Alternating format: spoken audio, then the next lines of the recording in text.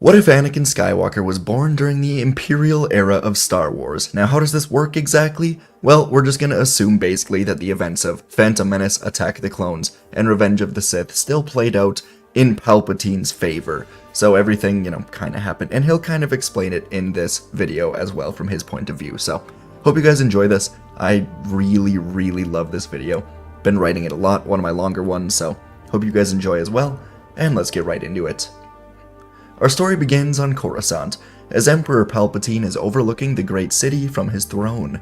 For 9 months, he has reigned as Emperor of the Galaxy, and today something was off in the Force. It was as if the darkness that he always felt was being infected with a spark of light, born from nothing. As Palpatine meditated on what this could be, he remembered his life before the Empire. Years ago, he started it all with the invasion of Naboo. During this, he was elected Chancellor, and then killed his master, Darth Plagueis. Unfortunately, his prized apprentice Darth Maul was killed by Obi-Wan Kenobi after Maul killed Qui-Gon. This was no issue, as Sidious adjusted to everything extremely well. He found a disgruntled Jedi, Dooku, and turned him to the dark side. For years, Sidious and Dooku worked together, sowing conflict in the galaxy, all while the Jedi Order stayed completely loyal to the Senate. Sidious was always searching for an apprentice to replace Dooku, but none was ever truly worthy. Obi-Wan Kenobi had an anger to him, but the light would always overcome it. Obi-Wan's Padawan, Ahsoka Tano, was also an option, but she was too young. In the end, Palpatine decided after Dooku and Grievous were killed off as necessary sacrifices that he would execute Order 66. Ahsoka was killed at the temple, having never left the Order, but Obi-Wan and Yoda were two of the only known survivors. They battled Sidious together at the end of it all, but ultimately they were forced to retreat thanks to clone reinforcements. Now the two of them were out in the galaxy, retired, exiled, dead. It didn't matter to Sidious. They were no match for him and the building Inquisitorius program. The Grand Inquisitor would be his new apprentice, but he would more so just handle the dirty work of the Empire, while Sidious learns to become immortal. The galaxy was his to rule, and he felt unstoppable, disregarding the touch of light that he felt emerge somewhere in the galaxy. At the same time, Grand Master Yoda, exiled on Dagobah, felt the light as well. Had this spark occurred before the Empire, it would have gone unnoticed, because the light side was overwhelming the Force, but with the shroud of darkness over the galaxy, Yoda realized that perhaps in time, a new hope would emerge. And on the planet Stujon, Obi-Wan was too distracted to feel this emergence of light.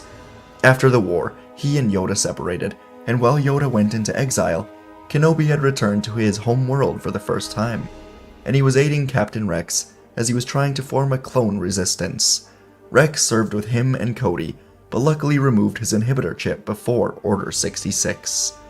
Kenobi was deeply saddened over the Jedi massacre, especially his own Padawan Ahsoka, and he distracted himself with this clone rebellion.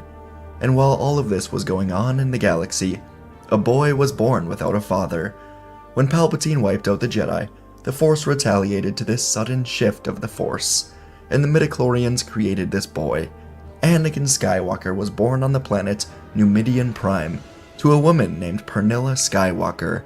Pernilla was a poor woman, stuck on this planet working countless hours as a mechanic, in a shop owned by a Rhodian that was rude and underpaid his employees. Pernilla was the only woman working here, and she didn't know what she was going to do once she was pregnant, but she recently met a nice young man named Nari, who Pernilla trusted to watch Anakin while she was at work. It was an unfortunate planet to live on, as Numidian Prime was full of the worst kinds of businesses and the worst people, but it was not easy to get off of without tons of credits. And Nari was secretly a Jedi that survived Order 66, but he was determined to continue fighting the Sith in time. After Order 66, he traveled to Numidian Prime and he found Pernilla, who was carrying young Anakin. Nari quickly felt the strength in the boy, and he befriended Pernilla, hoping that perhaps he can train Anakin someday. And so Anakin would grow as a little boy on Numidian Prime under Nari and Pernilla for 5 years, learning to walk and talk, in a planet full of scum. During these 5 years, the clone rebellion led by Kenobi and Rex would fall short, and the two of them would go in separate directions, both into their own exile, as nearly every clone in the Resistance was killed. Kenobi would continue hiding out on Stujon, separating himself from everything, as he only continued to lose everything. And at 5 years old, Nari would convince Shmi to let him teach Anakin to use the Force, assuring Pernilla that it will not draw attention. After some arguments, Pernilla would allow it, and Nari would help little Anakin float objects, introducing him to the basics of the Force. At this point, Anakin and Pernilla were super well connected as mother and son, and Anakin began to recognize the terrible state of the galaxy, especially this planet. This would go on in extreme secret for 3 more years, as life would go on with Pernilla working to make just enough money to survive, while Nari would teach Anakin even more of how to use the Force. Nari and Pernilla would also emphasize every single day that Anakin was a good person in a galaxy of not-so-great people, and that was more important than any power. He was not evil, and the Empire nor anyone else could ever take that quality away from him. But every day, it became more risky, as the Empire was hunting down anyone who seemed to be a Jedi, and making an example of them. And one day, a group of bounty hunters including Bossk, Boba Fett, and Dengar were in the main town that Anakin lived in, and Dengar spotted Anakin using the Force, while inside of a food market with his mother. Bossk, Boba, and Dengar were tracking Saw Gerrera, and they stopped here for some intel, but now Dengar felt they could make some extra money off the Empire by turning in this boy as a Jedi. Bossk and Boba didn't like the idea, saying it would draw unwanted attention to them, and the Empire wasn't always so kind. But Dengar went behind their back and contacted the Empire, informing them of a possible Jedi. The next morning, Pernilla opted to let the young Anakin sleep in, and she went down to pick up some breakfast. Nari was next door, so she felt fine leaving Anakin for a bit to surprise him with his favorite fruit, Meilu Run. It was her first day off in a long time, and she was excited to spend it with Anakin. And as soon as Anakin woke up, he heard the familiar sounds of commotion outside. Gamblers, scavengers, smugglers, hunters. Numidian Prime was home to the worst of the worst, but there was a mutual respect amongst many of them. They all did their illegal business, and no one got in each other's way. But today, Anakin heard something else as he was waking up. It sounded like a large ship descending to the ground, and Anakin looked outside to see a Phi-class Imperial shuttle. Although he was only 8, Anakin knew a ton already about ships, but it was very rare to see an Imperial ship around here. Anakin called out for his mother, but there was no response. And he looked out the window again to see the shuttle ramp descend, and within seconds, everything went terribly wrong. A battalion of stormtroopers ran down the ramp, and they began firing at citizens all around the market. They didn't care who it was. The troopers just opened fire, killing anyone in sight. Anakin hid himself, calling again for his mother, but there was no response. An explosion shook the house, and after another minute, the firing ceased. Anakin looked out the window again to see a Powin man ignite 2 sides of a lightsaber.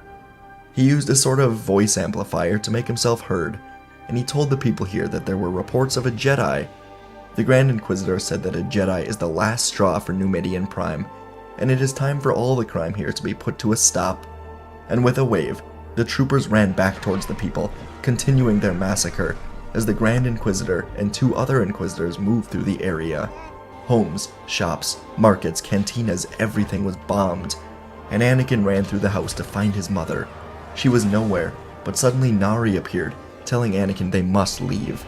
Nari grabbed Anakin's hand, guiding him outside, and once outside in the chaos, Anakin saw his mother running back for the house, and he was so relieved. But from around a corner, the Grand Inquisitor emerged and ignited a saber through her back. Her eyes went wide, she yelled at Anakin to run, and she fell dead. Nari yelled out in despair, force pushing the Grand Inquisitor into the wall, not thinking about how this would expose him as a Jedi. Anakin couldn't move. Tears welled in his eyes as he stared at his fallen mother. Nari began pulling him away again, then told Anakin to get behind him. The Grand Inquisitor was smiling with malice as he ran towards Nari.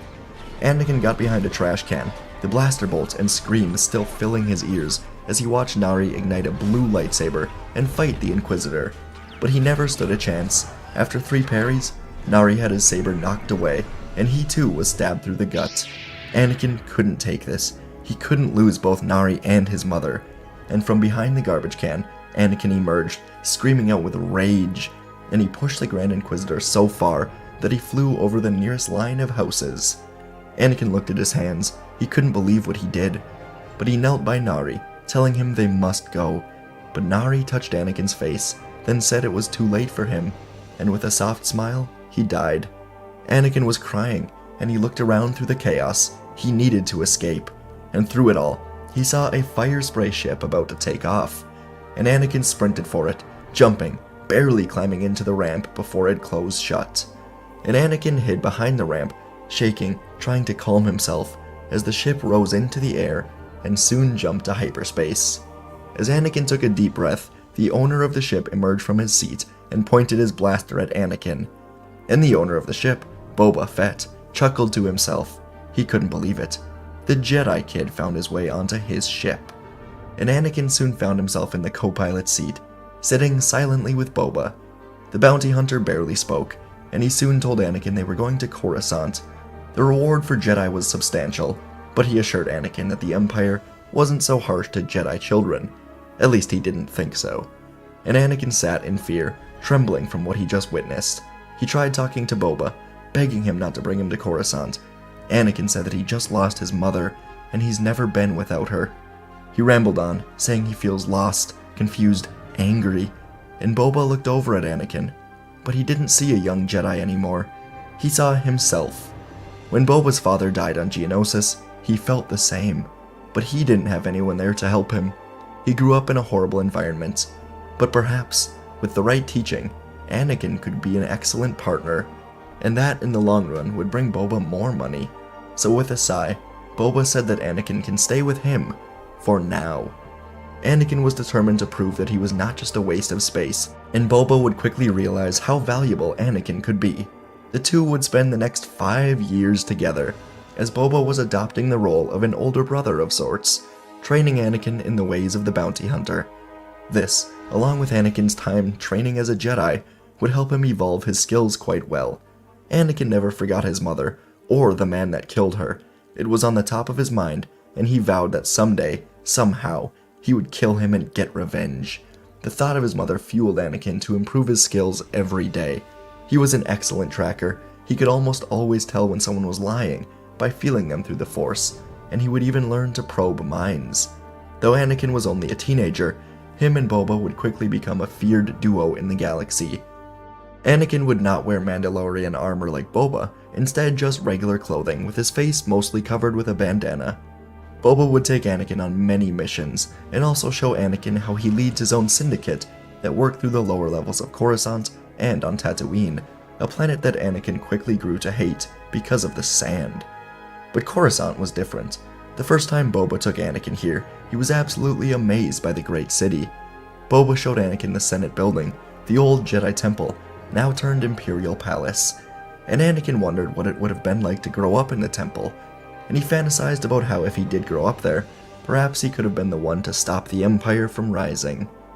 Eventually, when Anakin was 14 years old, he was on a mission to Koboh with Boba Fett to capture bounty hunter Kaj Vanda. As they came upon a cliffside, Fett and Skywalker looked down to see Vanda, and she was fighting a Jedi? This was the first Jedi that Anakin had seen since Nari, and Boba said this could get interesting. Anakin nodded and jumped down as Boba used his jetpack to fly down. And on the ground, Jedi Cal Kestis and Kaj Vanda stopped fighting as the two hunters landed beside them. Vanda was happy to see Boba, and Boba said it has been a while. Anakin stayed silent, as Cal asked if they knew each other. Vanda said they go way back, and then told Boba they should bring in the Jedi together and split the bounty. Boba and Anakin looked at each other awkwardly, and Boba said they weren't here for the Jedi. Vanda sighed, then suddenly pulled out a thermal detonator, throwing it at Boba, but Anakin reacted just in time, force pushing it away over the cliff. Boba shot Vanda through the heart, and it was over, and Cal looked to Anakin with surprise, asking who he was. Anakin replied that he was just a boy trying to make his way in the galaxy. Cal couldn't blame Anakin for not wanting to talk about the Force. The Empire was hunting anyone who used it. So Cal told Anakin to be safe, and may the Force be with him. Anakin nodded, and he left with Boba. From here, a couple more years would go by, and soon enough Fett and Skywalker would become the top hunters for Jabba the Hutt. The two of them were quite wealthy, and one day Jabba offered them a smuggling mission with his top smuggler, Han Solo. Fett and Skywalker had never worked with Solo, but they accepted the job. They didn't know a Wookiee would also be coming along. And it was a mission to Stujan. They were smuggling heavy weaponry crates to a group of rebellion fighters. This crime syndicate didn't choose sides, rebellion, empire, it didn't matter, as long as either side was willing to pay the price for their assistance. It was also noted that there was an Imperial blockade above the planet, as it was thought that a powerful Jedi may be hiding out there. Part of Anakin wondered if he would finally see the Grand Inquisitor again, and he almost feared what he could become if he did. He was 17 years old now, and quite powerful with both the Force and bounty hunter tactics. So soon enough, Boba, Anakin, Chewbacca, and Han Solo would board the Millennium Falcon as they took off for Stujan. Anakin soon found that Boba and Han were not exactly a compatible match. Boba was extremely quiet, while Han was constantly yapping on and on about everything, and most of his witty remarks were cynical or laced with sarcasm. Anakin quietly enjoyed seeing Boba get annoyed, and he spent the trip playing Dejarik with Chewbacca, as Anakin and Chewie ended up getting along quite well. Before long, the ship would emerge from hyperspace and transmit the Imperial clearance code that Han was able to steal. They got past the blockade without much resistance, and flew down to the surface to meet these rebels. But as they flew down to the coordinates, they realized a battle was going on down below in the trees. Down in the forest, Rebellion General Obi-Wan Kenobi was defending a rebel base as the Grand Inquisitor led a large battalion of stormtroopers towards the base. The rebel fighters were led by Cassian Andor, and with the help of Kenobi, they were holding back the Empire as the evacuation process was beginning. Kenobi had become a key leader for the rebellion after the clone uprising failed. He simply couldn't stay out of the fight, as much as he may have wanted to, and with the help of Bail Organa, Padme Amidala, Mon Mothma, and many others, the rebellion was beginning to thrive. And from the Millennium Falcon, Anakin looked to the ground and saw him, the Grand Inquisitor, the man that murdered his mother in cold blood. And now, at about 17 years old, Anakin was ready, and he simply couldn't help himself. He ran to the ramp and opened it. At once, Boba, Han, and Chewbacca all yelled at him, but Anakin simply saluted and backflipped out of the ship. As Obi-Wan looked in the distance, he saw the Grand Inquisitor approaching, and he prepared for a fight. But all of a sudden, a boy landed in front of the Inquisitor and unleashed a force push on the large group of troopers behind him. They all flew back into the trees, and Anakin looked at the Inquisitor as he asked Anakin who he was, igniting his lightsaber. Anakin yelled at him that he killed his mother, and the Inquisitor smiled, saying he has killed many mothers, and Anakin will have to be more specific. And so Anakin said he is the man that will end his life. The Inquisitor swung down at Anakin, and Anakin flipped over him, kicking him in the back, pulling out dual pistols, firing quickly at the Inquisitor. He blocked the shots, but then Anakin shot a cable that wrapped around the Inquisitor's legs. Anakin used a force pull, punching the Inquisitor in the face as he flew towards him. And then Anakin used the Force, grabbing as many nearby rocks as he could, lifting them into the air, pelting the Inquisitor. He tried to hold them off with the Force, but it was no use, and he soon fell to the ground. Anakin had caught the Inquisitor completely off guard. He was badly injured, and he tried diving at his lightsaber, but Anakin pulled it into his own hands. He spun the saber around, swinging for the Inquisitor's neck to kill him. But before the saber could cut through his neck, it was stopped with the Force. And from behind Anakin, an old Jedi appeared, holding out his hand to keep Anakin from killing the Grand Inquisitor. Rebel fighters ran out from the forest, taking out the stormtroopers that were re-emerging, as the old Jedi told Anakin to not give in to hatred, or he will be just like the Grand Inquisitor. Anakin remembered his mother, how she always wanted him to be a good man, and so he deignited the saber, and he backed up. The Grand Inquisitor scowled, said that he does not fear death, and he bit down as an electric shock filled his body and his brain as he fell dead. It was preferable to him over being a prisoner to the rebellion or returning to Darth Sidious as a failure. Anakin turned away as he died and asked Obi-Wan who he was. Obi-Wan smiled gently, then said the real question is who Anakin is. Anakin said that he was a bounty hunter, and the Millennium Falcon landed nearby. Boba, Han, and Chewbacca began unloading the weapons crates, and Obi-Wan asked Anakin if he wanted a more purposeful life, and that the galaxy could use someone with his talents. Anakin thought about it, and would spend the evening with the old Obi-Wan, talking about the possibility. Obi-Wan said that the galaxy was shrouded in darkness, but he could feel inside of Anakin that he held a great light. The two would eventually separate for the night, as Anakin and his crew were staying here overnight to regain their strength. And while sleeping, Obi-Wan Kenobi had a familiar voice come to him. It was the voice of his former master, Qui-Gon Jinn, and Qui-Gon told Obi-Wan that this boy is the chosen one, born to destroy the Sith. Obi-Wan asked who his family is, and Qui-Gon said that he has no family. He once had a mother, but no father. He was created by the Force. And so the next morning, Obi-Wan would once more ask Anakin what he wants in life. Anakin spent the night thinking about everything, and he ultimately decided that he wanted to take this next steps of his life alone. He was very mature for his age, as he was forced to really grow up after his mother died, but he'd never truly been alone. Obi-Wan said that Anakin could have one of their ships, along with an R2 astromech droid that they could spare, and Anakin would spend the morning saying goodbye to Boba Fett, Han Solo, and Chewbacca. Him and Boba had spent just over a decade around each other at this point, and Boba was proud of Anakin for going out on his own.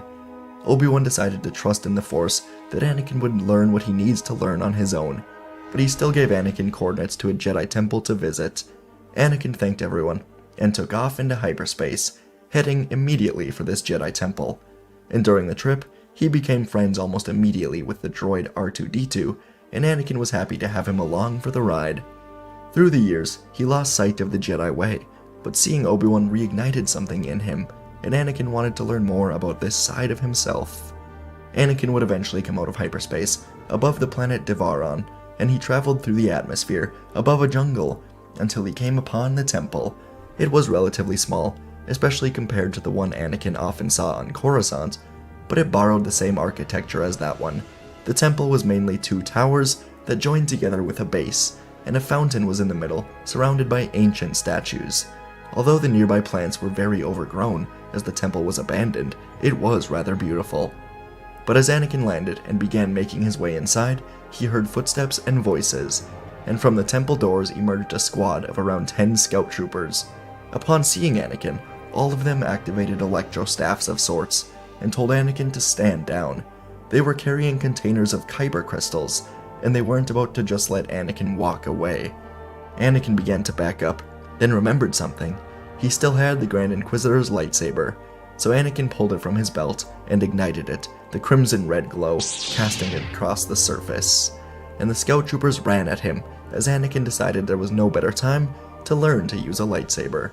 The scouts moved in, swinging at Anakin, and with a swift stroke of his saber, Anakin disarmed one trooper, then spun around to deliver a powerful kick to another's chest, sending him sprawling. But the odds were against him, and Anakin knew he wouldn't be able to keep this up for very long. Gathering his strength, he tapped into the Force and unleashed a wave of energy, sending troopers flying in all directions. As they slowly stumbled back to their feet, Anakin readied himself once more.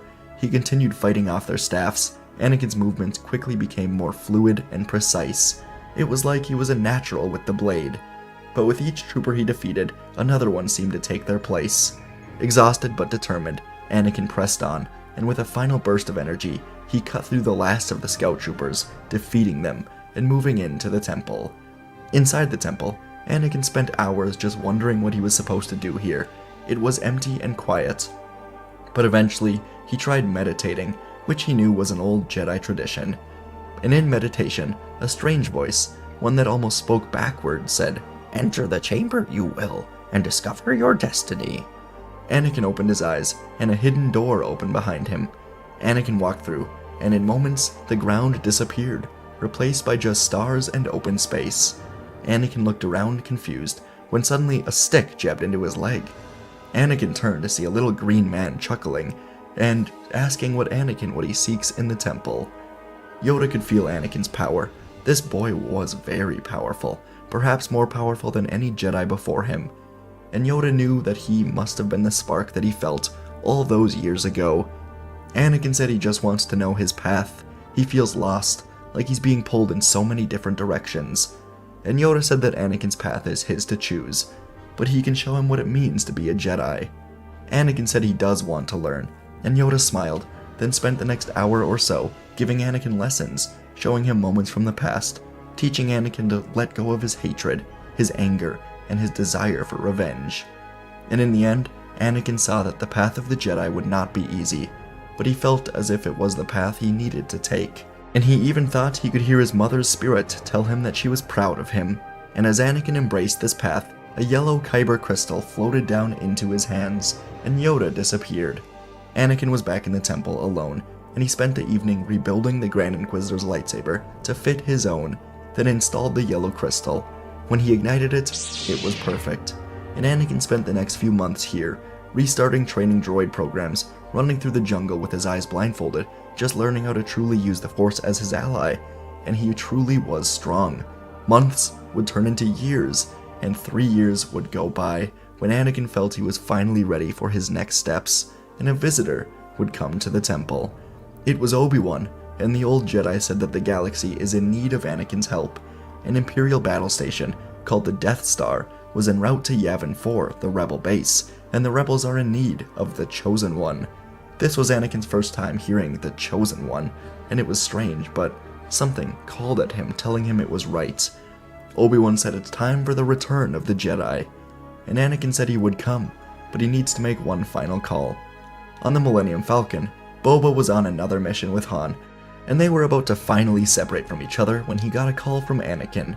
Anakin laid out that the rebellion needs help, and there is a huge payday waiting for them if they come along. Boba couldn't believe he was actually considering it, but spending so much time with Anakin made him actually want to help those in need sometimes, and a big payday could be worth it. So Boba said that the Slave One and Millennium Falcon would be coming to help. Han tried to object, but Chewbacca said they were going, and Han reluctantly agreed because of the money involved. And so, as the Death Star emerged from hyperspace above Yavin, with Emperor Palpatine on board to observe the destruction of the rebellion, the rebel fighters came to meet it, while Anakin, Han, and Boba emerged near the hangar. Han and Chewbacca flew next to the hangar, taking out the nearby turrets, shields, and TIE fighters, and allowed Anakin and Boba to enter inside. And Obi-Wan was also flying with Anakin, so now inside the Death Star hangar, taking out the nearby stormtroopers, were Boba Fett, Anakin Skywalker, and Obi-Wan Kenobi.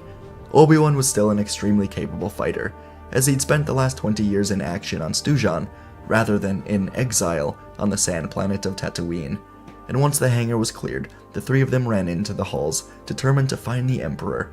Anakin led the way, his yellow lightsaber ignited, casting a faint glow in the corridors.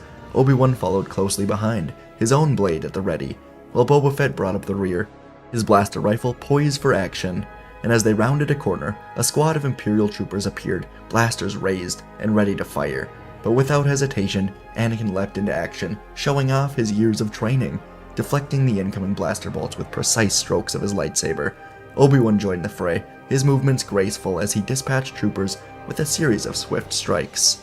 Boba Fett remained at a distance, providing covering fire with his own blaster, picking off troopers with deadly accuracy. And together, the trio fought their way through wave after wave of Imperial soldiers, their determination strong as they pressed on towards their ultimate goal, confronting the Emperor. And as they neared the heart of the Death Star, the resistance grew fiercer, the troopers seemingly endless in number. But Anakin, Obi-Wan, and Boba fought on, their skill unmatched, as they carved a path through the enemy ranks. And finally, they reached the chamber where the Emperor awaited them. His presence was an aura of true darkness. With a shared glance, Anakin and Obi-Wan readied themselves for the final confrontation, while Boba went back to join the fight outside. His job in here was done, and the Jedi were ready, knowing the fate of the galaxy hung in the balance. As they entered, Sidious turned in his chair and simply told the royal guards to leave them. Sidious looked out the window to Yavin, saying that in mere moments the Death Star would be ready to fire, and the rebellion would die. But Anakin said that his overconfidence was his weakness, and together, he and Kenobi charged at Sidious. Sidious was ready, and he moved with unreal speed, his attacks coming fast and relentless, each blast of lightning laced with the dark power of the Sith. Anakin and Obi-Wan fought valiantly, their skills honed by years of training and experience. Anakin as a Jedi bounty hunter, and Obi-Wan as a Jedi rebel leader, but they knew that this would be their most difficult battle yet. And as the duel raged on, the throne room became a storm of flashing sabers and crackling lightning. Anakin and Obi-Wan fought together, their movements synchronized as they sought to overcome the Dark Lord's defenses. Their differing styles blended well, as Anakin was extremely offensive, while Kenobi was on the defensive. But Sidious was a master of deception and manipulation, and with each passing moment, his power seemed to grow stronger. Lightning crackled from his fingertips, arcing toward Anakin and Obi-Wan with deadly accuracy. And despite their best efforts, Anakin and Obi-Wan found themselves pushed to the brink of exhaustion. Their strength was waning as Sidious pressed his advantage, and Obi-Wan knew what he must do. He emerged from his cover, and the lightning poured into him, but he embraced it. He used the Force to hold Sidious in place, as Sidious poured lightning into him, and as Obi-Wan was sacrificing himself, Anakin leapt from his cover and sliced through Sidious's hands, then across his chest. With a roar of anguish, Sidious staggered backwards, his cloak billowing around him as he stumbled to his knees. He scowled at Anakin, saying that this was all for nothing. The rebellion could never win. And Anakin simply said, "We'll see," then spun around and cut off the Sith Lord's head. Anakin began running, grabbing Obi-Wan's unconscious body and getting to the escape pods. He could only hope that the rebellion outside could take down the Death Star. And as Anakin ejected his pod into space, Boba Fett and Han Solo flew together through the Death Star trench, and they fired their ships at the same time. It was a perfect hit, and torpedoes infiltrated the open exhaust port. Anakin looked out of the escape pod window, and the Death Star exploded into billions of pieces. They won.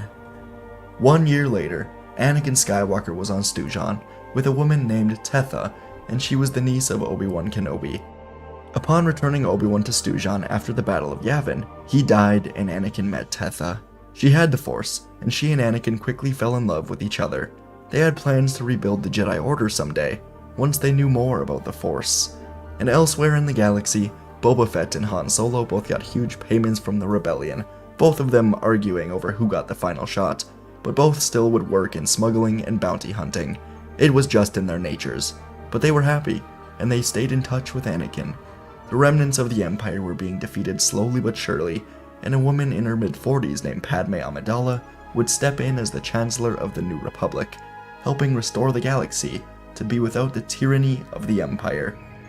And folks, that is where our video ends. What if the Jedi Order rose up and joined the rebellion? Our story begins on a rocky moon, not far from the planet Jabeam, as Obi-Wan Kenobi has cut through the mask and destroyed the center console of Darth Vader. After a long battle where Obi-Wan Kenobi found himself once more and found a true purpose, he has defeated the man that was once Anakin Skywalker. But this is Anakin no more. It is Vader. And Vader is looking up at Obi-Wan with his burned eyes, wondering what Obi-Wan will do with this chance to destroy him. And Vader watched as Obi-Wan lifted his saber, preparing to swing down and end him once and for all. And as he did, Vader's life flashed before his eyes. He saw himself for what he was in the face of death by the blade of his old master. He was a failure, not only as a Jedi, but as a husband, a father, and as a person. He remembered Padme, his unborn child, the Jedi Order. He gave in to his hatred, thinking it was the only way that he could ever become who he was supposed to be. But he was wrong. Day by day, Vader decayed as the dark side ripped him apart from the inside out. This was not truly living, and so as Obi-Wan held up the blade, Vader yelled at him to wait. They were both breathing heavily, and Anakin looked up at Obi-Wan and told his former master that he has won. Darth Vader is dead. He does not need to strike him down. And a wave of relief washed across Obi-Wan's face. Somehow, he could tell that Anakin was telling the truth. Vader was dead, and Obi-Wan reached out a shaky hand, asking Anakin to come with him. That maybe he can fix everything, but Anakin only pushed the hand away. Instead, Anakin now told Obi-Wan that he must disappear and find himself. He has to find Anakin Skywalker again, and perhaps in due time he can join the fight. And to this, Obi-Wan stammered, saying that there is no fight. The Empire's grip is too strong, their fist closed too tight, their tyranny has no bounds. But Anakin told Obi-Wan that he is wrong.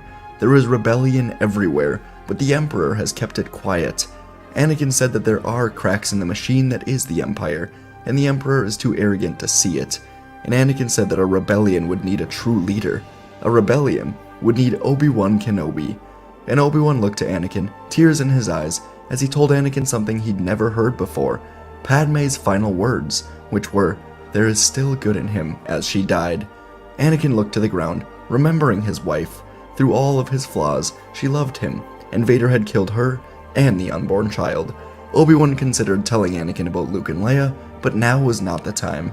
And so now Anakin slowly stood up, telling Obi-Wan to let his death as Vader be the spark that will light the fire that will ultimately burn down the Empire.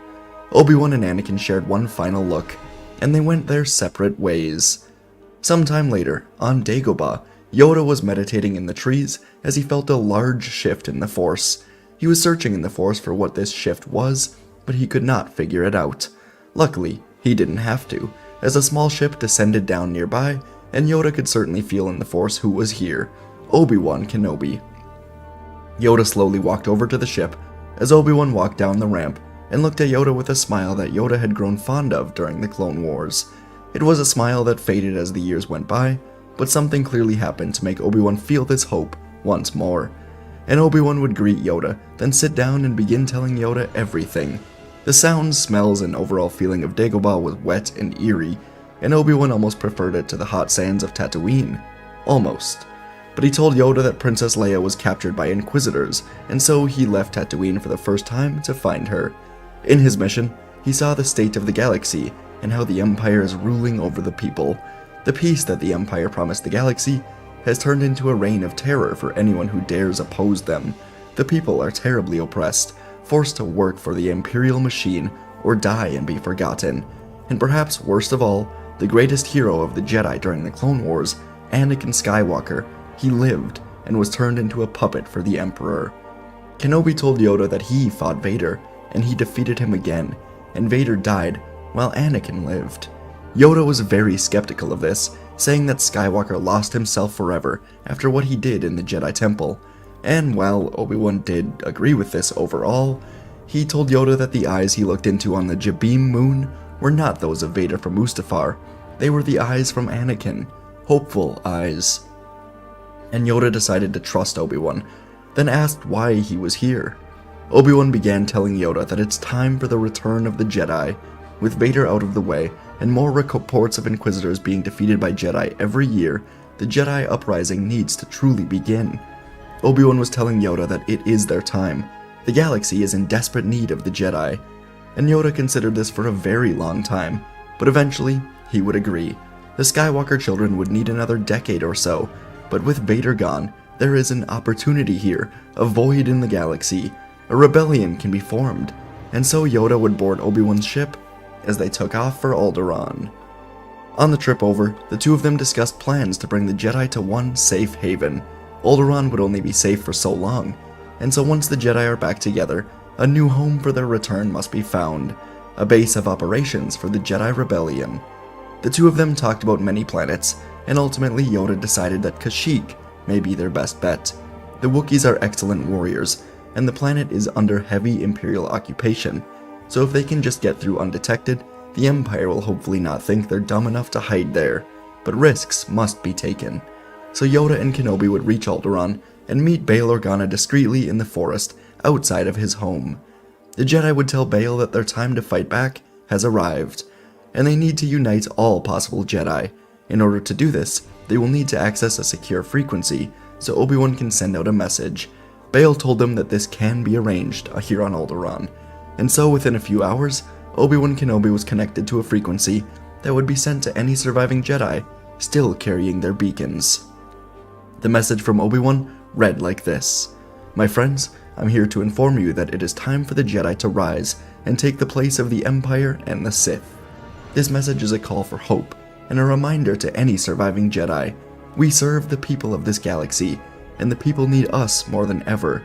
While the Temple has fallen, the light of the Jedi has not. The man called Darth Vader has been destroyed, and a void will be left in his place. I have sent coordinates to your devices. Come to them. Help restore the light in the galaxy. Obi-Wan ended the message and asked Yoda if he thought anyone was listening. Yoda closed his eyes, and he said that their message was heard. They must be ready to greet this new Jedi Order, and the two of them would walk into the mountains and wait. Within a few hours, ship after ship emerged from hyperspace.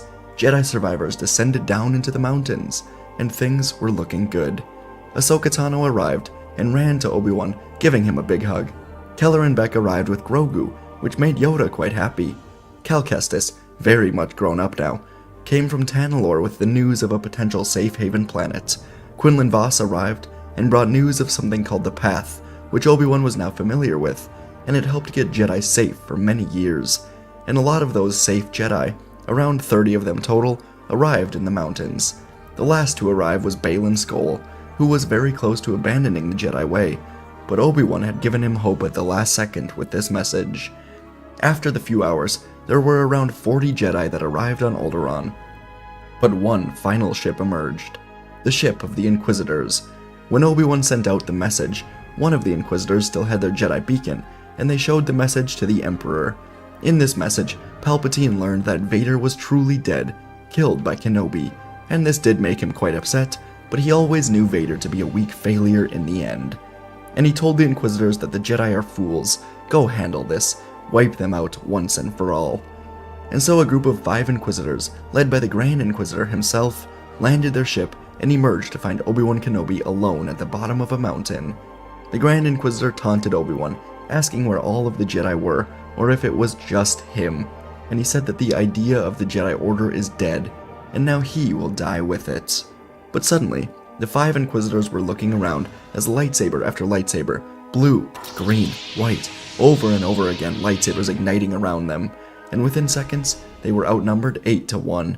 The Inquisitors ignited their lightsabers, preparing for a fight, but this fight would last no longer than a few minutes. Before long, the Jedi numbers were overwhelming, and the Inquisitors were forced to their knees, given a choice the Empire would never give them.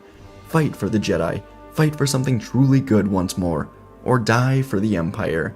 The 8th sister and the 7th brother would join the Jedi, while the others did not move. And so, Baylan Skoll moved in, cutting the final 3 down in one swing, to which Yoda was disappointed by, but Baylan said if they're going to bring down an empire, they must be able to do what is necessary to the Sith and to their assassins. And he was right. So from here, the Jedi Rebellion would meet with Bail Organa's growing rebel cells above Alderaan as they discussed their future. While the Empire is terribly strong in numbers, they are too fat and satisfied to see that, if given the chance, the galaxy will rise up around them. And the Jedi would soon gather together and head for Kashyyyk, where they would hope to build their own rebel base. What the Jedi did not know was that on Kashyyyk, a battle was going to begin. The Jedi aid was needed now more than ever, as in the towering forests of Kashyyyk, the Wookiees stirred as a plan was culminating. For years, the Wookiees endured the terrible Imperial occupation. Their forests were being burned down, countless Wookiees were enslaved or killed. But as the tyranny deepened, so did the ember of rebellion, smoldering within the forests. And this was the fateful day, as today was the day of the Kashyyyk Revolt. At the heart of the revolt stood a towering figure, a Wookiee chieftain known as Korak. And this day was all meticulously planned, each step calculated to undermine this occupation. Saboteurs would infiltrate key Imperial installations, disrupting supply lines and communications, while guerrilla fighters struck with precision, ambushing patrols, staging hit-and-run attacks. Kashyyyk was in unison, ready to do what they had to do to free their planet. And as the revolt was beginning, the Empire scrambled to contain the uprising, deploying legions of stormtroopers, burning down the forest without hesitation. And the forests would become a terrible battleground, where a clash of blaster fire, the roar of Wookiee war cries, reverberated through the ancient trees. But as the revolt continued, the Empire's strength in numbers began to truly show. The Wookiees were being forced deep into the forests, and it looked like they may all go extinct, trying to fight for their freedom. When suddenly, a few new ships flew through the trees, and from these ships jumped 40 Jedi, landing on the ground, igniting their sabers together. The momentum shifted. Jedi and Wookiees united together in this moment and charged into battle against the Imperial troopers. It was reminiscent of the Battle of Geonosis, a battle that now shows another war is truly beginning. Ahsoka, side by side with Tarful and Obi-Wan, fought with great strength, while Yoda, Cal, Kelleran, Baylan, and so many more ran past them, wiping out Imperials, not even allowing them to retreat. All Imperial troopers were taken down, and as the battle concluded, the Wookiees guided the Jedi underground into an already built bunker where hundreds, if not thousands of Wookiees were residing. They were eating and drinking from the great trees, set to survive for many years here, and now the Jedi were all welcomed in. It was a very well hidden spot. and Yoda spoke to the Wookiee Council, informing them of this new Jedi Rebellion.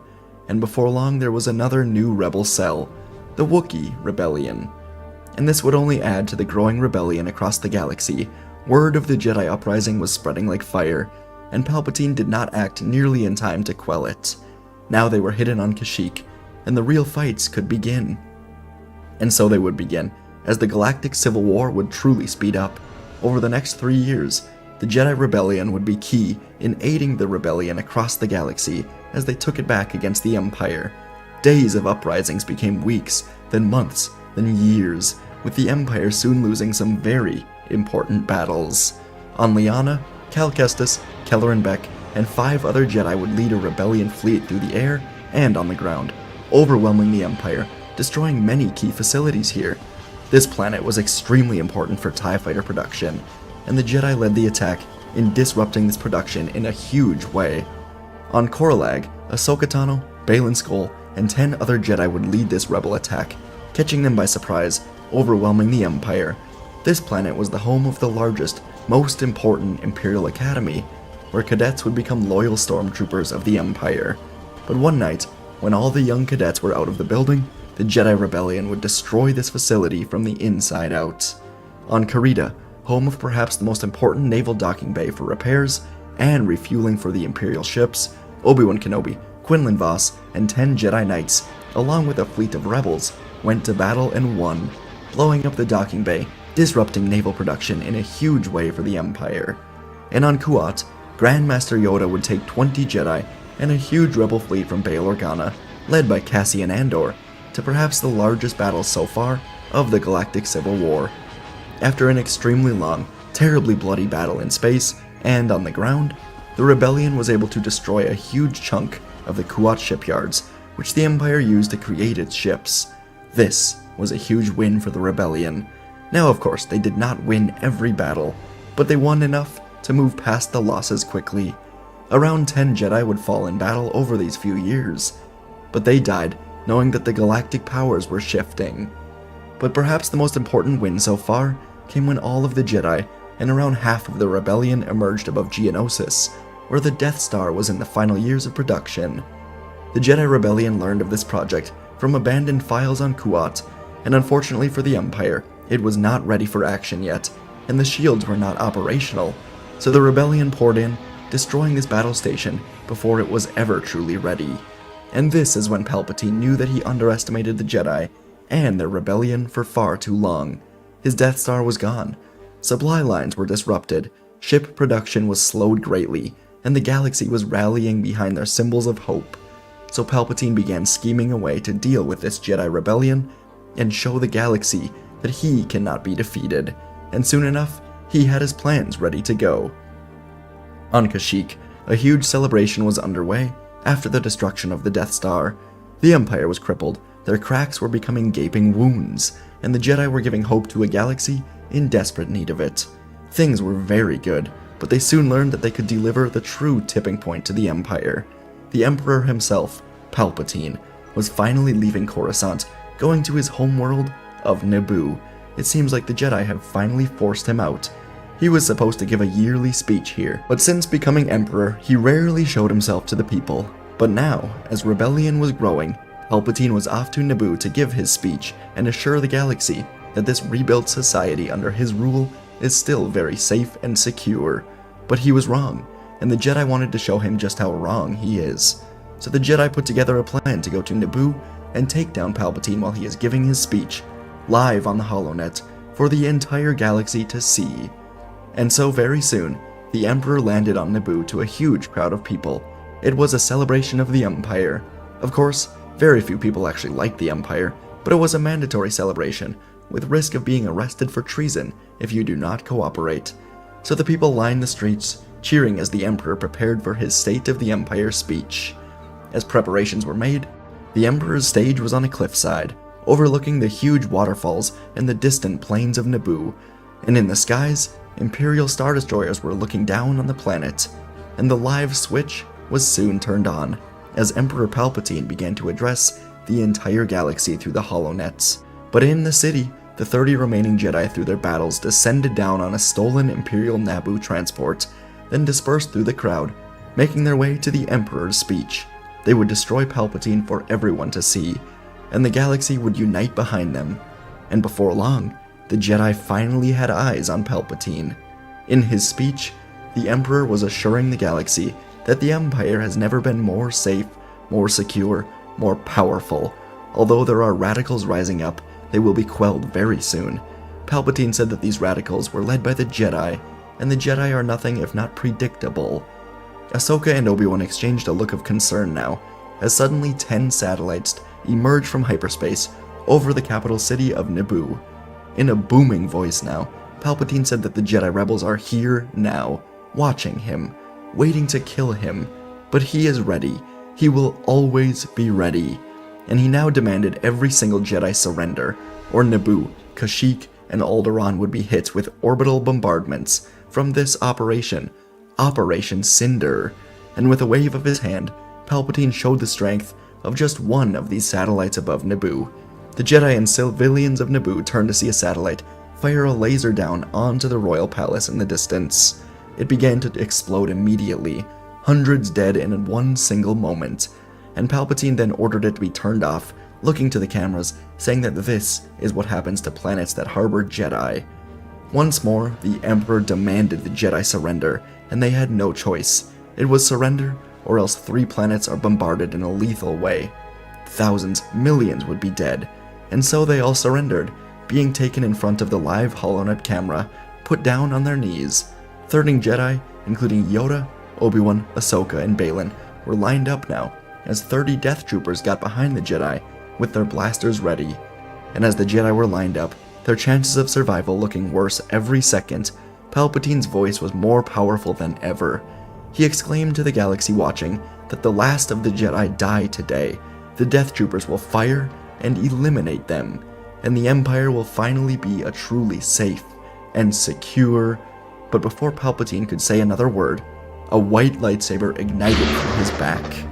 Around the galaxy, from Coruscant to Tatooine, and everywhere in between, this is what the people see on their live screens. The Emperor, seemingly invincible, has a lightsaber suddenly go through his spine and out of his chest. His eyes go wide, and then the life fades from them as he is thrown off of the cliff behind him. In his place now stands Darth Vader, holding a white lightsaber. And all around Vader, Jedi Masters and Knights suddenly call their sabers to their hands, charging into battle versus the Empire troops here. As the Jedi fight the Stormtroopers, the people of Naboo unite as one, running into battle with the Jedi, bringing down the Empire around the city of Naboo. Everyone watching the HoloNet sees the return of the Jedi, and as the troopers on Naboo are taken down, the cameras return to Vader, who removes his mask to show the ever-recognizable face, even after the burns, of Anakin Skywalker. He flew up the side of the cliff, and he was here to save the Jedi. The looks on the faces of Ahsoka and Obi-Wan are a mixture of joy, confusion, happiness, relief, and so many more. Anakin is back. And Anakin speaks now, telling the citizens of the galaxy it is time to rise up, take the galaxy back from those who stole it. As he says this, the Imperial Star Destroyers and the satellites in the background of Naboo are beginning to be blown up as Captain Rex and his squad of a few hundred old clones have united around Anakin and are bringing down the Imperial blockade over Naboo for everyone to see.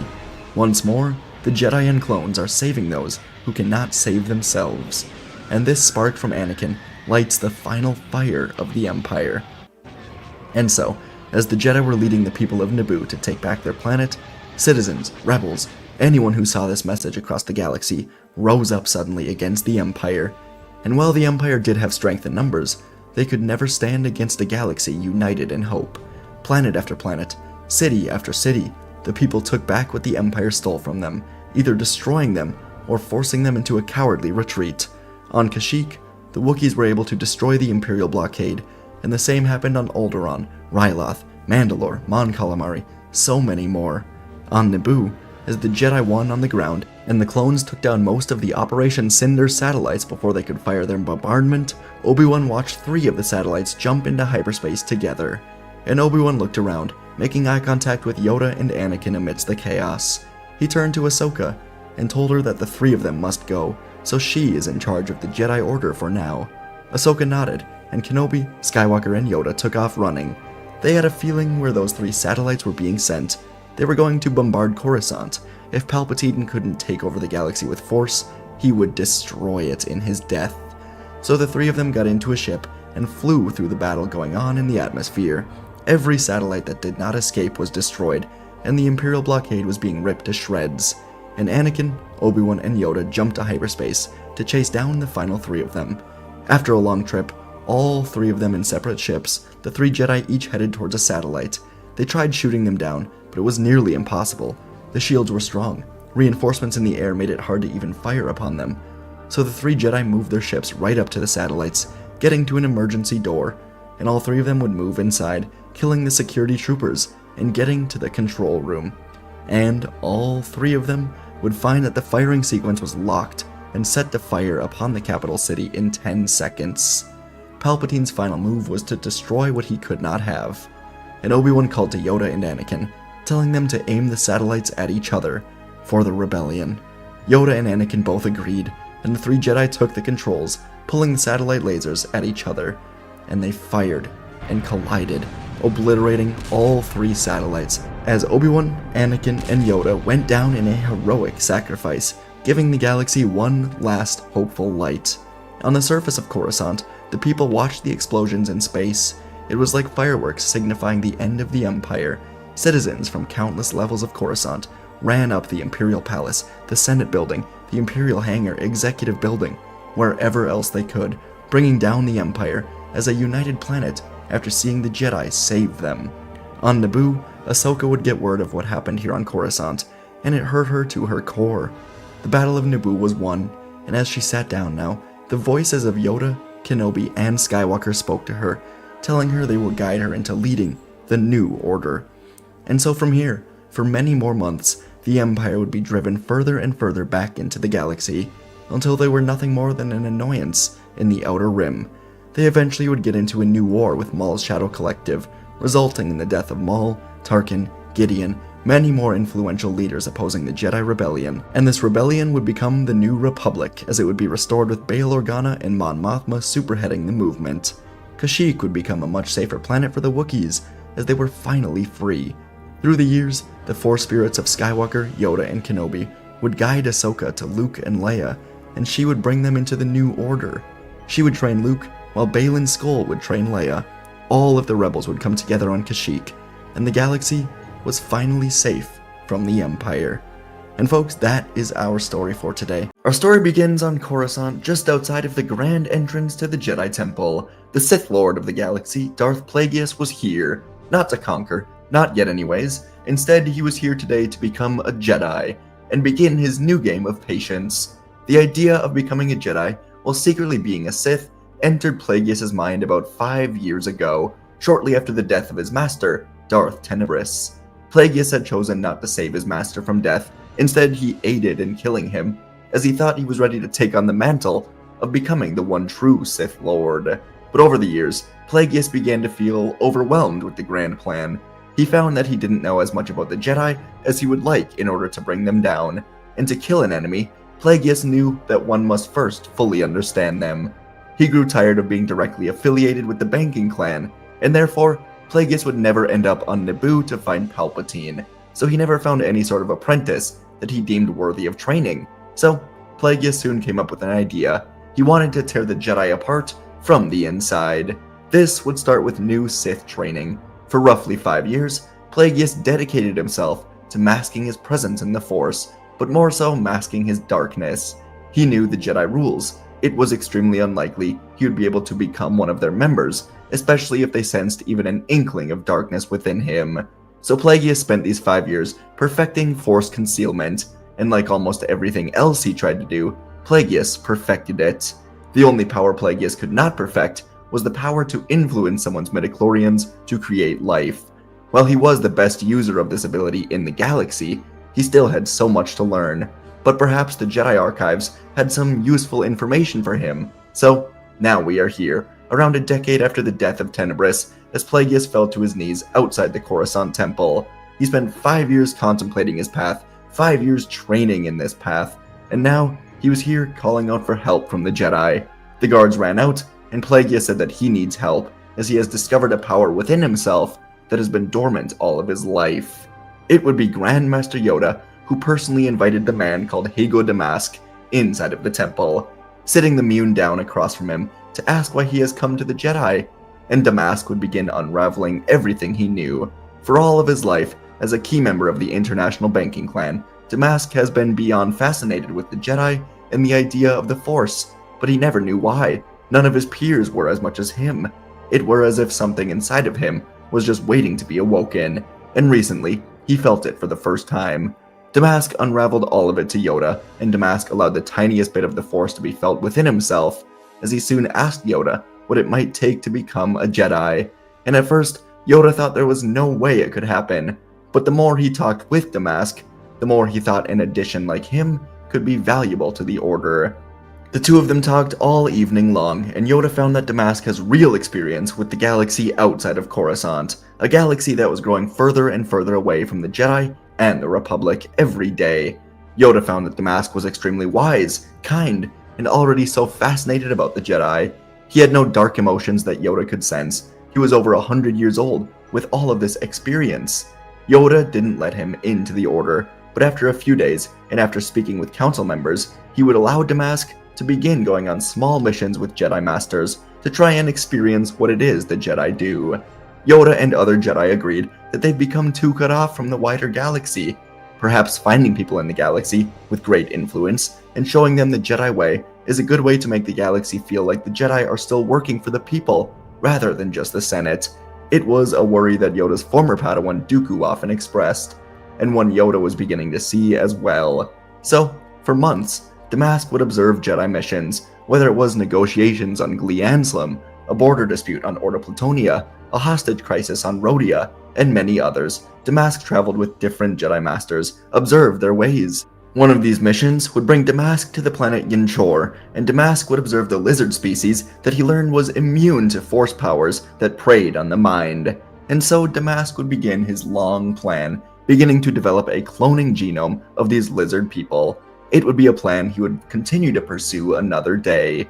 But his main goal on these missions was making connections, and whether it was with Masters Windu, Dooku, Sifo-Dyas, Mundi, Yarael Poof, Apo Rancis, Damask would observe what each of these Jedi believed, and he would act like the perfect Jedi for many of these months, until many Jedi Masters believed the same thing. Damask could be a truly excellent Jedi with his calm nature, his experience outside of Coruscant, and his wisdom that showed in how quickly his Force abilities grew without any dark emotions rising. Damask made many friends, and eventually Yoda caved as well, allowing Damask to become a Jedi. If he were, say, 8 to 30 years old, it could have been different. His emotions could have easily got the best of him. But Damask has lived over a century in a calm life, the Jedi thought. If his dark emotions hadn't taken over by now, they should be safe. After all, Damask described his childhood as not exactly the most pleasant, so if those emotions didn't take over then why would they now? And so he would indeed become a Jedi Padawan of sorts, and Yoda, one of the Jedi older than Damask, would become his master now that he was no longer training Dooku. Yoda and Damask would train together for many years, and Damask would learn the ways of the Jedi. He would learn that there is no emotion, only peace, no ignorance, only knowledge, no passion, only serenity, harmony instead of chaos, and behind everything is the Force, which flows through all of them. It was a rather peaceful life as a Jedi, and eventually, Damask would go to Ilum, be gifted a blue lightsaber crystal. In reality, he stole this crystal from a dead Jedi on the planet Kofar, killed by an acolyte many years ago, but he would tell Yoda that the crystal showed him visions of his old life, fighting through the hardships of a tough family, and he was gifted this blue crystal. He would build his saber, and he would learn the ways of fighting as a Jedi under Master Yoda's training. But every night, as Plagueis was the only one awake in the temple, after having mastered the need for sleep, he would plan, whether it was for the next day, week, month, or even a decade ahead.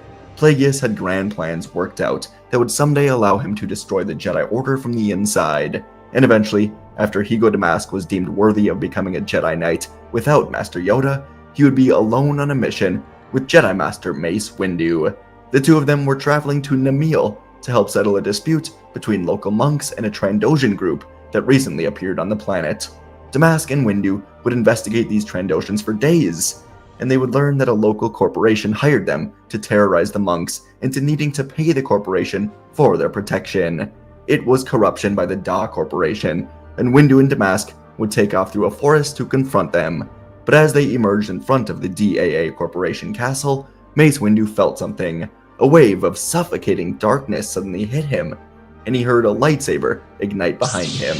Mace turned to see Hago Damask, but it wasn't him anymore. Not really. Damask's eyes were a dark orange color, and a small smile formed across his lips. To top it off, the lightsaber he ignited was blood red. Mace Windu was in shock. He never loved the idea of Damask being let into the Order, but he accepted it after spending a lot of time with him. Windu thought of Damask as a friend, but today he saw that he was the first victim of the revenge of the Sith. Mace would ignite his blade, and he would block a series of strikes from the Sith Lord Darth Plagueis, but the shock of this reveal would never allow Windu to recover in time. Whereas Plagueis had waited years for this exact moment. He twisted Windu's saber out of his hand, then threw the Jedi Council Master hard into a tree. Windu tried to get up, but suddenly his throat began to close as he was lifted into the air. In a voice that was far more sinister than Windu ever heard, Plagueis thanked him for playing his role so well, helping him with all of this, and he snapped Windu's neck. And from here, Darth Plagueis would slaughter the Trandoshans, protecting the DAA Corporation, and he would break the minds of the corporate leaders, bending them to his will, forcing them to admit that they killed Mace Windu before Damask made them surrender to the planet of Namil. His job was done perfectly. This group claimed responsibility for killing Windu, and a council seat has been opened up. Hours later, Coruscant was raining heavily as Damask landed the Jedi ship at the hangar of the temple. Chancellor Valorum was here with a saddened look on his face. On his sides were Yoda, Plo Koon, Depa Billaba, and the rest of the Jedi Council members, along with Dooku and Qui-Gon. Jedi Knight Hago Damask carried Mace Windu's wrapped-up body past the Jedi as they bowed their heads in honor. Windu was one of the most respected Jedi in the galaxy, and they could only hope Mace died fighting for the Republic and the Jedi Order that he loved so much. His funeral would be that night, and many senators and planet leaders that he helped through the years would come here. A beam of yellow light emerged from the grave, and Jedi Master Dooku looked over to Damask. Dooku wondered what he was feeling in this moment, and he looked into Damask's eyes as the yellow beam gave them an orange glint. Darth Plagueis had to resist cracking a smile, as he knew his plans would escalate quickly from here. After some time, Plo Koon would be promoted to the role of Council Master, replacing Mace Windu, and with Plo's seat open, a new vote would be held to determine who gets the seat. Qui-Gon, Dooku, Luminara, and a few others were considered, but in the end, it would be Hago Damask that was voted onto the council.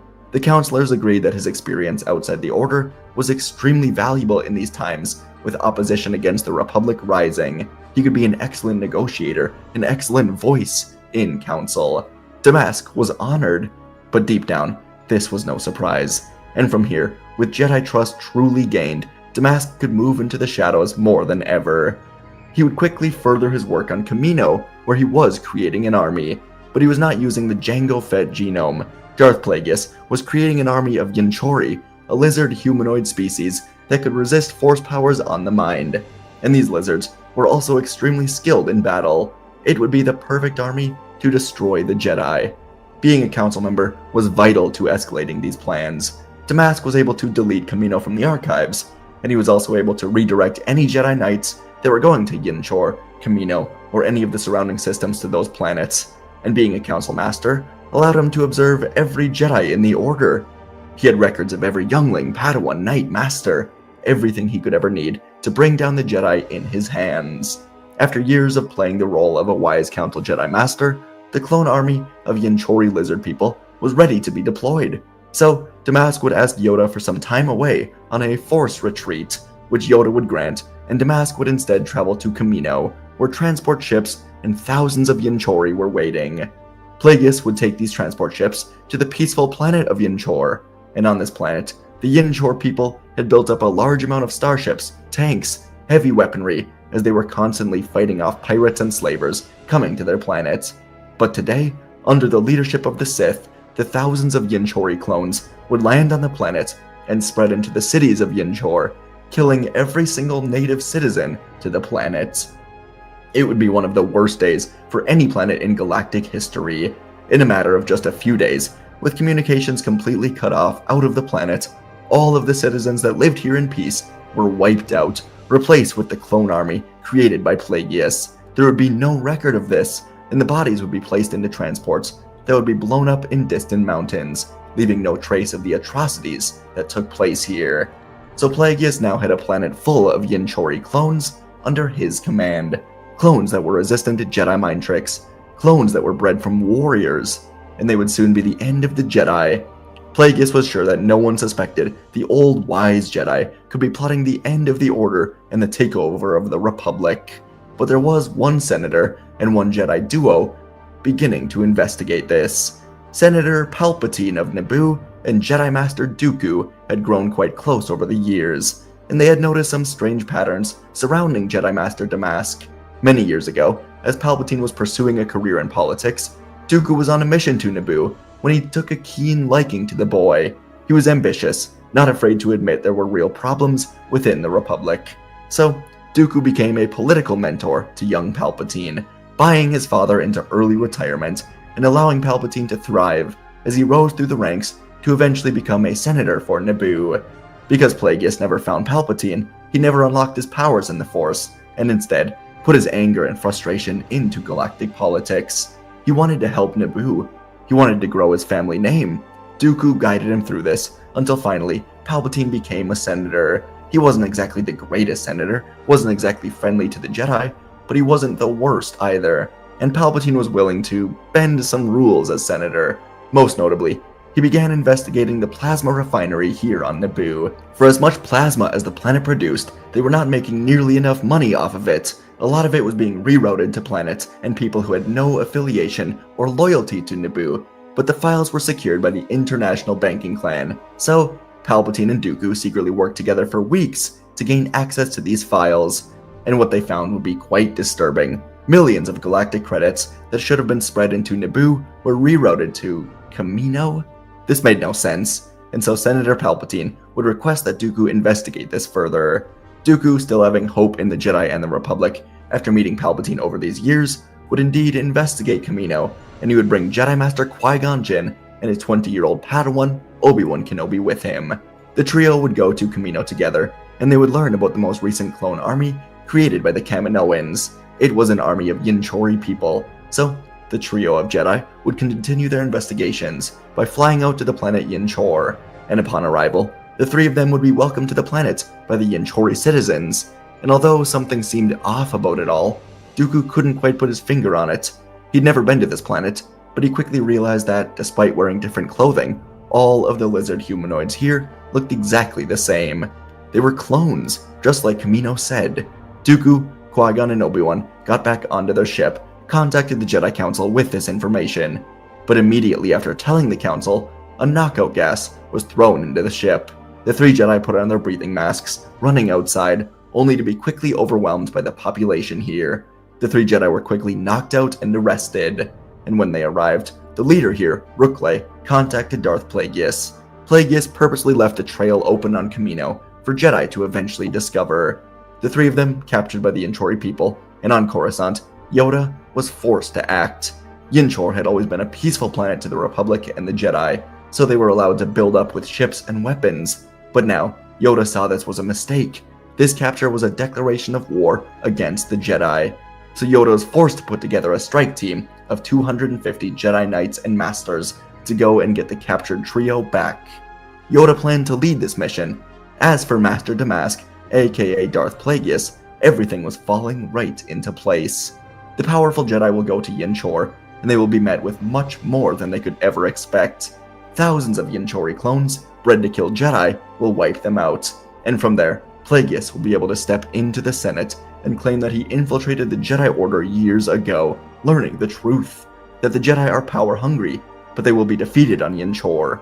Plagueis was once a heavily respected man in galactic politics. He will take over the Senate during this crisis, claiming to be the only one who knows the secrets of the Jedi and how to play politics. And he was still supposed to be on this meditation retreat, so he would not be asked to attend the invasion of Yinchor. From the shadows of Coruscant, though, Darth Plagueis would watch a dozen Jedi transport ships rise into the sky, taking off to Yinchor. Plagueis was convinced that all of the powerful Jedi were gone, and they would die on Yinchor, allowing him to secure a Coruscant militia to take care of the much weaker Jedi remaining here in the temple. But Plagueis was not safe quite yet. In the executive building, Senator Palpatine secretly called Grandmaster Yoda into his senatorial office, and Palpatine explained all of the investigations that he and Dooku put into Master Damask, the banking clan, and the funds from the banking clan that went into creating the clone army. Palpatine essentially told Yoda that Damask is not who he thinks, and all of this is a setup by him. Yoda would realize he has been played for years. And back in the Jedi Temple, Darth Plagueis was alone in the Jedi Council, looking out upon the city that he would soon rule the galaxy from, painting the Jedi as terrorists trying to take the galaxy, when suddenly, the doors behind him slid open. Plagueis didn't have to turn to know who this was. He greeted Yoda with a voice laced with venom, and Yoda entered, igniting his green saber, telling Plagueis that his game ends today. Plagueis would pull out his red saber that had only been ignited one other time since joining the Jedi, and he told Yoda that killing him will be more enjoyable than killing Windu. Yoda said nothing more. He lunged first, spinning low, fast, striking at Plagueis' knees. The Sith Lord leaned back, one leg raised, countering with a downward slash meant to split Yoda's shoulder. Yoda deflected the blade mid-spin, jumping into the air, flipping behind him. Plagueis turned with perfect timing, blocking a backward strike, locking sabers with the Grandmaster, and Plagueis let out a laugh that chilled Yoda's skin. Yoda pushed off a council chair, flipping high, landing a blow that seared Plagueis' robes. Plagueis responded with anger and a powerful force blast, shattering the council windows, throwing Yoda backwards. Wind howled into the chamber. Without hesitation, Plagueis charged, slashing again. Yoda ducked under, launching himself out of the window, using the force to slow his fall. The council was not the right environment for him. Plagueis followed. The two descended, blades clashing mid-air as they dropped alongside the tower of the Jedi Council. Sparks rained down the stone walls as sabers met again and again as they landed hard on the temple roof. Yoda rolled, coming up swinging. Plagueis stomped down, trying to knock Yoda off balance. The smaller Jedi dodged, and Plagueis responded, unleashing a surge of lightning. Yoda absorbed it with his palm, gritting his teeth, grounding the energy back into the stone roof, cracking it. Yoda leapt forward. Blades clashed again as Plagueis caught Yoda mid-air, hurling him through the skylight of the temple. Glass shattered as Yoda crashed hard into the archives below. His head was spinning as Plagueis followed with a thunderous landing. Shelves were toppled, data holocrons spilled across the floor. Jedi were scrambling away in fear. Yoda rose, panting, then charged again. He cut the legs of a support pillar to collapse debris onto Plagueis, but the Sith Lord caught it with the Force, hurling it aside. They clashed again near the central archives. Plagueis used the Force to yank books and holocrons off the shelves as weapons. Yoda sliced them away, but the distraction allowed Plagueis to punch him across the chamber. Yoda hit a column hard, head spinning, saber dropping to the floor. Plagueis moved forward, bringing the entire area down. Pillars snapped, balconies cracked. The heavy debris collapsed over Yoda's body. And buried beneath the rubble, Yoda could barely breathe. His vision was almost gone. He thought he was about to die, so he reached out into the Force, looking for answers. And across the stars, it was Dooku that felt Yoda. Their bond was ignited once more. Dooku told him he is not alone, that the Jedi on Yinchor will stand. They will fight. Dooku told Yoda through the Force that he must end this for the fate of the galaxy. Yoda's fingers twitched. He closed his eyes. The Force poured into him one last time, a millennia of light. Every Jedi who stood before him was in him now. The stone burst outward. Yoda rose, cloak torn, face bloodied, lightsaber reignited. Plagueis turned, surprised for the first time in decades, and Yoda struck like lightning, ducking under Plagueis' swing, cutting deep into his leg. Plagueis staggered, slashing downward, but Yoda jumped up, slicing through the hilt of his blade. The saber flickered out. Plagueis growled, raising both hands and pouring lightning right at Yoda. Yoda caught the stream and forced it backwards. He took a step forward, then another, and Yoda yelled out and pushed the energy right back into him. Plagueis screamed as his body was lifted, consumed by the lightning. Yoda dashed forward, leapt, and drove his saber right into Plagueis' chest. The Sith Lord collapsed as the darkness would bleed out of him, and everything felt quiet as Yoda was victorious. But he gave everything he had. His bones were broken, head severely damaged, and the years caught up to him as the Force guided him for that final moment. And Yoda would fall dead right next to the Sith Lord, hoping the Jedi on Yanchor could survive this day. And on Yanchor, the battle raged across the dusty plains. 250 Jedi, the greatest warriors of their age, faced down a sea of Yanchori clone soldiers. The lizard-like creatures charged in waves, thousands of them, armored, ruthless, bred for this moment. Their weapons tore through the air, cutting down Jedi left and right. Ki-Adi-Mundi would lead one flank, deflecting bolts, cutting a path through enemy lines, and he too would fall. Shakti twisted through clusters of enemies with her speed, but even she was heavily wounded, as friends fell dead all around her. Luminara's robes scorched, saber arms shaking from exhaustion after being hit with a blaster bolt. The Jedi held their ground, but barely, and even the rescued Dooku, Qui-Gon, and Obi-Wan, flanked by fallen Jedi, could feel the pressure crushing them. But then, something miraculous happened. Over the ridge, the people of the Republic would come. Farmers, laborers, security forces, senator aides. Thousands answered a call from Senator Palpatine to go and help the Jedi.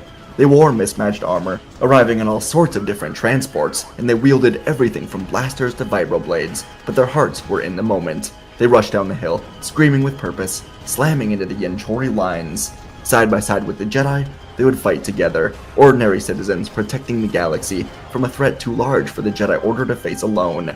Obi-Wan and Qui-Gon stood atop a crushed tank, directing Jedi and citizens alike, while Dooku rallied both forces with impeccable poise.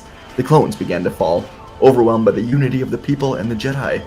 Smoke would rise as ships crashed and walkers fell. The last Yanchori lines broke beneath the combined might of lightsabers and blasters, and by nightfall, the battle would end, and the Jedi stood, supported by the people they were sworn to protect. The Jedi had not only survived, they'd become one with the Republic in a way not seen for generations. The bond forged today would shape the future of the galaxy forever, and Yoda's funeral would draw Jedi and leaders from across the galaxy, his body laid to rest in the Jedi Temple. Dooku, Valorum, Palpatine, Qui-Gon, they all stood together, the light of the beam reflecting off their faces. The Order mourned its oldest master, but also prepared for change. When it was all over, Qui-Gon would be named as the next Grand Master, despite never serving on the Council. It was an idea proposed by Plo Koon, as his views on how the Jedi should live, despite being controversial, were now embraced as the Jedi way, towards a more grounded and compassionate path. Dooku was happy for his former student, and he would go deeper into politics, guiding young politicians like Padme Amidala and helping the Republic recover without abandoning his Jedi identity. He saw real hope for the galaxy in this moment. Palpatine would remain on Naboo as the Senator, not seeking galactic power, but instead leading the planet into a new era of growth. He could sometimes feel the Force inside of him, but he wasn't interested in that. And so, with increased plasma trade and prosperity, Naboo was a symbol of peace and progress in the Republic. No longer driven by hidden ambition, Palpatine's leadership stabilized his world, and he would watch as someone from his own planet, Padme, would rise through the ranks and eventually become the Chancellor of the Republic. Meanwhile, far out in the outer rim of the galaxy over the years, the young Anakin Skywalker lived in obscurity. On Tatooine, after many years, he would lead a slave uprising that shattered Hutt control. It would be a legend told across the galaxy, and he vanished afterward with his mother. But among the freed, he was a name spoken like a hero without fear, as the galaxy thrived and expanded after the death of the Sith. And folks, that is our story for today. What if Obi-Wan and Ahsoka died in front of Anakin during the Clone Wars? I didn't exactly know what to title this, but it's just a concept I've had in my head for a long time, and I'm glad I pursued it. I know I say this a lot, but this is genuinely maybe my favorite video that I've ever written, start to finish. I just really enjoyed it, so hope you guys do as well. Let me know what you think. Link in the description to support and become a join member. Appreciate you, and let's get right into it. Our story begins inside of a Jedi transport ship as Anakin, Obi-Wan, and Ahsoka are about to leave Kuat. They were dispatched there to investigate a separatist threat that turned out to be nothing more than a false alarm. But before they could depart back for Coruscant, the three of them got a transmission from Mace Windu. He told the three Jedi that clone intelligence was just reporting a newly discovered, top-secret facility on Iadu, a terrestrial planet deep in the Outer Rim that they think was now going to belong to the Separatists. Windu said this was a strange move by the Separatists, and Anakin, Obi-Wan, and Ahsoka are the closest to it, so Windu was assigning them to go on a simple recon mission. Report back with their findings.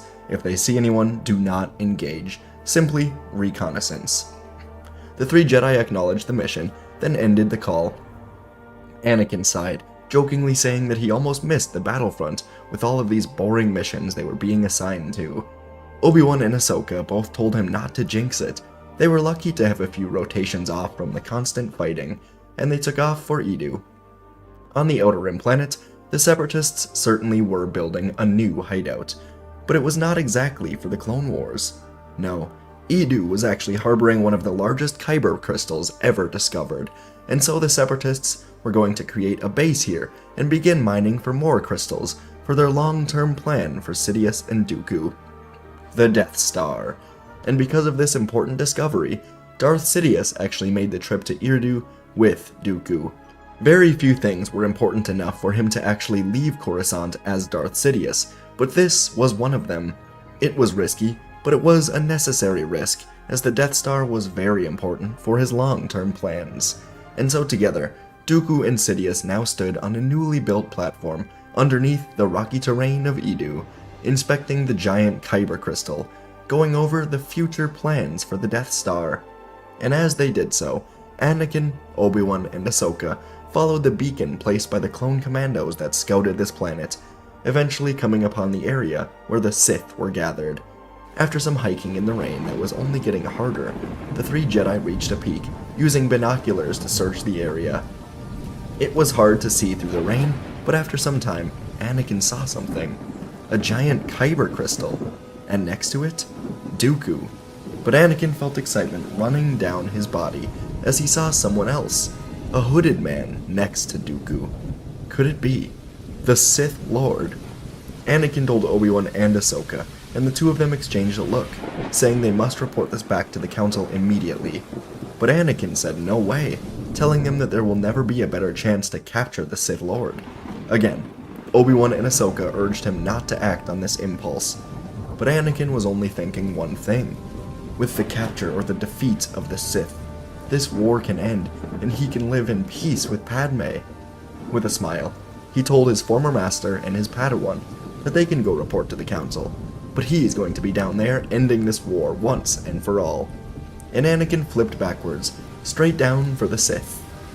Obi-Wan sighed frustratedly, saying that Anakin is going to be the death of him, and he and Ahsoka had no choice but to follow Anakin into battle. As Sidious and Dooku spoke with the scientists on Edu, Sidious put a hand up, sensing something. And a moment later, Anakin, Obi-Wan, and Ahsoka landed in front of the Sith, igniting their lightsabers in the pouring rain. Sidious pulled his hood further over his face, cursing that the Jedi found them here, turning to leave, telling Dooku to take care of them, not to have any mercy. The Jedi could not discover their true plans. Dooku ignited his red lightsaber, telling the Jedi they made a terrible mistake coming here. Anakin told Obi-Wan and Ahsoka that he could not let the Sith Lord escape, so he jumped over Dooku and began chasing Sidious. Dooku let him go, then began the duel with Ahsoka and Obi-Wan, and Dooku would not go easy on them, as he could not risk them finding the plans to the Death Star here. Meanwhile, Anakin chased Sidious through the rain. Sidious moved like a shadow, darting around, and eventually Anakin lost him. The storm on Edu was casting lightning through the sky, and this caused Anakin to not realize that Sidious just shot his own lightning directly into a rocky pillar in the ground. Within seconds, Anakin was running away, but suddenly was hit and buried under an insane amount of rubble. He began angrily clawing his way out, trying to get back to Sidious. He would not lose him. He couldn't. And after trapping Anakin, Sidious moved to the fight with Dooku, Obi-Wan, and Ahsoka, and Dooku was handling them rather well. Anakin finally broke through the buried rocks, freeing himself, and in the distance, he could see the duel. Obi-Wan was about to move in once more, but he was unaware of the new fighter engaging the battle. Anakin tried to scream at Obi-Wan to run, but fear made his voice be caught in his throat. And then Anakin saw it. Sidious stabbed Obi-Wan through the back. Ahsoka looked over, distracted and scared, and so Dooku cut through Ahsoka's arms, then slashed across her chest. Both Jedi fell to the ground. Anakin began sprinting, and the Sith leapt up to their now readied ship. Anakin got to the ship, his anger fueling him, and he jumped, trying to land on it, but the engines went into full power, and Anakin was thrown backwards extremely hard, slamming into more rocks. He fell to the ground. Dizziness almost overtook him, but he got up, running to his friends. The rain continued pouring down. Blood was rushing into Anakin's eyes, mixing with tears as he got to Obi-Wan and Ashoka. The Sith escaped, and now Ashoka was wheezing, her breath fading more with every gasp. She couldn't even speak. With sad, scared eyes, Ashoka died, looking up at Anakin. And Obi-Wan, on his final breaths as well, called Anakin over. Anakin tried to lift him up, but Obi-Wan told him to stop. It was over. Obi-Wan smiled, asking Anakin to promise him that he would always choose the light. And he died as well, as Anakin said he promises. And now Anakin found himself kneeling, alone in the pouring rain, his fallen friends on either side of him. He tried to force heal them, tried everything, but they were gone. And the only thing Anakin heard was Obi-Wan and Ahsoka urging him not to fight, to go back to the temple. And he didn't listen. The sadness in Anakin now turned to anger. It was just like Tatooine when his mother died, but this time it was worse. Much worse. He swore to never let this happen again. And now around Anakin, the ground shook, rocks were rising up, lightning crackled overhead as Anakin's anger influenced the surroundings. And with a scream, he slammed his fists into the ground. He would find Dooku, he would find the Sith Lord, and he would destroy them. But from here, Anakin would have to do what he was best at. He would tuck his emotions deep inside of him, forcing himself to be like an emotionless robot, an emotionless volcano, in order to stay sane. He would grab the bodies, bringing them back to the temple, and inside the temple on Coruscant, Yoda, Mace Windu, Plo Koon, and many other friends of Kenobi and Ahsoka stood at the entrance as Anakin carried their bodies inside, placing them down in the burial area, going to his quarters without speaking or without looking at anyone. When Anakin had erupted in anger on Edu, Yoda felt it through the Force. And now he understood why he felt it. Anakin's two best friends were gone. The boy was unbalanced, set for eruption if he was not watched closely. These were truly dangerous times. And the funeral was extremely hard for Anakin. He had his wife there, Padme, on one side, and he also had his greatest mentor, Palpatine, on the other side. It was tough, but when it was over, Anakin went to a very exclusive restaurant with Palpatine, and Anakin was just happy to be able to talk with someone about it all.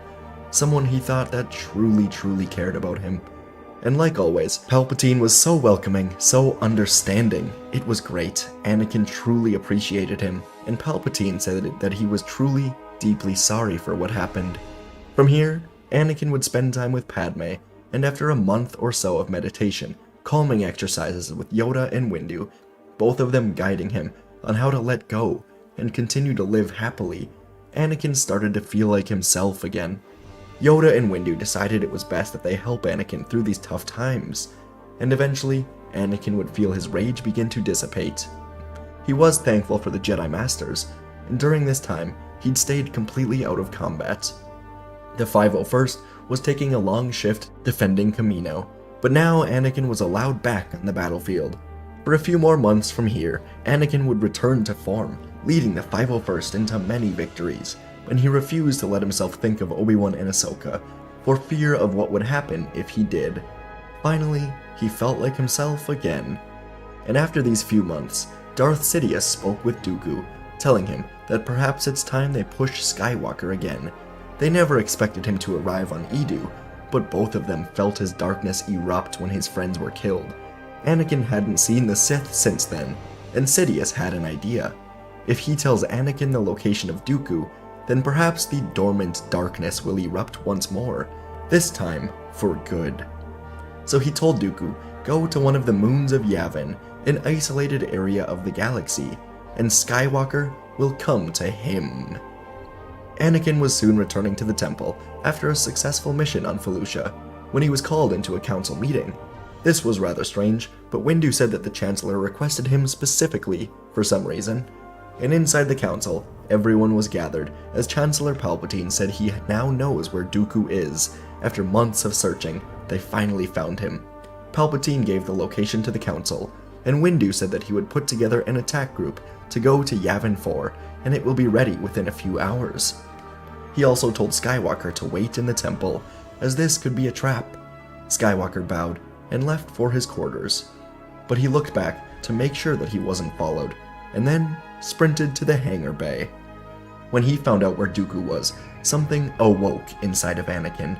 It was like a hunger, an addiction that was hiding deep inside of him, and he didn't even know it was there. All it took was learning the location of Dooku for this volcano inside of him to completely erupt. He remembered the feeling when he knelt next to his dead master and apprentice. He swore to himself in that moment that he would destroy Dooku, and now, blinded by his need for revenge, he entered hyperspace, not remembering his promise to Obi-Wan. In the temple, as Anakin traveled, Yoda and Windu discussed Anakin, saying that perhaps he should go with them to Yavin 4, and with Windu's guidance, they can see if he has gained balance in the Force. But, of course, Anakin was nowhere to be found. So now Windu hurried his troopers to get ready to depart for Yavin 4. Dooku was going to have Anakin right where he wanted him. And soon enough, Anakin was walking through the Yavin 4 jungle, headed towards the coordinates that he'd been given, and he soon came upon an ancient temple. And now Anakin could feel Dooku. He was inside. Anakin hurried his pace, entering the temple, and he listened now.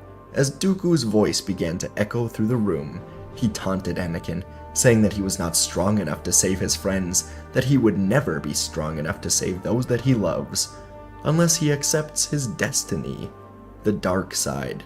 Anakin yelled out that he will never join Dooku, and the Sith Lord said, "We shall see," before igniting his lightsaber and swinging at Anakin. Anakin was able to barely flip away, igniting his own blue lightsaber, and the chamber was now dimly lit, with only the illumination coming from the faint glow of Anakin and Dooku's sabers. Thunder began to echo in the distance, a prelude to the storm that began to brew outside. And as the two adversaries locked eyes, the air was crackling with tension.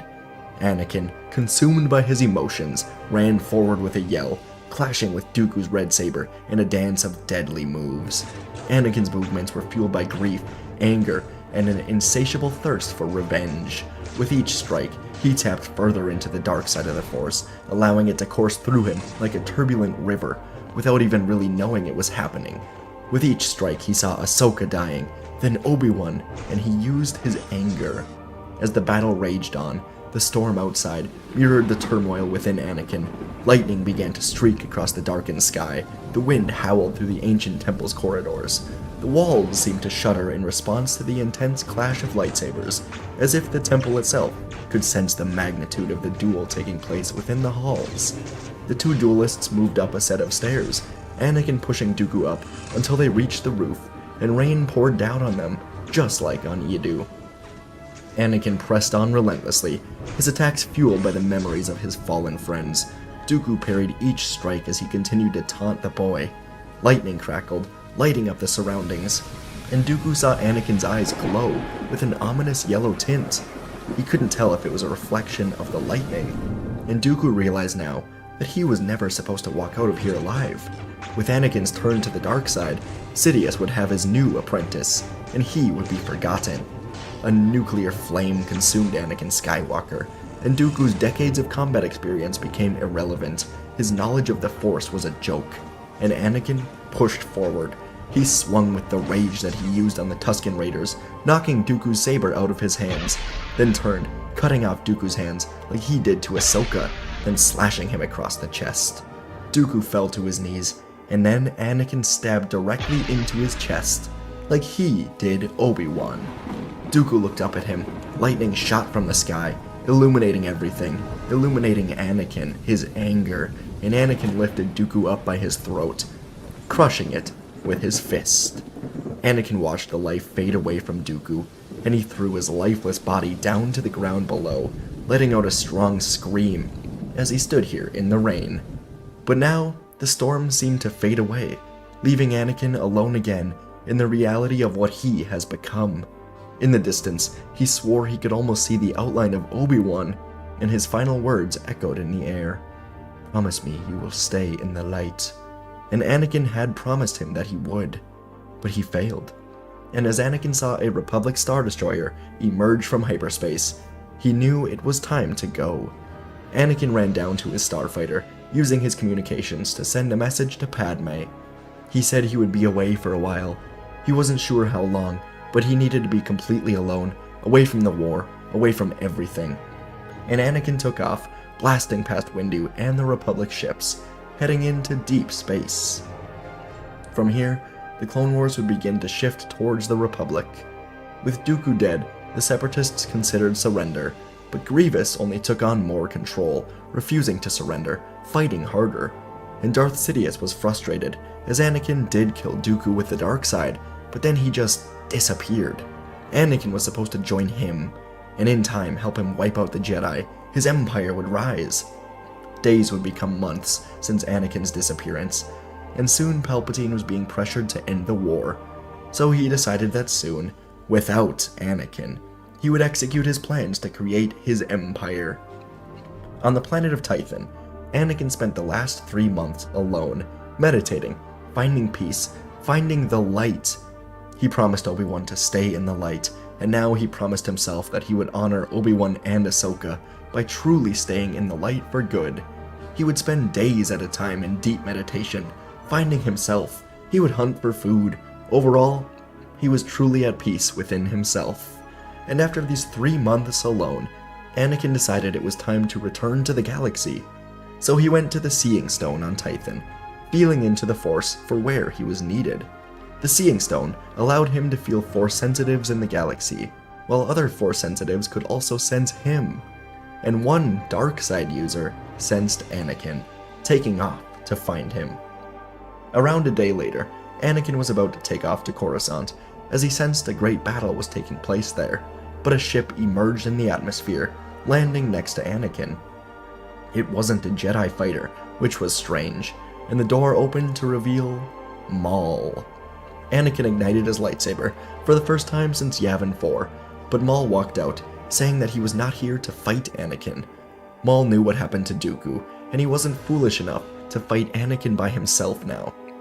But Maul instead told Anakin that he recently had a dream, where he saw Sidious, saw his great plans, and in the middle of everything stood Anakin Skywalker. Anakin asked Maul why he was telling him any of this, but Maul said it was simple really. He lived for revenge, and with Kenobi dead, he now only wanted revenge on Sidious for discarding him. In reality, with Sidious's death, Maul planned to rise from the criminal underworld, but Anakin did not need to know that, and so he told Anakin that he has long been groomed for his role as Sidious's apprentice, telling Anakin to think. And Anakin considered this now. Who could have groomed Anakin for this? The only people he knew for his entire life, aside from the Jedi, were Padme and... No, it can't be. He looked up at Maul, as Maul said it is him. Palpatine is the Sith Lord. And Anakin realized now, the man who stood with him at the funeral, the man Anakin confided in after the deaths of Obi-Wan and Ashoka, was the same man that caused it all. Anakin felt his anger again, but he killed it immediately. He would not let Palpatine win. He would defeat him in the light side. So now, knowing the truth, he and Maul took off for Coruscant with the same goal: defeat Darth Sidious. And on Coruscant, Palpatine was in his office alone. Outside, Coruscant was recovering from the battle. He would use this battle as an excuse to end the war abruptly and install the Empire. But before his plans for Order 66 could get into motion, the door opened, and 2 people Palpatine never expected walked in: Anakin and Maul, together. There was no point in putting up any sort of fake persona for Palpatine. If Maul was here, then Anakin already knew the truth. So Palpatine called his lightsaber to his hand, telling Anakin he will now see the true power of the dark side and learn why he must join him. Anakin and Maul ignited their own sabers, telling Palpatine to surrender, but he only smiled, spinning in the air towards them, and a battle began. Anakin and Maul attacked Sidious in unison, their lightsabers a blur of red and blue. Sidious was the master of the dark side, moving with a sinister grace, effortlessly parrying, countering the combined onslaught, and Anakin, devoid of any internal struggle, fought with ruthless efficiency. Beside him, Maul's acrobatic prowess, relentless assault added to the relentless pressure on Sidious. The room echoed with the clash of sabers, as Sidious now separated the two of them. With a smile, he pulled a second lightsaber to his hand from a statue, lunging at Anakin. Anakin did not see the second one, and he was going to be impaled. But Maul saw this, and he made a decision.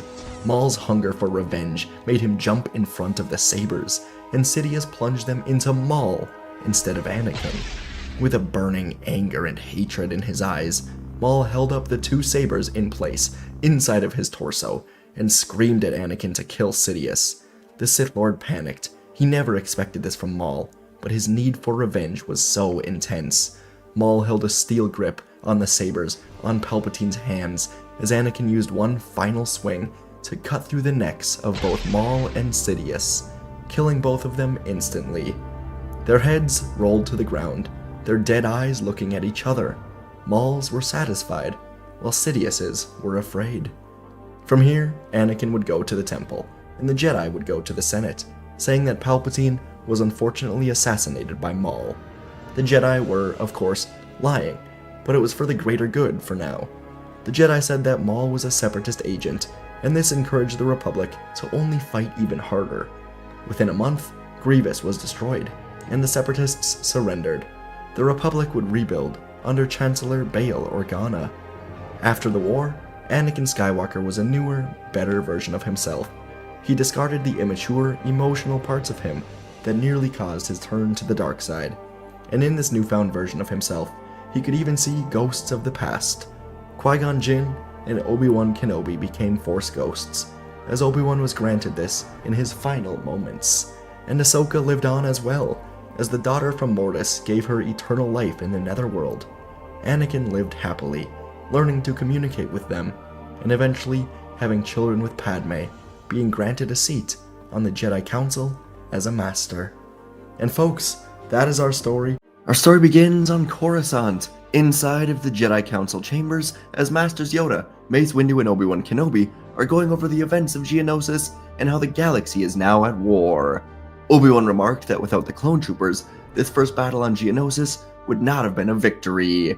And this statement caused Yoda to shake his head and say that this was no victory. The shroud of the dark side has fallen. The Clone War has begun. It all happened so quickly.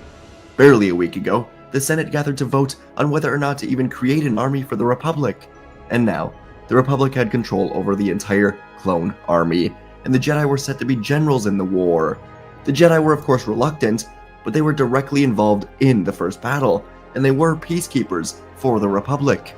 Well, peace was no longer a true option, and so they thought they must help to restore the peace.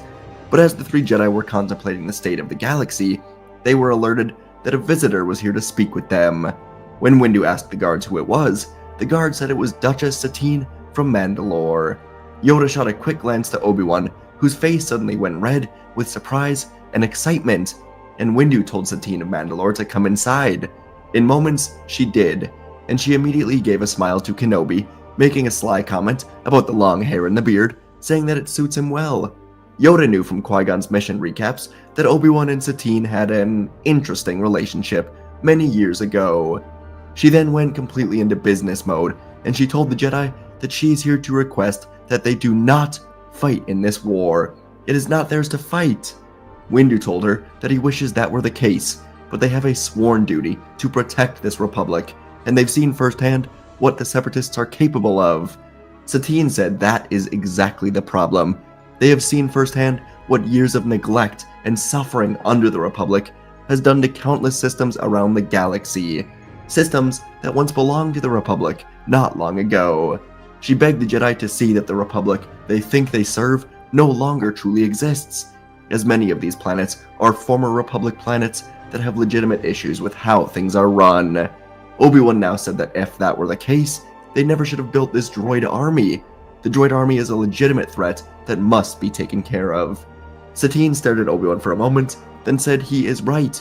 The droids are dangerous, but so are the clones that the Republic now has. She said that both sides are dangerous, and they will fight each other, but she begged the Jedi to remember their true purpose, to serve the people of this Republic, not just the senators. And Yoda asked what her true goal is here today. The Grandmaster could sense that there was something more beneath the surface. So, Satine finally mentioned that she and over 1,000 other star systems have created a council of neutral systems. These systems are choosing to remain neutral in this war and will continue trade operations, supply runs, and provide aid to citizens of the galaxy while still staying completely neutral. Windu turned, and he looked out of the window, remembering how so many Jedi died on Geonosis. Could they truly stay out of this war even after that massacre? The four of them would end up continuing this discussion for a long time, and after another hour or so, the Jedi would bring in more council members, and a vote would be nearly unanimous after laying out Satine's proposal that the Jedi align with neutrality. They will not fight in this war. Satine would return to Mandalore after saying a long goodbye to Obi-Wan, and the Jedi Council would send Windu, Yoda, Plo Koon, Shakti, Agen Kolar, and Ki-Adi-Mundi to the Chancellor's office.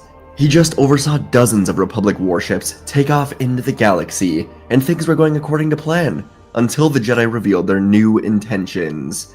In this crucial meeting, Palpatine would learn that the Jedi will not be serving as generals of the war, and this was discouraging, as Palpatine planned to slowly turn the galaxy against the Jedi by acting as if they were prolonging the war over these years. But he would find another way. So, Palpatine would actually give his usual charming, warm smile to the Jedi, telling them that he fully supports and fully understands this decision. He said it was wrong of him to assume that the Jedi could just give up their Jedi code and jump to the front lines, and he actually applauds them for their honor. And so when the Jedi departed, Palpatine's smile would twist into hatred for the Jedi. How dare they sit atop their council thrones above the rest of the galaxy and refuse to fight for the people they swear to serve? Palpatine soon made sure he was alone with Mas Amedda, and he began a new plan. As time goes on, Mas Amedda was to begin planting seeds of doubt in the senators' minds about the Jedi. Make the Jedi seem like cowards, make them seem pretentious, foolish, and traitorous for refusing to fight. The propaganda they put out will paint the clone troopers as real, selfless heroes, and it will ever so subtly paint the Jedi as enemies of the people and of the Republic. Palpatine refused to let this get in the way of his ultimate plans, and before long, the Clone Wars would be in full effect around the galaxy. Without the Jedi, the clone troopers were tested much more rigorously to determine who would be the lead generals of their units, and soon, some of the top clones including Rex, Cody, Wolf, Gree, and many others would become generals. The clones would fight with honor and courage for the Republic. And while war was spreading, the Jedi were soon in constant communication with the Council of Neutral Systems to determine where their efforts were best spent. Satine, the leader of this council, would begin advising Jedi to planets like Ryloth, Seleucami, Mon Cala, and Axis, and many other planets not as soldiers, but as peacekeepers that would help provide aid, help citizens evacuate their homes as the war spread. Many Jedi found true purpose in these missions, and citizens around the galaxy that either didn't support the war or didn't understand it would begin to see Jedi as what they were meant to be, and the best pilots in the Order would be assigned to fly supply ships through warring planets. Their goal was simple: keep as many people alive as possible. But not all of the Jedi supported these ideas. Some of them, mainly Anakin Skywalker, believed that the Jedi were best spent out on the battlefront. Anakin thought that the best way to protect the people was by fighting for them and helping get rid of the Separatists once and for all. And of course, Palpatine only encouraged these thoughts from Anakin, as the two of them spoke quite often, and Palpatine would tell Anakin that the war was not going well. He would not so subtly hint that the Jedi fighting in the war could turn the tide, and Anakin would become frustrated. And if it weren't for the influence of Anakin's wife, Padme Amidala, Anakin likely would have splintered away from the Jedi Order by now. But Padme brought a calming light to Anakin's ideals, and she told him that the Jedi have actually made the right choice. At first, Padme and her closest friends in the Senate were shocked and disappointed with the Jedi's choice for neutrality, but after requesting a meeting with Duchess Satine, Padme saw her vision. She hated this war as much as anyone. She felt it was unnecessary, and on Mandalore, she spoke with senators from both sides. Avi Singh of Raxus, Mina Bonteri of Onderon, and others told Padme they don't want war either, but the Republic refused to let them split peacefully, hence why they were forced to pay for the droid army. Both sides of the Senate were in a weird spot where they didn't really want war, but the leaders of both sides deemed it necessary, while enough senators would vote to continue it either out of fear or for profit. And so the senators agreed that the Jedi choosing neutrality was a good influence on the galaxy, as perhaps they could help the rest of the galaxy find peace in due time. And this was what Padme was telling Anakin. And at the end of the day, the thing that mattered more than anything else in the galaxy to Anakin was Padme. So he listened to her, and eventually decided that perhaps she was right. Neutrality for the Jedi was best. The Clone Wars continued to bring chaos into the galaxy, but in the first months, the Jedi's choice was met with cautious admiration by these people.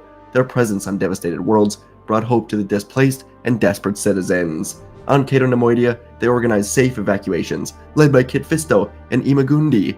During a brutal skirmish between Republic and Separatists on Seleucami, Stas Alley and Obi-Wan Kenobi negotiated temporary truces, allowing both sides to exchange prisoners, retrieve the dead.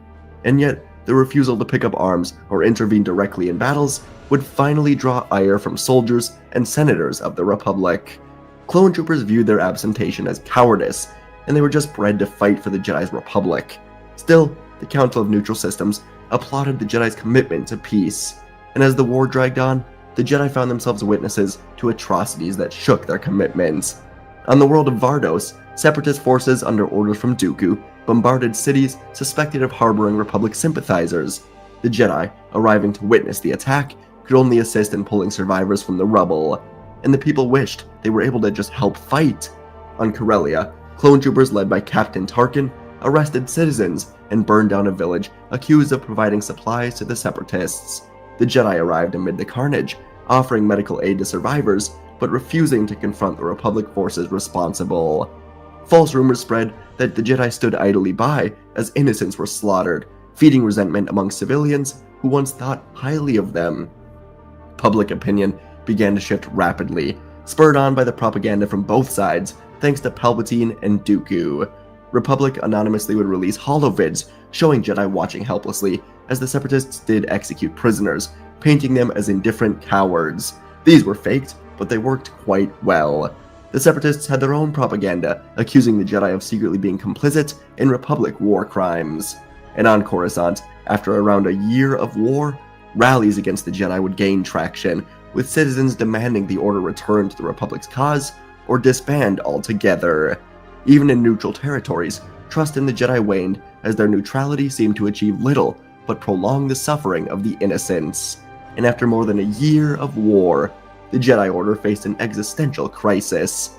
They were no longer seen as impartial peacekeepers, but as inactive observers enabling this violence. The Order debated how far they could stretch this neutrality without betraying their principles, and yet the galaxy around them grew darker, and the Jedi began to wonder just how involved the Sith truly were in all of this.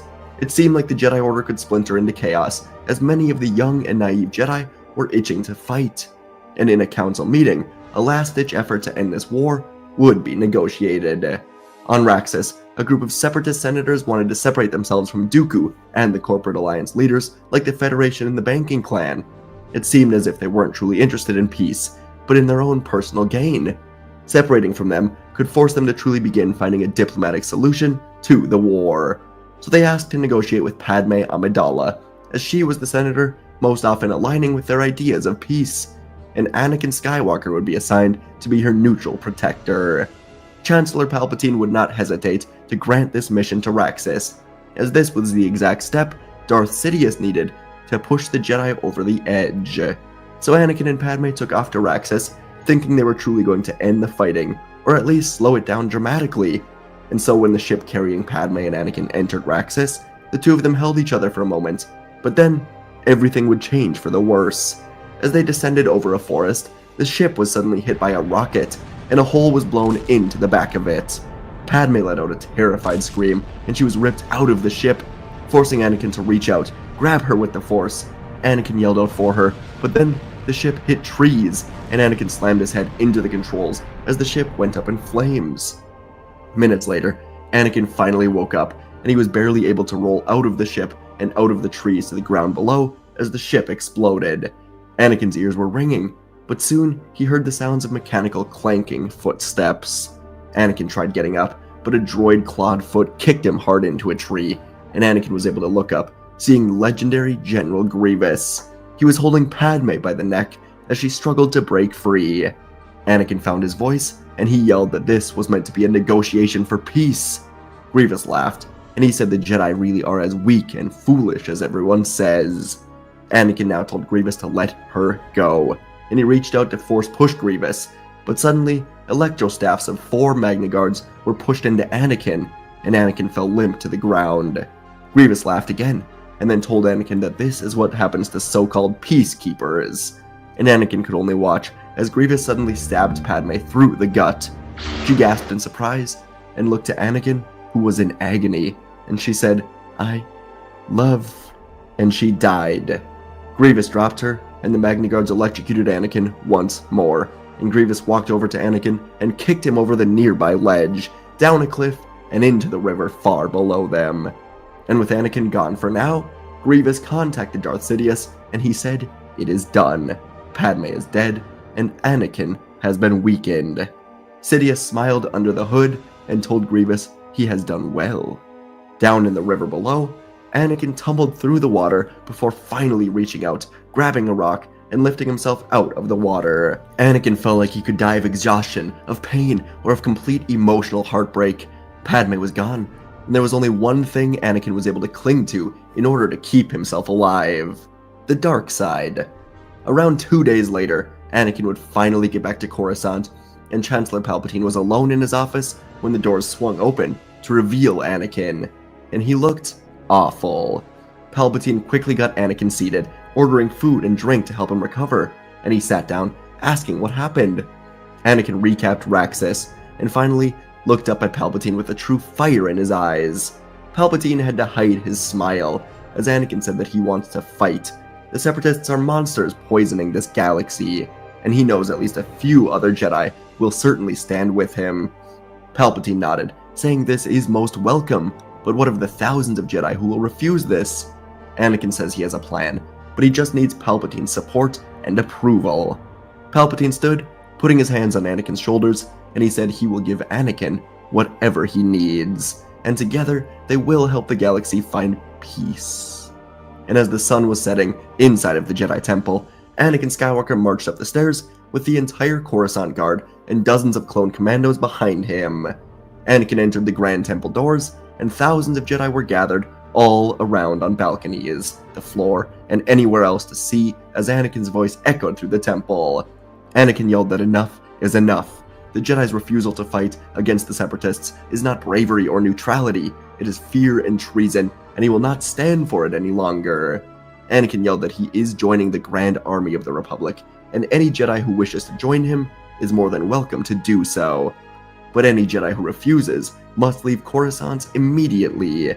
They are no longer welcome as members of this republic. The council members stood together, and Obi-Wan felt heartbroken. His student, recently promoted to Jedi Knight, was going against the Order, going against him, and he took it upon himself to step forward and ensure there would be no fighting, no Jedi civil war, no bloodshed at all. He looked to Yoda, Windu, and the others, then back to Anakin, who still had the fire burning in him, and Obi-Wan said that the Jedi will leave Coruscant. Anakin didn't expect this to work so well, and a bit of him was saddened to see Obi-Wan so heartbroken, but this is something he had to do. Padme's death showed him that peaceful negotiations were not the way. He would slaughter everyone who played a role in her death. And around a day later, almost every single member of the Jedi Order would board transports sent from Satine on Mandalore, and they would take off into the galaxy. Anakin and around 100 other Jedi Knights around his age would watch the Jedi leave, and the temple now belonged to the Republic war effort. The peaceful Jedi, over 9,000 members, would be granted safe travel and a safe base on the Mandalorian moon of Concordia. This would also help the Jedi discover the Death Watch group, and with the help of Mandalore and tons of Jedi, the Death Watch was disbanded and forced to surrender within the week, giving the Jedi an entire moon and enough supplies provided by Mandalore and other neutral systems that still believed in the Jedi to survive for years on this moon if need be. And the newly formed splinter group of Jedi became a devastating force on the battlefield. Anakin, commanding many legions of clone troopers, led campaigns to strike at the heart of the Separatist war machine. On the plains of Megiddo, he spearheaded a relentless assault, driving Separatist droid armies into retreat and costing the lives of thousands. On the swamp-covered world of Felucia, Anakin and his Jedi charged through dense jungles, engaging in terrible, brutal combat with thousands of battle droids. Despite overwhelming odds and heavy losses, Anakin pushed forward with constant determination. His mastery of the Force, unmatched saber skills, carving a path of destruction. The cost of this decision was staggering. Battles were not the noble fights as many Jedi had hoped, but instead desperate, chaotic slaughters on both sides. Entire squads of Jedi fell in these sieges, on fortress worlds like Ord Mantell and Skako Minor. The Separatists employed tactics designed to exhaust and demoralize their enemies, and Grievous became a nightmare for these Jedi. Civilians were used as human shields, cities were rigged to collapse during retreats, and Republic forces were lured into ambushes that left thousands dead at a time. The Jedi who followed Anakin found their ideals tested in ways they'd never really imagined, some succumbing to despair, others to anger. And yet, Anakin remained resolute at the front, seemingly fueled by an endless well of rage and grief. And in the eyes of the Republic, Anakin was a hero and a symbol of hope thanks to Palpatine's propaganda. His victories rallied citizens and soldiers alike, earning him accolades and admiration across the galaxy. But whispers of the increasingly ruthless methods did begin to circulate. On Scipio, he ordered the bombardment of a separatist stronghold, despite the rumored presence of civilian refugees. On Umbara, he personally led a raid that resulted in the deaths of separatist leaders, but also hundreds of surrendering soldiers that weren't just droids. For Anakin, these actions were justified. They brought the Republic closer to victory. But he was descending further into the dark side every day, and Palpatine watched with great pleasure, setting up a final confrontation for him. Meanwhile, the remaining 9,000 Jedi adhered to their commitment to neutrality, working tirelessly to aid the countless innocents caught in this war. They still coordinated relief efforts, evacuated endangered populations, negotiated ceasefires wherever possible, but their influence did wane as the galaxy's faith in the Jedi eroded. And as the war entered its third year, the galaxy was still gripped by devastation. Planets burned, populations dwindled, hope was rare, and Anakin Skywalker stood in the center of the storm, a force of nature reshaping the conflict through sheer will and power. Beneath his victories lay the growing shadow of his own turmoil, threatening to consume him as he drove to the edge of darkness that he could never truly come back from very soon. He would deny communications from Obi-Wan nearly every day, and Obi-Wan felt lost, but luckily, he had Satine on Mandalore to help him, as the two of them did end up reigniting their love for each other. And Palpatine would organize a meeting with Anakin, as he has obtained vital information regarding the Separatist leadership. Palpatine revealed that clone intelligence intercepted a transmission from Sereno, as Dooku has finally made a mistake. He is traveling to one of the moons of Kali, and that is where the Republic now suspects Grievous's new lair has been built. Anakin said they must go there immediately, and Palpatine agreed. He told Anakin they will be going on the mission with him, along with a squad of 6 other Jedi loyal to them. Anakin was pleased with this, and soon would take off with Palpatine and the other 6 Jedi. But this was not the only surprise of this day. Since leaving Coruscant, the Jedi had put a ton of effort into finding the truth about the Sith. It had become clear that the Sith were orchestrating this war, and recently, the Jedi learned of an impending attack on Dathomir, and Obi-Wan traveled there to warn Mother Talzin so they could all hide in the Dathomir Mountains. In exchange for this help, Talzin decided that Sidious must pay for his betrayal, and so she told Kenobi the truth. Sidious is Palpatine. With this information, Obi-Wan did not waste time. He needed to tell Anakin that it was Sidious who orchestrated Padme's death, so Obi-Wan searched Republic logs to find out exactly where Anakin was.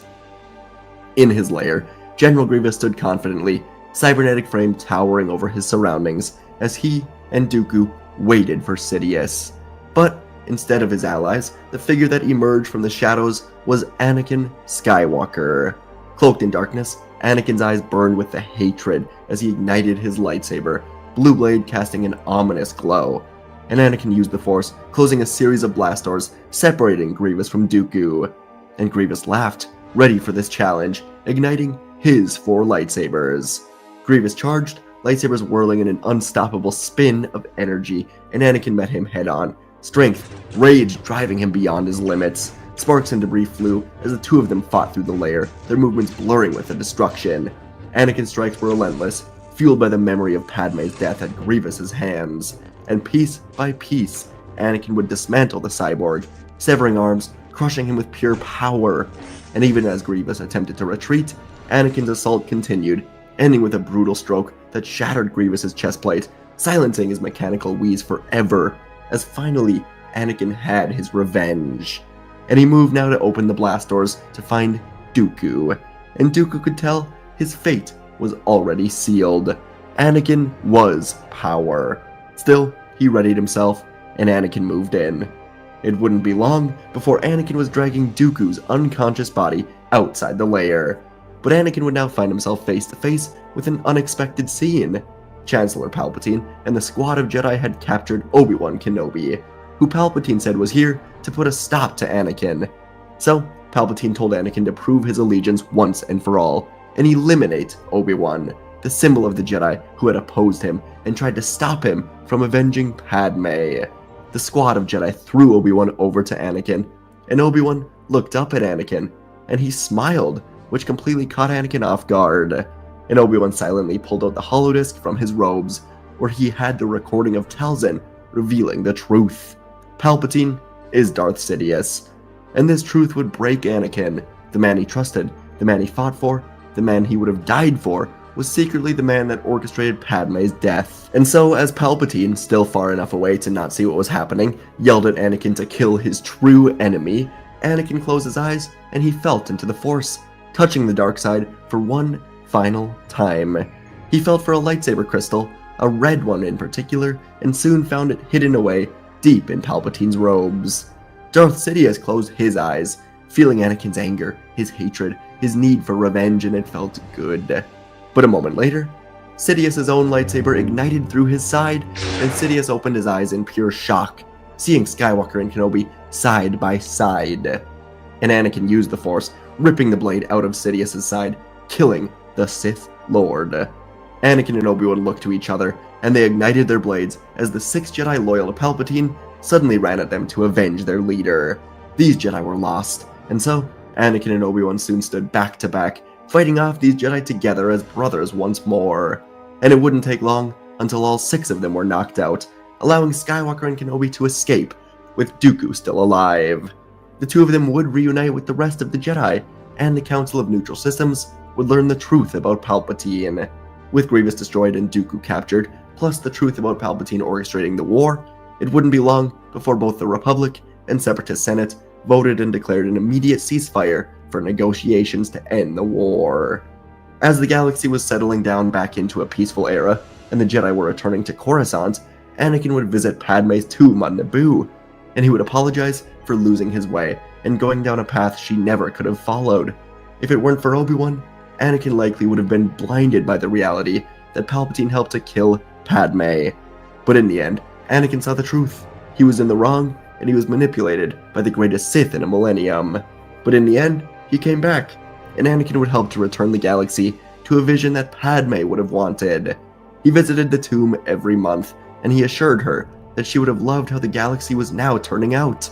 After years of peace, Anakin would eventually even bring Obi-Wan, Satine, and their child Jin to the tomb, and Anakin was happy to share this happy ending with Padme. And folks, that is our video for today. What if Dooku left the Jedi Order but didn't join the Sith? That's our story for today. Hope you guys enjoy, and let's get right into it.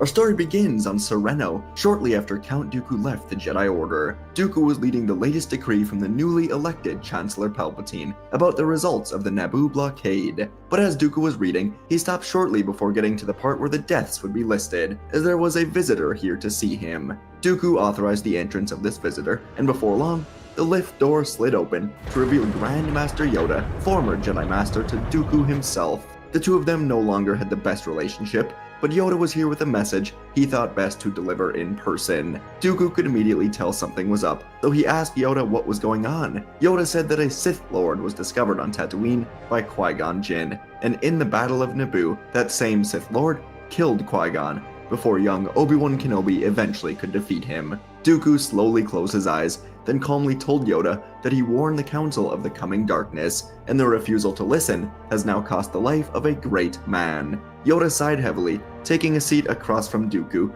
as Dooku poured each of them a glass of the finest Celestian wine. And Yoda took a sip, as Dooku said he can sense there is something else on Yoda's mind today, so he asked what it was. Yoda said that the return of the Sith is worrisome, but with Kenobi's defeat of this Sith, the Council can only wonder if this was the Master or the Apprentice. Dooku inclined his head, giving a small smile, saying that the Council suspects that he may know of the Sith, Yoda simply said they are exploring all options, and Dooku began to pace the room as he told Yoda that he regretfully does not have any information of value. But it's obvious the Sith have been waiting decades or centuries to reveal themselves. He can only assume the one on Naboo was the apprentice, while the master remains hidden away, waiting for a new opportunity. Yoda felt into the Force, and there was no indication that Dooku was lying, and that was simply because Dooku was not lying. He truly had no idea who the Sith was.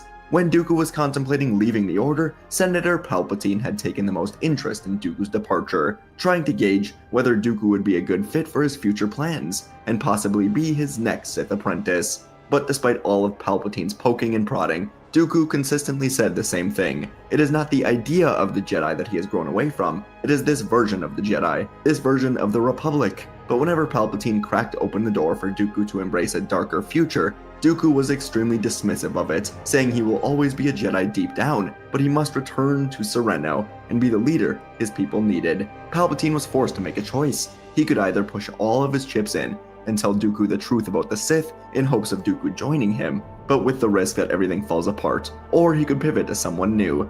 And so, Palpatine pivoted. Dooku was simply the Count of Serenno now, not Jedi, not secret Sith, just a former Jedi turned politician, with an interest moving into galactic politics in the future. And on this day, Dooku would go back to Yoda's ship.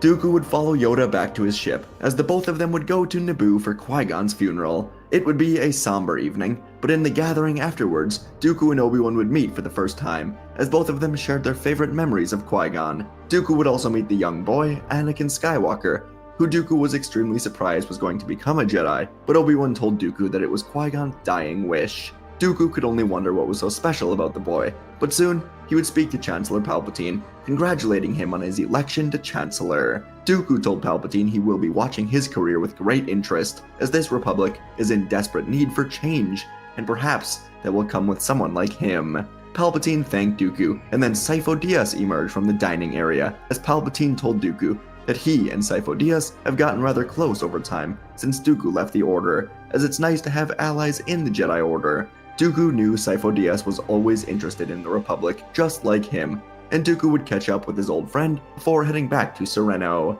In the back of Dooku's mind, the conversation with Yoda still remained. Dooku wondered if the Sith were back for good, and he knew that, in time, they will reveal themselves. And so Dooku would settle back in as the Count of Serenno, with the intent to help his planet thrive. Over recent decades, corruption had run rampant on this planet, and the people, along with Dooku's family, were really hoping for Dooku to return and lead. So, Dooku did, and for the next 5 years, things on Serenno began to prosper. Dooku was pulling back on droid operations in the military so that the Serenno military could be much more full of real citizens, helping to boost employment numbers dramatically. Serenno was a hotbed for crime from off-world pirates, as it was the only place where the mineral Sicanium could be found. It was extremely valuable in trade, as it could be used to forge armor or reinforce ships. But Dooku would oversee the creation of a Serenno mining colony, and Dooku would personally lead missions at the front of the military here, whenever raiders tried to come into the planet and take it over. Dooku's blue lightsaber was a rallying symbol for the people, and over 5 years,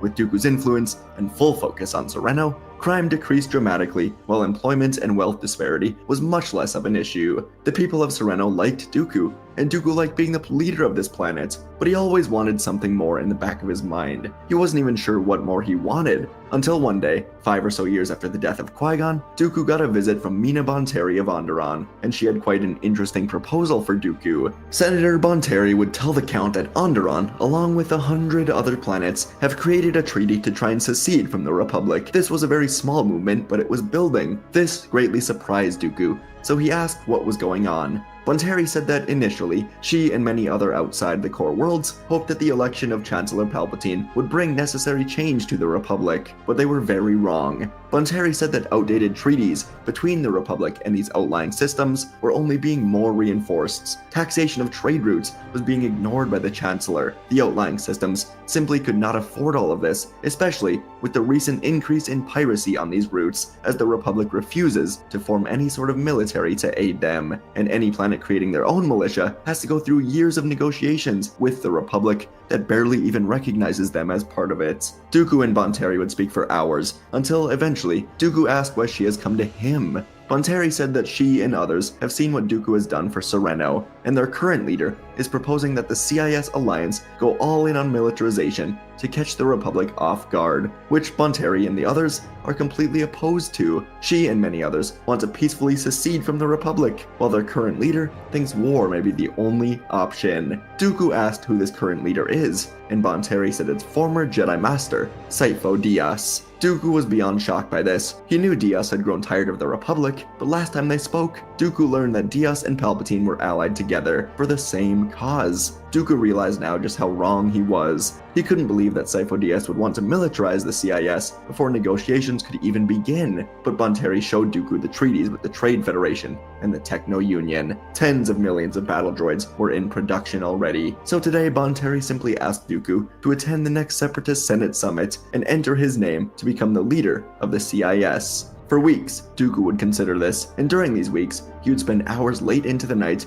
researching the CIS. It all seemed to be formed so quickly, and Dooku would even speak to his old friend Sifo Dyas via hologram. Dooku didn't give away much. He just said that he heard rumors of a separatist alliance forming and that Dyas may be involved. Dooku knew something sinister was up when Dyas lied right through his teeth, saying that he has grown apart from Palpatine, and fighting back may be the only chance these outlying systems have of freedom from Palpatine's corruption. Dooku didn't necessarily disagree, but he knew Dyas. There was much more to this than was being revealed. He seemed eager for what would inevitably lead to galactic war, and so, in the coming days, Dooku would make his decision. He traveled to Raxus, where the CIS senators were gathered, and Mina Bonteri would invite Dooku to speak. So, Count Dooku would stand upon the elevated platform of the Raxus Assembly Hall, where the Separatist Senate had gathered. Delegates from hundreds of star systems filled the massive chamber, with murmuring and suspicion washing through them, as Dooku, former Jedi Master and now Count of Sereno, addressed them with calm conviction.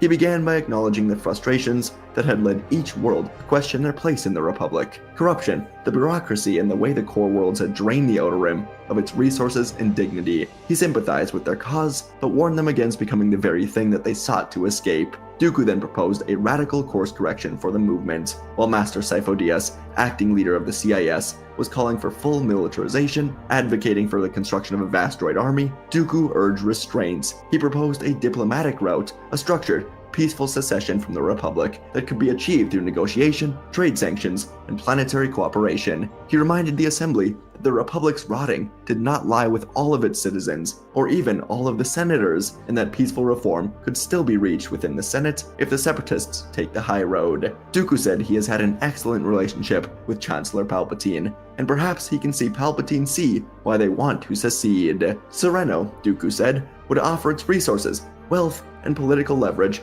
to act as a bridge between the Outer Rim and the Republic core. Dooku proposed that the time had come for new leadership for the CIS, and finally, he truly offered himself to be considered as their leader. As whispers spread throughout the chamber, the towering doors of the halls opened up, and Master Sifo Dyas entered, cloaked in dark robes not of the Jedi but of his new political path. His presence sent a ripple of unease through the assembly. Dyas dismissed Dooku's words as idealistic folly. He accused Dooku of being naive, of underestimating the Republic's iron grip. Dyas painted a vivid image of a coming war, of Jedi enforcers and hidden armies being prepared in secret to crush them. He made it clear that Dooku's vision was a path that was perhaps ideal, but not realistic. The hall would fall into silence, and then Dooku raised his hand and simply said they would leave it to the will of the senators. Let these separatist senators decide who will lead them, decide whether the Confederacy would be shaped by fear and violence or by diplomacy. The chamber buzzed with uncertainty, and soon the voting process would get underway. This was a process that would take a few days,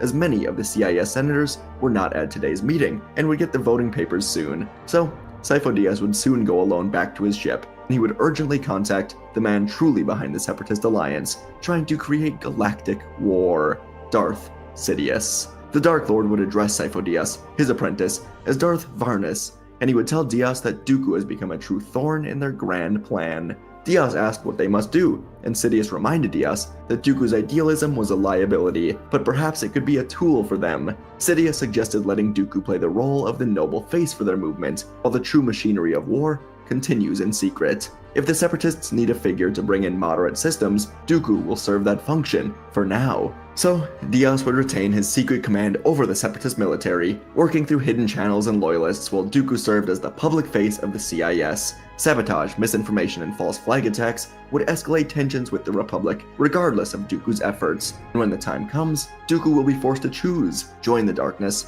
or be swept away by it. The war, Sidious assured him, would begin on schedule. And over the course of the next 3 years, Count Dooku indeed became the public face of the CIS, winning the Senate vote and leading a diplomatic campaign to legitimize the cause of their secession. Under his leadership, the CIS presented itself as a group of disillusioned systems from the crumbling structure of the Republic. Dooku traveled from world to world, meeting with governors, trade leaders, and citizens alike, championing their freedom and fairness. He was not guarded by droids, often walking among civilians without an escort, presenting himself as a man of the people, not as a warlord, and his reputation as a peaceful, former Jedi only helped with this. He disavowed the growing droid armies early on, making it clear in public addresses that the Confederacy would not arm itself unless provoked. His speeches were passionate, drawing heavily from his Jedi teachings, as Dooku proclaimed the CIS does not seek war. Many systems rallied to his cause, as Dooku envisioned a galactic confederation bound by mutual cooperation instead of the archaic ways of the Republic. But even as Dooku built a fragile coalition of peace, dark gears were still turning behind the scenes. Sifo Dyas worked in secret with the Techno Union,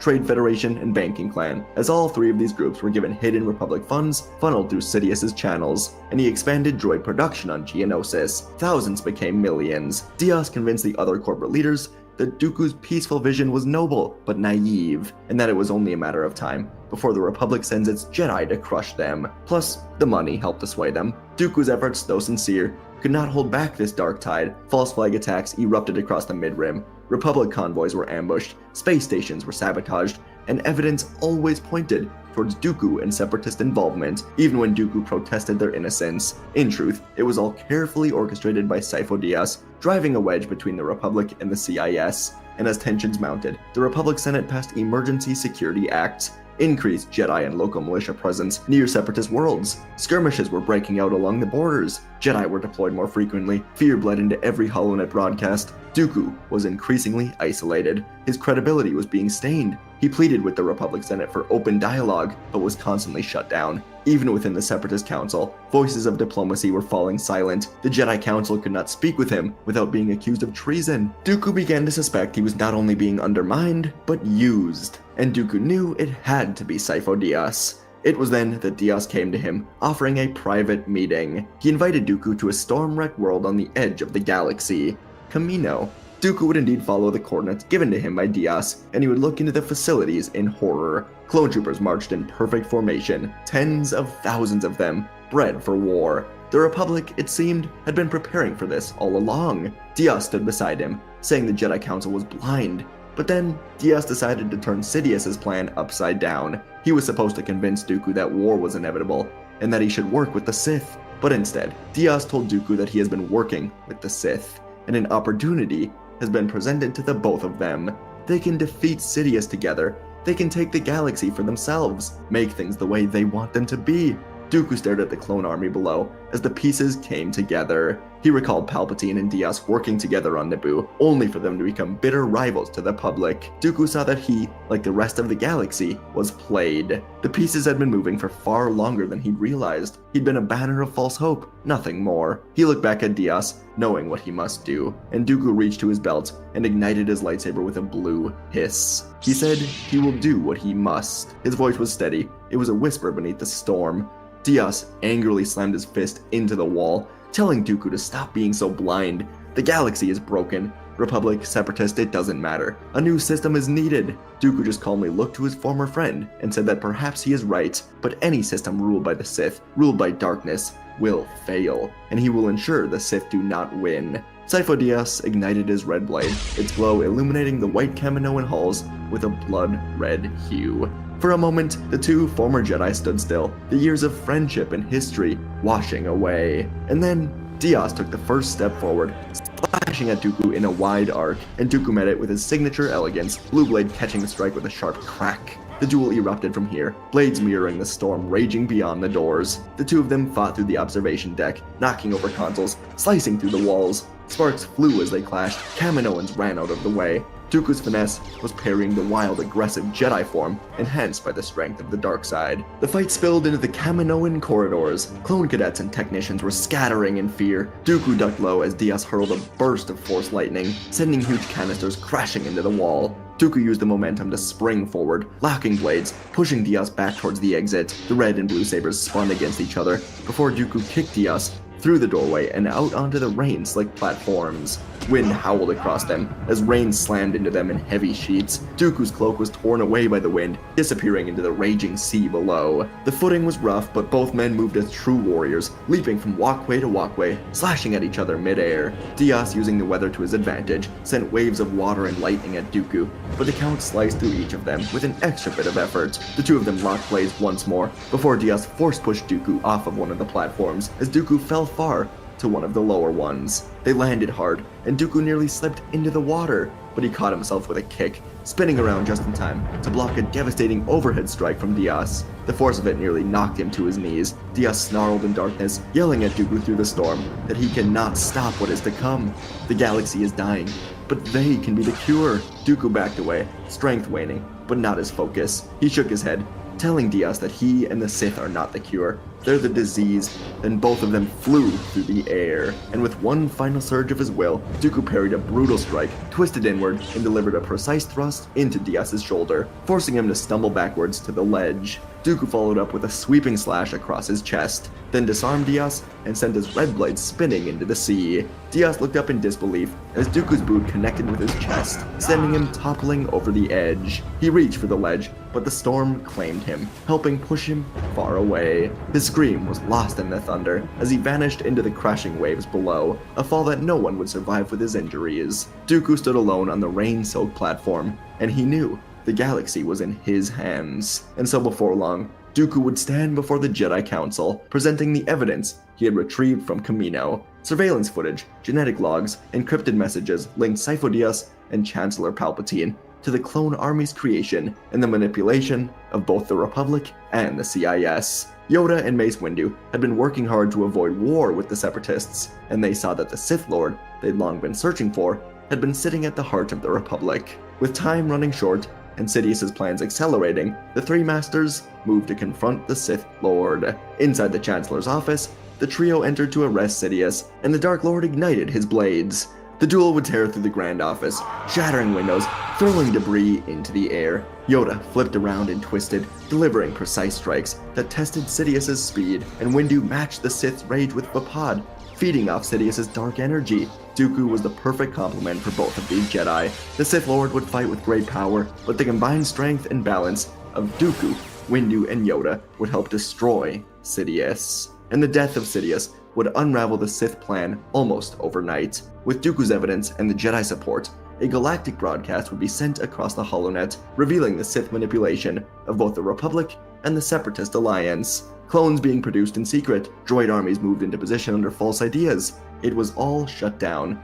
The Senate was stunned, and amidst the confusion, Dooku addressed both sides, denouncing war. It was not long before a unified movement emerged across the galaxy, rallying behind Dooku as the only one with the vision and integrity to lead them forward. Reluctant, Dooku would accept the role of Chancellor of a new republic, one meant to serve all, not a privileged few. His first acts were swift, symbolic. He dismantled the central authority that had concentrated too much power in too few hands, replacing it with a new body composed of representatives from both core and outer rim systems, along with letting in the Separatists. Padme Amidala was a key figure in this. She worked with Mina Bonteri to ensure the Separatists got what they wanted and were fairly reinserted back in. There were citizen delegates and neutral mediators for all of it. Laws were rewritten to protect individual planetary sovereignty while maintaining shared values of justice and mutual aid. Corporations were stripped of political control, with trade routes returned to the ideas of public oversight. The Jedi worked alongside Dooku to restructure their order,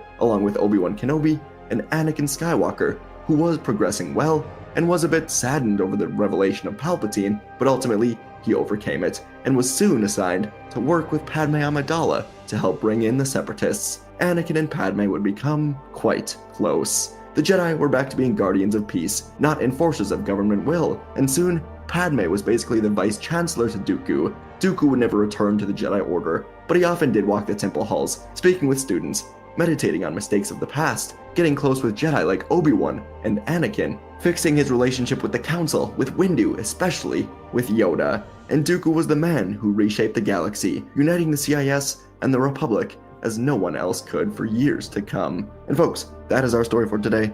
Our story begins in the Imperial barracks on Coruscant, as clone troopers were still coming to grips with their new reality. The Republic was gone, replaced by this Empire, and they were now serving more as a security force, ensuring the Empire does not face any threats, instead of an army fighting the Separatists. And in these barracks, Commander Cody was lying awake, unable to sleep, as he thought about what this Empire now stood for. He recalled his final mission of the Clone Wars, where he and former General Kenobi took down General Grievous and his droid army, marking the end of the war and what should have been victory for the Republic. But new orders came in as soon as Grievous was gone, orders that Cody would never forget. Order 66. Cody knew the stories well by now. A group of Jedi tried to assassinate the Emperor, and the attack left Palpatine scarred and deformed.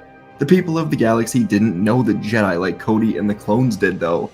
Cody knew how powerful the Jedi were, and he knew, deep down, that if a group of Jedi truly wanted to kill Palpatine, then they would have succeeded, unless there was more to the story.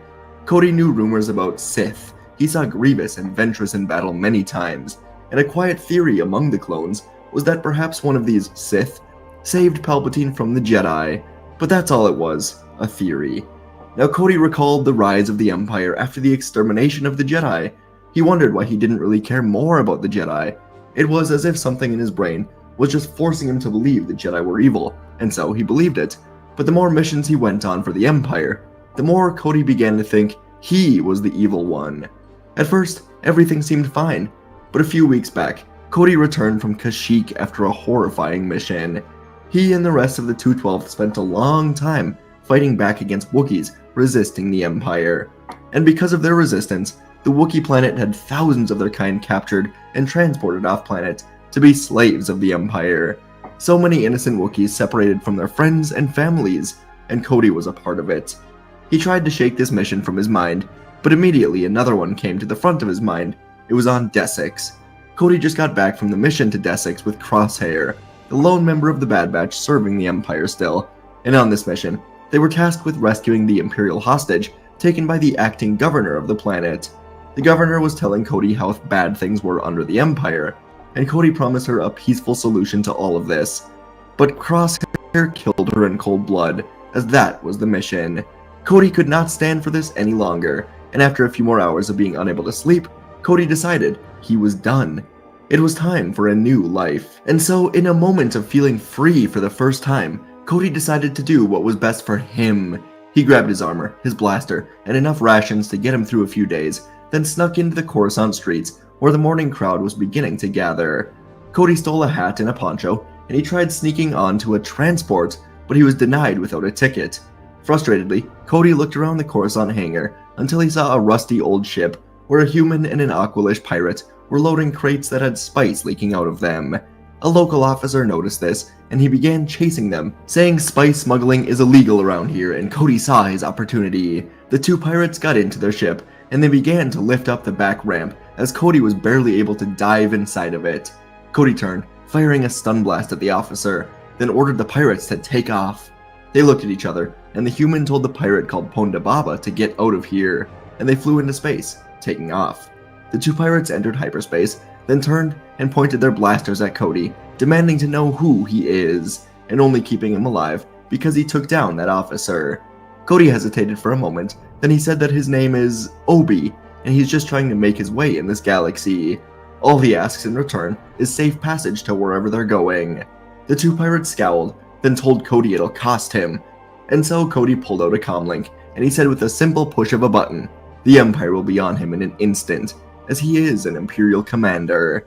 So the two pirates angrily sat down, telling Cody he better like sand, because they're going to Tatooine. When they eventually landed, Cody went his own way, separate from these smugglers, and he looked around the Mos Eisley spaceport, realizing he had 0 credits to his name. Cody wanted to get off of this sandy rock, travel somewhere else, anywhere else really, maybe even find other clone deserters, but in order to do that, he would need to work a bit.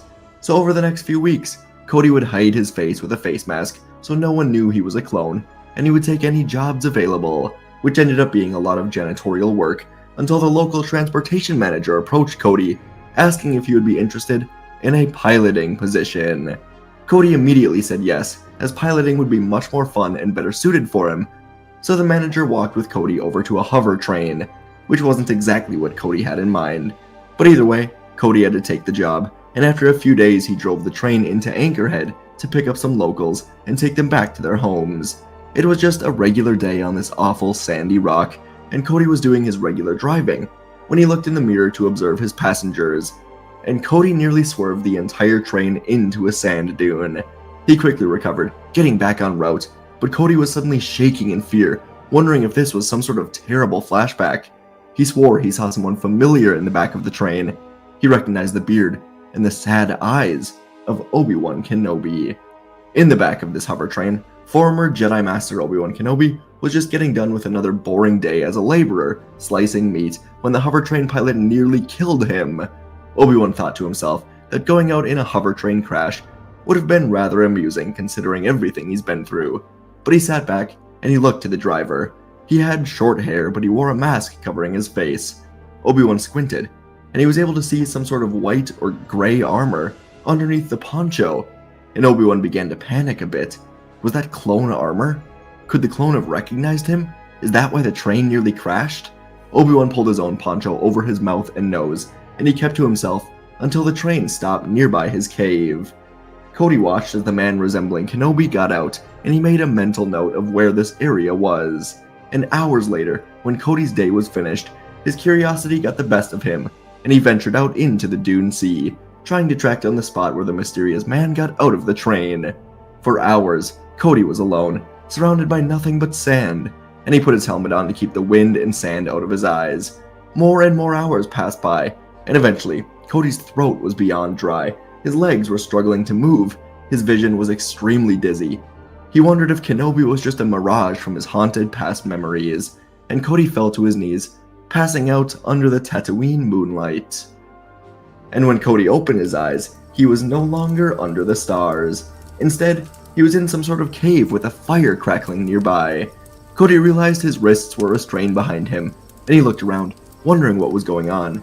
And from the corner of the cave, a man entered with some extra firewood, and he sat across from Cody. It was him. It was Obi-Wan Kenobi. And in a cold, maybe even scared voice, Obi-Wan asked Cody who else knows he is here, who else is looking for him. Cody's words tumbled out of his mouth as he promised there was no one else. He wasn't even trying to find him. This is all just some sort of coincidence. Obi-Wan wasn't sure if he believed this. He was looking at the fire, and all he could see in the fire was Anakin Skywalker burning on Mustafar, calling for Obi-Wan to help him, then turning to rage and anger as Obi-Wan left him to die.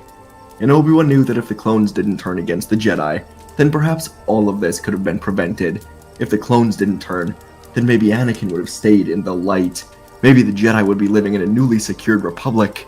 Obi-Wan had to clench his fists. He was feeling the panic, the anxiety of everything rising in him, and he yelled at Cody now, yelling that he ruined everything. Obi-Wan had to force himself to calm down, remembering he is still a Jedi, and he simply asked Cody, why? Why after 3 years of brotherhood did he try to kill him? And Cody found himself lost for words. He genuinely didn't know. He just knew the Jedi were traitors. So he told Obi-Wan he was just following orders, as that was the only explanation he had. Neither Cody nor Obi-Wan knew of the inhibitor chips, or at least knew of their true effects. But as Obi-Wan sat here with Cody, he began to recall the incident with Fives and Tup, and how their parasites caused them to kill Jedi. So Obi-Wan stood next to Cody now, and he asked if he could see into his memories. Cody wasn't exactly sure what this meant, so he said that would be fine, and Obi-Wan reached his hand out, entering Cody's mind. He saw the horrors on Kashyyyk, Desix, and soon, Kenobi would find Utapau. Obi-Wan sifted through the memories of Utapau until he saw Cody giving him back his lightsaber. He saw himself climbing the mountainside when Cody now received a transmission from Palpatine himself. He told Cody to execute Order 66. And now Obi-Wan saw everything begin to change in these memories. Cody began to scream in the cave as Obi-Wan saw how Order 66 shifted Cody's brain, as if something were activated inside of him, and his memories were basically of a new person in that moment. and as Cody was yelling out, asking Obi-Wan to stop this, Obi-Wan placed both of his hands on Cody's head, closing his eyes, searching his head for the chip.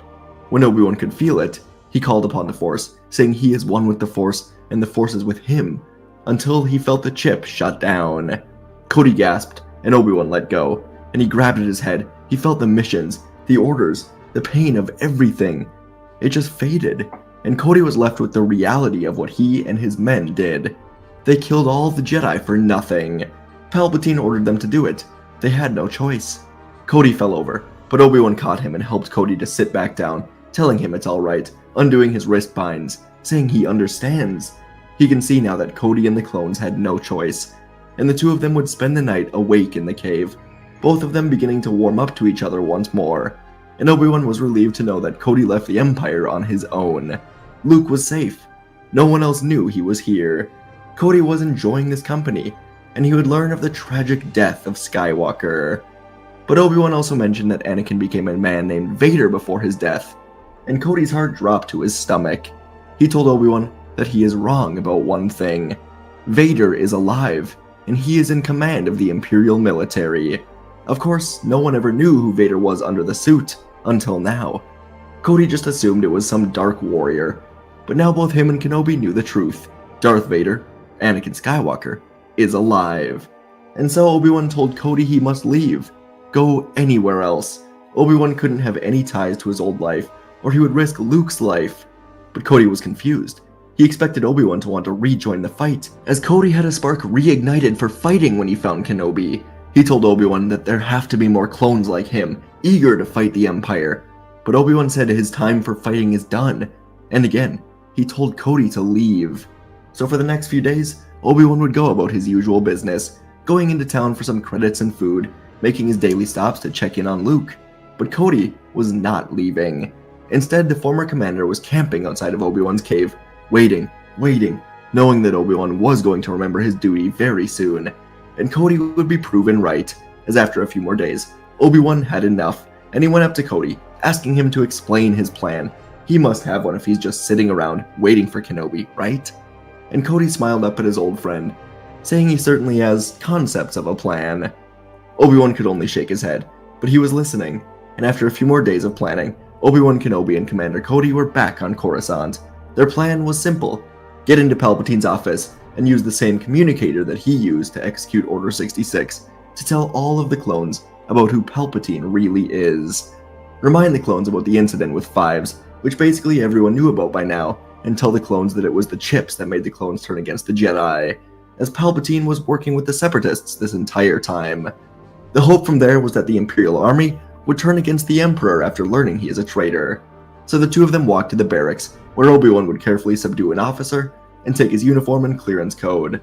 From the barracks, the two of them took a speeder across the city, all the way to the executive building. And once there, Obi-Wan used the stolen security clearance to get them inside of the building. And now, Kenobi and Cody separated from each other, as Obi-Wan moved to the main hall, while Cody took an elevator up to the offices.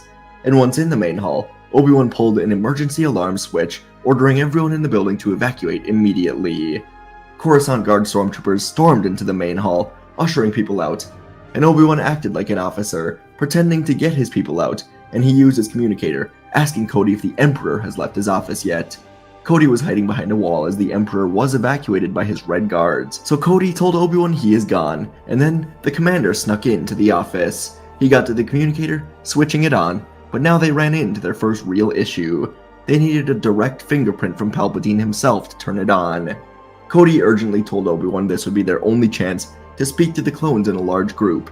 The Empire is quickly ushering in stormtroopers and getting rid of the clones. If they want a true uprising, this could be their only chance. So Obi-Wan closed his eyes, then looked down to his belt. He had his and Anakin's lightsabers on it, and he made a choice. He would have to kill Palpatine and take his hand for the communicator.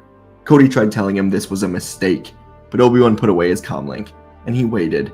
Moments later, Palpatine and his guards entered the main hall, and Obi-Wan acted. He turned the corner, throwing Anakin's blue saber through the air. Sidious spun away easily, but it killed the two Red Guards, and Obi-Wan now ignited his own blade, running at Sidious. The Dark Lord smiled and laughed, telling Kenobi he sensed Jedi filth from the moment he returned to the planet. and Sidious ignited his own red blade, spinning at Kenobi to meet him in the air. His crimson blade was humming with power as it parried Obi-Wan's strikes, but Obi-Wan was backing the Sith Lord towards the wall. Obi-Wan fought valiantly, his movements crisp and methodical, but Sidious was only toying with him, letting him believe the fight was much more even than it really was. Sidious's strikes were perfect, each one designed to push Kenobi to the edge, but never deliver a true decisive blow. He circled Obi-Wan like a predator, enjoying this game. The swinging of Sidious's saber intensified, and he was now moving faster than any human eye could even follow. It was as if he were a living shadow, impossible to defeat. Obi-Wan's defenses held, but he was struggling. Sweat was lining his brow as he narrowly dodged a slash aimed for his throat. The hall's golden and red walls reflected the eerie glow of their clashing blades, and as Obi-Wan flipped backwards to catch his breath, he sensed a new presence, and he heard the sounds of cold, metallic breathing. Darth Vader himself entered the room, and Obi-Wan now saw why Sidious was toying with him for all this time. He was waiting for Vader. Sidious's eyes burned beneath his hood, his amusement turning cold, and in an instant, this game was over. Sidious's next strike came quickly, his crimson blade cutting through Obi-Wan's thigh in a blur of motion. Obi-Wan gasped in pain, stumbling, but before he could even recover, Sidious slashed again, his lightsaber searing through Obi-Wan's arm. The Jedi Master fell to his knees, his weapon clattering uselessly to the floor, and a swift kick from Sidious sent him sprawling. The wind knocked from his lungs as he hit the marble floor very hard. Sidious loomed over him, cackling, his fingers suddenly crackling with blue lightning. The tendrils surged from Sidious's hands, burning Obi-Wan's body with agonizing pain. He convulsed on the floor, unable to get away as the Emperor poured wave after wave of electricity into him. Sidious turned his head slightly towards Vader, as if savoring the moment. He relished showing his apprentice the power he could never truly possess, his voice dripping with venom, reminding Vader of his place beneath him. Sidious reminded Vader that this was the man he lost to on Mustafar, and now the Sith would have their true revenge. It was their destiny. But as Obi-Wan lay trembling in pain, he summoned the last of his strength. He was able to call upon words that brought great risk, but also ignited a new hope in this moment. Obi-Wan yelled out at Vader, Anakin, that his children are alive. Padme's children are alive. He can still honor her memory, but only if he does what is right. Vader stood still, feeling into the Force, and he could tell Obi-Wan was telling the truth. His children are alive. Sidious was still distracted, pouring more lightning into the Jedi that ruined all of Anakin's potential. And Vader realized now that if Obi-Wan dies, then Vader may never find his children. As Vader looked into the blue lightning, he almost thought he could see Padme's ghost staring at him, smiling, urging him to finally take back his life. So without another moment of hesitation, Vader called Anakin's lightsaber into his hand, and he ignited it through Sidious's back. The Emperor's yellow eyes widened in shock. The crackling of the lightning sputtered out, and Sidious fell to the floor, the weight of the betrayal crashing down on him in his final moments, as he died on the cold floor. Obi-Wan was still laying down, his breath ragged, and the Dark Lord died beside him. Vader stood still, the blue blade dimming in his hand, the silence in the hall thick with the finality of what he did, and he slowly walked towards Obi-Wan, asking where his children are. Obi-Wan sat up, and he nodded. Vader realized what this nod meant a second too late, as 3 consecutive laser shots pierced his armor, destroying his breathing apparatus, and Obi-Wan slashed through his chest as Vader fell to the floor. Commander Cody was standing at the doorway as he arrived as Palpatine died, and he saw Vader. Obi-Wan knew what had to be done.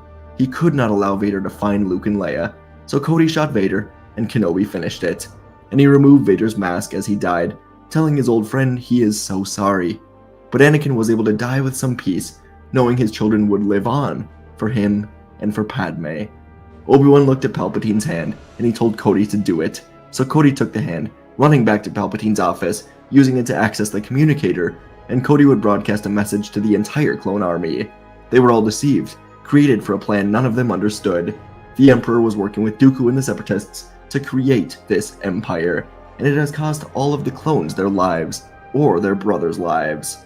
Cody spent a long time going over everything, and across the galaxy, the clones would begin to take their lives into their own hands, disavowing the Empire. On Tantus, the revolt was led by Commander Wolffe and Clone Commander Scorch, as they took down that base together. It wouldn't take long for Rex and the Bad Batch to build their clone uprising to a level that never could have been predicted. Obi-Wan and Cody would find this uprising, and the reunion between Cody and Rex would be amazing, as they fought in battle together against the recruited human soldiers serving the Empire. For months, the Empire would fall apart from the top down, as different people were vying for power, while the clones took down Imperial facilities, and soon, Jedi would rejoin the fight alongside the clones, including Grandmaster Yoda, after a long talk with Obi-Wan. 1 year after the deaths of Palpatine and Vader, the Empire would be a shell of itself, and the Uprising would be able to completely take over to form a new republic, on the backs of the clones and senators that were loyal to the Jedi and clones. Palpatine's corruption and affiliations with Dooku would be completely exposed, and the people would see that the Empire was built on lies. When it was all over, Bail Organa would become Chancellor, and Ryo Chuchi would be Vice Chancellor, with young Leia Organa wanting to be just like her father someday, and the young Luke Skywalker would still be the adopted child of Owen and Beru, but they would grant Obi-Wan permission to train him to be a Jedi. For years, Obi-Wan would train Luke under the guidance of Master Yoda and Master Jin from the Force Netherworld, as Luke was set to become the eventual Grand Master, and Leia was set to become the next great Senator, or even Chancellor. The clones would continue serving the New Republic even as they aged, but the double aging would be stopped, so they could live normal lives if they so choose. Cody would be the head of this grand army, and together, he and Kenobi would live on, working with each other, keeping peace together in this new republic. And folks, that is our story for today. What if Anakin Skywalker attacked the Jedi Council after being denied the rank of Master? That's our story for today. Hope you guys enjoy. I really like this one, so I hope you do as well. Our story begins inside of Padme Amidala's apartment, as Anakin and Padme are sleeping in the same bed for the first time in so long. The Outer Rim sieges were long and terrible, but finally, Anakin was back and things were good. Dooku was dead, and it was only a matter of time until Grievous was also found and destroyed. But as Anakin slept, the Force was turning all around him, as Darth Sidious was manipulating his dreams, turning them to nightmares. But Sidious was also exploring a new power, one he'd been figuring out for the past few years, and it was a variation of a power known as Force Psychosis. If Sidious could manipulate the Force in just the right way, he could put Anakin into a state of paranoia surrounding the Jedi Order, ensuring his turn to the dark side would be successful. And so as Anakin slept, Sidious performed the Sith alchemy, changing his dreams to nightmares of Padme dying, but also trying to put Anakin into a state of Force Psychosis. In Anakin's dreams, he soon saw Padme crying out for help as she gave birth, but no one was there to help her. Instead, Anakin would also see Obi-Wan ignite his saber next to her body and say, "I will do what I must." And then Windu stood over her and said, "I am going to end this, once and for all." While Yoda looked to a scared Palpatine and said, "At an end your rule is, and not short enough it was." He saw various Jedi cutting down clones, just trying to defend themselves. Clones were dying everywhere. Anakin was seeing Padme die, Jedi turning against the Republic. He was being poisoned with these visions, and he couldn't handle it. Anakin jolted awake, and Sidious could feel all across Coruscant that his dark side manipulations were working very well. Anakin had the nightmares, and was now infected with the Force Psychosis. In the apartment, Anakin ran out of the bedroom, into the bathroom, and he threw up immediately. He couldn't get the images out of his head, the screaming, the lightsabers cutting, the death. He stumbled out to the balcony, trying to breathe in the fresh air, but it was hardly working at all. Eventually, Padme would come to him and help Anakin calm down a bit. He told Padme everything that he saw, and Padme said that perhaps Anakin should speak with Yoda in the morning, but Anakin said that he cannot trust Yoda right now. He will go to Palpatine instead. Padme didn't love Anakin being so close to the Chancellor, who she was not happy with, but it helped Anakin to talk to him, so she said it was a fine idea. Morning would eventually roll around, and Anakin wouldn't get another minute of sleep. He could barely calm down, but in the morning he was able to travel to Palpatine's office. As he entered the office, the extremely intense fear began to fade almost immediately. Palpatine always had that calming, reassuring effect on Anakin, which was such a huge help whenever the Jedi were getting to be too much for Anakin. And almost immediately, Palpatine noticed something was wrong with Anakin. He was always great at reading emotions, Anakin thought, and Anakin decided to talk to Palpatine about what it was that he saw. Part of him wanted to ask Yoda for help, but could he trust the Jedi? He would tell Palpatine about his night and about the nightmares that came to him, and Anakin admitted that his trust in the Jedi was greatly shaken from seeing this. He revealed that in these dreams, someone extremely important to him was dying. He didn't reveal it was Padme, but deep down, they both knew. Palpatine smiled and said that he may just have the thing for Anakin. The Chancellor said that he, too, has had his trust in the Jedi shaken recently, and he needs someone on the inside to be his eyes and his ears on the Jedi Council. So Palpatine said that he was personally promoting Anakin to be his representative on the Jedi Council. And Palpatine said that with this promotion, the Council will surely make him a master, and once he is a master, then surely the Jedi will have all of the answers he needs to save his loved one. And Palpatine said that if they don't, there are always alternative paths. Anakin barely heard that last sentence, as he was now processing everything. Not only was he going to be on the council, but he would be a master and finally get access to the restricted section. He would find the answers to save Padme. Anakin was ecstatic. He thanked Palpatine, and before long he was riding this high all the way to the Jedi Council chambers, where he would be gracefully accepting this promotion. But when he got to the chambers, Anakin was instructed to wait outside of the doors, and so he waited, and waited, for what seemed like forever. The council was clearly discussing his new promotion, and how exactly to handle it. Luckily, Anakin thought, the Chancellor had enough control, so the council wouldn't dare deny him of his new rank. And when the doors finally swung open, Anakin was already angry from having to wait so long. He walked to the center of the room, and bowed his head in respect, but behind this sign of humility and grace, he was hiding. Not hiding behind the anger exactly, but behind the dragon that was burning inside of him. The feelings from last night, the extreme paranoia in the dreams, visions, whatever they were, of the Jedi turning against the Republic, were still swirling in his mind. Could he trust these Jedi? He suddenly remembered the first time he was ever in these chambers, within the ring of Jedi who sat here, judging his fate. Yoda, Mundi, Windu, all of them had seen when he was just a child. They'd seen the worm of dread that ate away at him. He could not let them see what that worm has now grown into. And Anakin faced the heads of the council, as Windu said his name in the icy cold tone that he seemed to always carry with him. But Anakin didn't care about that tone right now. He just needed to hear the words that granted him access to mastery, and as Palpatine told him, access to information that could save Padme. Information only allowed to Jedi Masters. And Mace Windu spoke again, saying, "You are hereby granted a seat to the High Council of the Jedi, as the Chancellor's personal representative." And Anakin stood very still for a moment, until he was absolutely sure that he'd heard what he thought he heard. Palpatine was right. He seemed to be right about a lot of things lately. In fact, Anakin thought he couldn't remember a single time when the Supreme Chancellor had been wrong. And finally, as it began to sink in upon him, as the council finally decided to grant him his heart's desire, that they finally realized his dedication, his power, Anakin took a slow, deep breath and genuinely thanked the Jedi. Now Yoda spoke, saying that the council does not allow this appointment lightly, and that this move by Palpatine is very disturbing on many levels. Anakin didn't really care, but he inclined his head and said that he understands. But now Windu leaned forward and told Anakin that he's not sure Anakin truly does understand. But Anakin was barely paying attention. In his mind, he was already leaving the council chambers, riding the elevator down to the archives, demanding access to the restricted vault by authority of his new rank. But as he was thinking this, Mace spoke again. He simply told Anakin that he is on this council, but he is not granted the rank of Master. And Anakin froze. He could only say, "What?"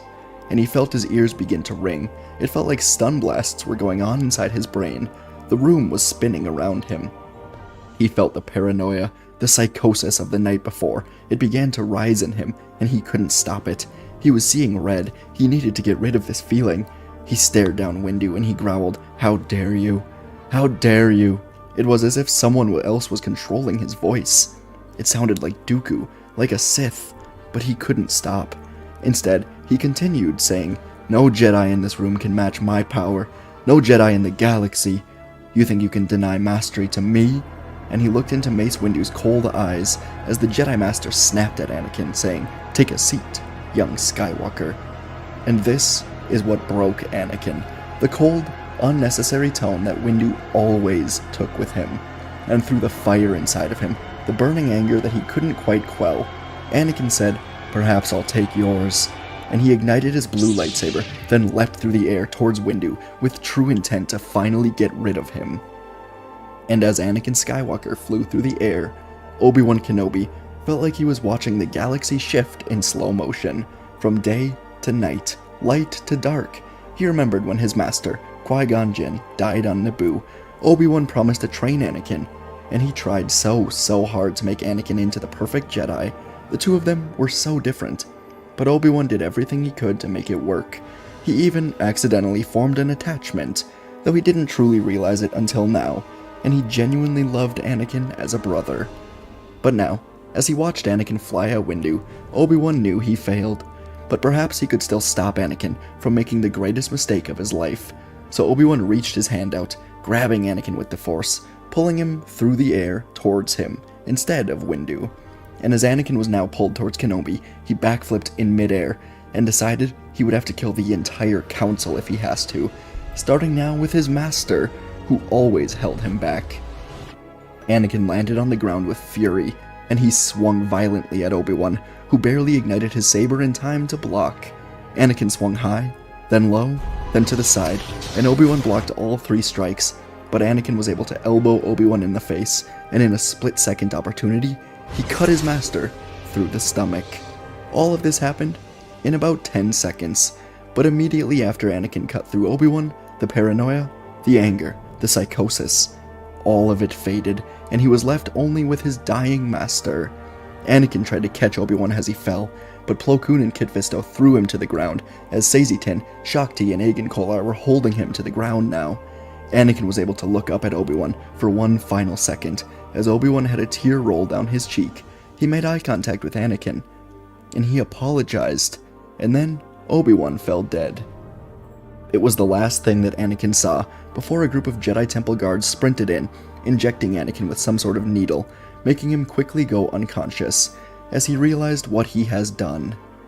Across Coruscant, inside of his office, Chancellor Palpatine, Darth Sidious, sat with his eyes closed as he felt this shift in the Force.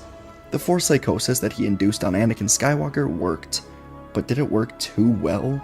He has done something terrible, perhaps something that can never be undone, and Sidious knew now that Anakin's descent into darkness has begun, and so he must get Anakin out of the temple and back to him.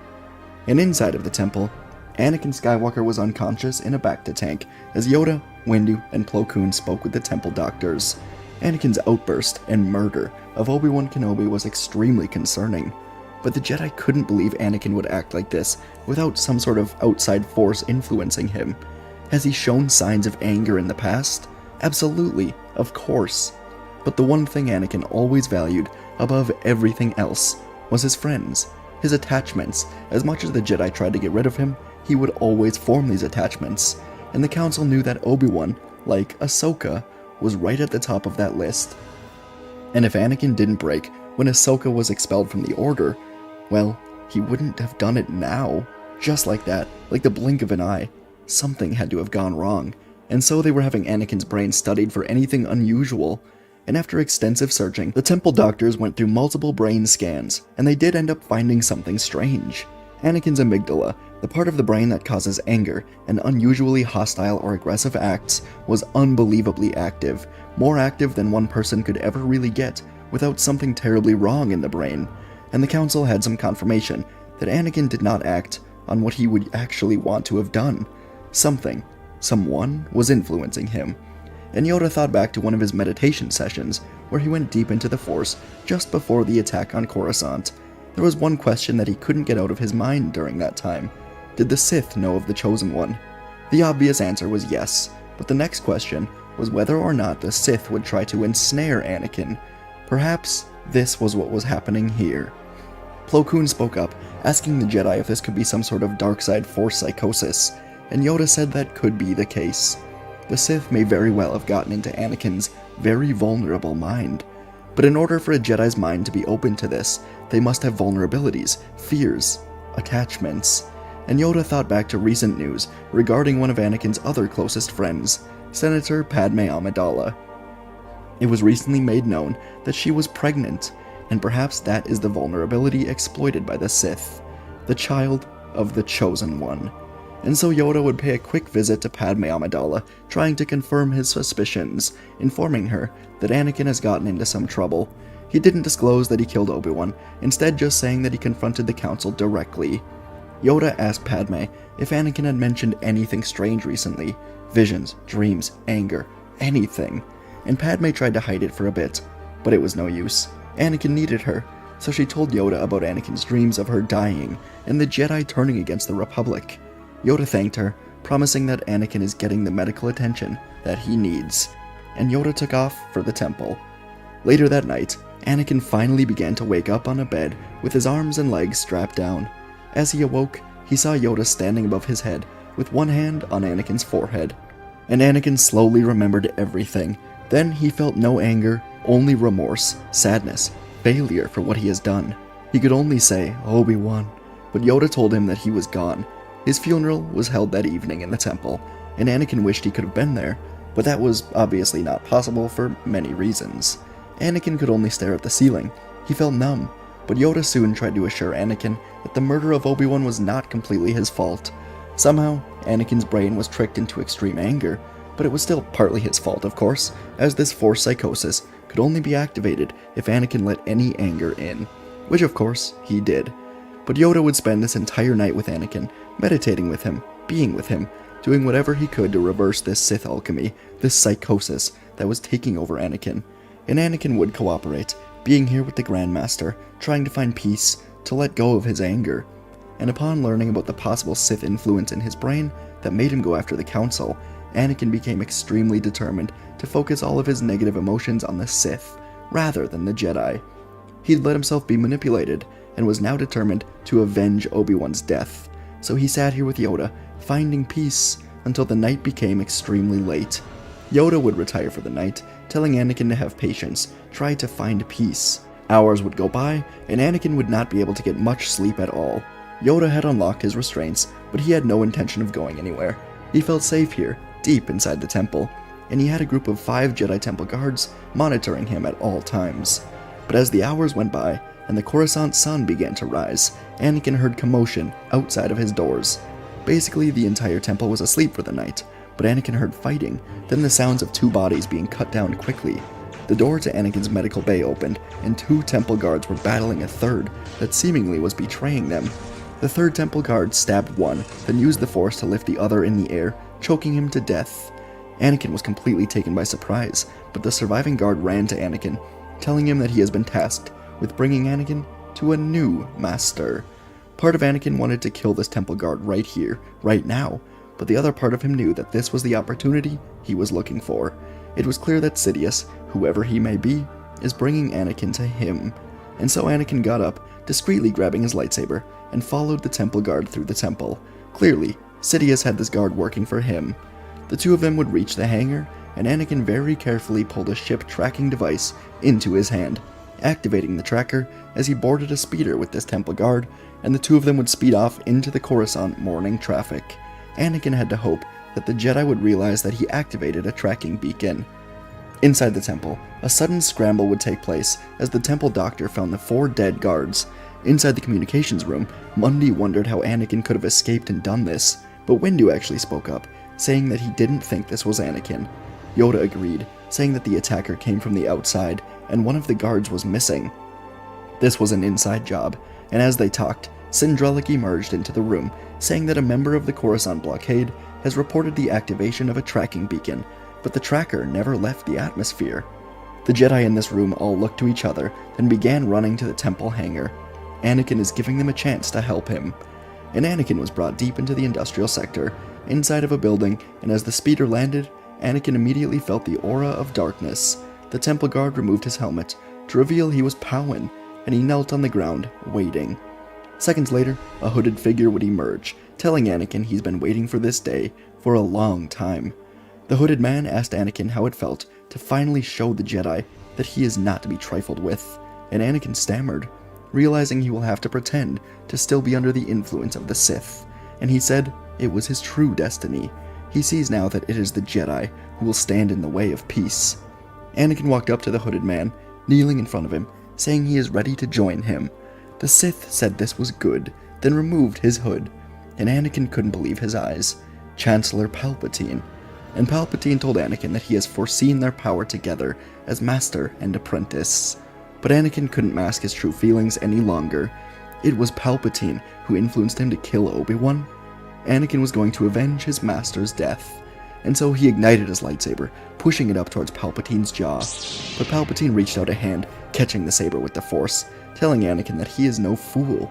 And so if Anakin has made his choice, Obi-Wan will not be the only loved one that he loses. Anakin tried to push his saber forward, but Sidious blasted him in the chest with lightning, and Anakin flew backwards, crashing into the wall. He was now dazed and afraid. He needed help. He needed Obi-Wan. But a second later, 2 Republic gunships flew into the hangar door, and out jumped Mace Windu, Yoda, Plo Koon, Kit Fisto, and Shaak Ti. All of them would ignite their sabers, and Anakin felt relief. And through the Force, he even heard the voice of Obi-Wan Kenobi himself. Obi-Wan told Anakin that these were his final steps. He must rise and take them. So Anakin rose, pulling his saber back to his hand, igniting it in the middle of the Jedi. The Jedi had every reason not to trust him, but they were here now, trusting in him, helping him. And Palpatine scowled with anger. He was trapped, and the Temple Guard came to his side, igniting his yellow saber, as Palpatine ignited his red one. The air would crack with tension as the Jedi finally stood face to face with the Sith. This would end now. Mace Windu, his purple blade humming with determination, took the lead against Sidious. He lunged forward, his strikes fueled by his unwavering commitment to the Jedi Order and to the Republic. Yoda jumped in and flew around Sidious, weaving patterns of saber combat that seemed impossible to penetrate. And then Anakin Skywalker, hungry to avenge Obi-Wan, unleashed his raw power upon Sidious. His blue blade clashed fiercely with the Sith's crimson saber, the weight of his destiny hanging in the balance, as his shoulders were heavy with it as he fought Sidious. On the other side of the chamber, Fisto, Plo Koon, and Shaak Ti quickly attacked the Temple Guard, disarming and killing him within just a few strikes. And they then turned to see Yoda, Windu, and Skywalker finishing their duel as well. Yoda leapt through the air, slashing Sidious across the face, then Windu cut off his hands, and Skywalker was able to plunge his saber into Sidious's chest, killing the Sith Lord once and for all. As Sidious died, any remnants of darkness remaining in Anakin died with him. It was over. The Jedi would return to the temple, and within just hours, Anakin would announce that he is leaving the Jedi Order. This was accepted, as he was still responsible for the murder of Kenobi, so the Jedi would have to probably expel him if he didn't leave. But the Council came to understand the manipulations that he was under. Anakin would go to Naboo with Padme, who also understood the manipulations, the Force psychosis, and she was able to forgive Anakin, but he was not able to forgive himself. Padme was handling the chaos in the Senate with the death of Palpatine, and in a close election, Bail Organa beat out Mas Amedda for the position of Chancellor, and the war would come to a close. Padme would give birth to Luke and Leia, and Anakin would have trouble sleeping every night, remembering Obi-Wan, until one day, the ghost of Kenobi appeared.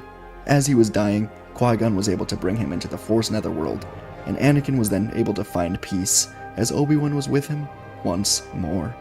And folks, that is our story for today. The story begins on Starkiller base as Han Solo and Chewbacca have placed the final charges inside of the base. They were preparing to leave when Han saw someone from his past, his son.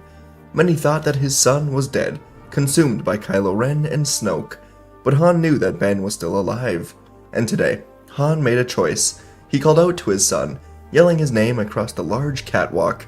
The name Ben echoed out through the entire facility as Kylo Ren turned, telling Han that he's been waiting for this day for a long time. Han told Ben to take off the mask so he can see the face of his son. Kylo did so, removing it and telling Han that his son is gone. Chewbacca watched from the balcony in fear. He remembered Ben as a small boy. The two of them got along so well.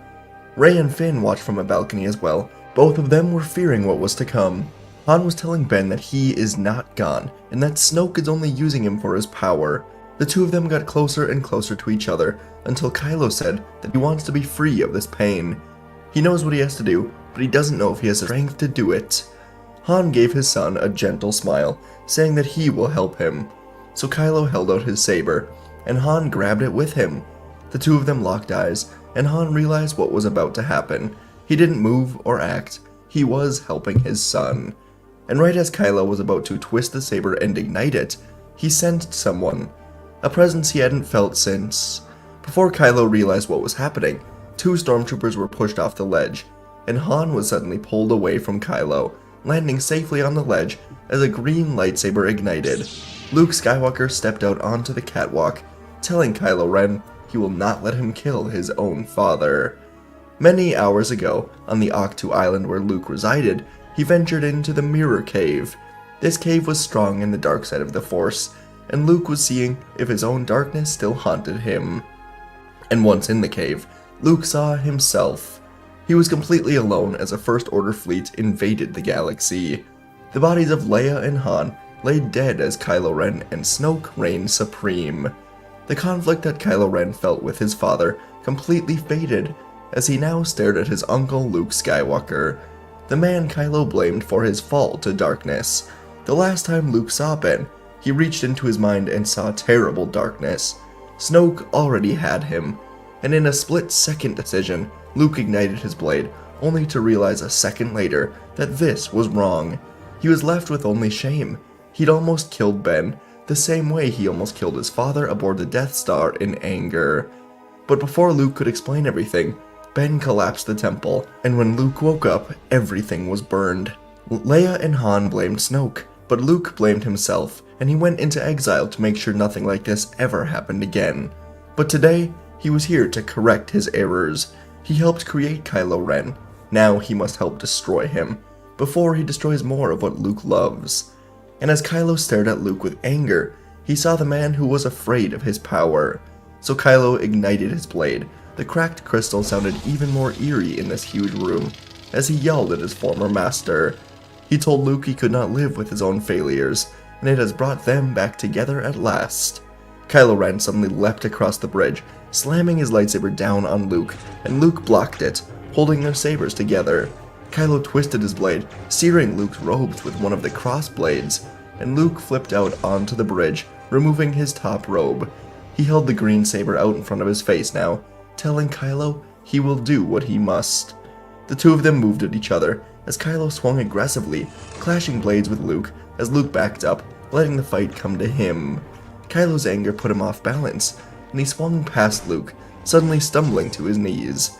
But as Kylo got back up, he screamed at Luke now that he hates him. He told Luke to do it, finish him off like the murderer he is, give in to his fear just like his father, Darth Vader. He's just like him. And as Luke held his saber above Ben, these words reached deep into his heart. The words nearly destroyed him. On the Death Star so long ago, Luke was strong enough to throw his saber away instead of giving in to the hate. He was not his father.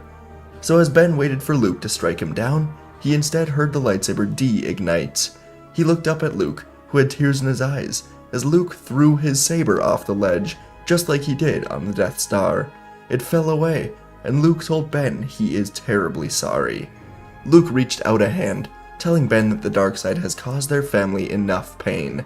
Sidious, and now Snoke, have controlled their lives forever. It does not need to be that way anymore. Luke asked Ben to come with him, come back with him and Han, find Leia.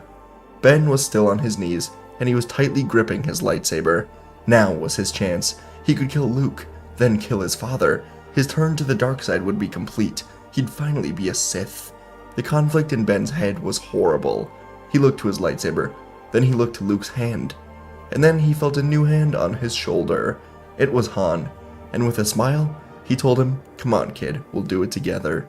And with Luke in front of him and Han behind him, Ben let go of his darkness. He felt accepted. He stood up, and Han took the lightsaber from his hands, throwing it down the cavern, as Ben turned and hugged his father, for the first time in what felt like forever. Luke was feeling the light side of the Force again, and for a second, he thought he saw the ghost of his father smiling at him from afar, but it faded quickly, as Han said they have to get out of here.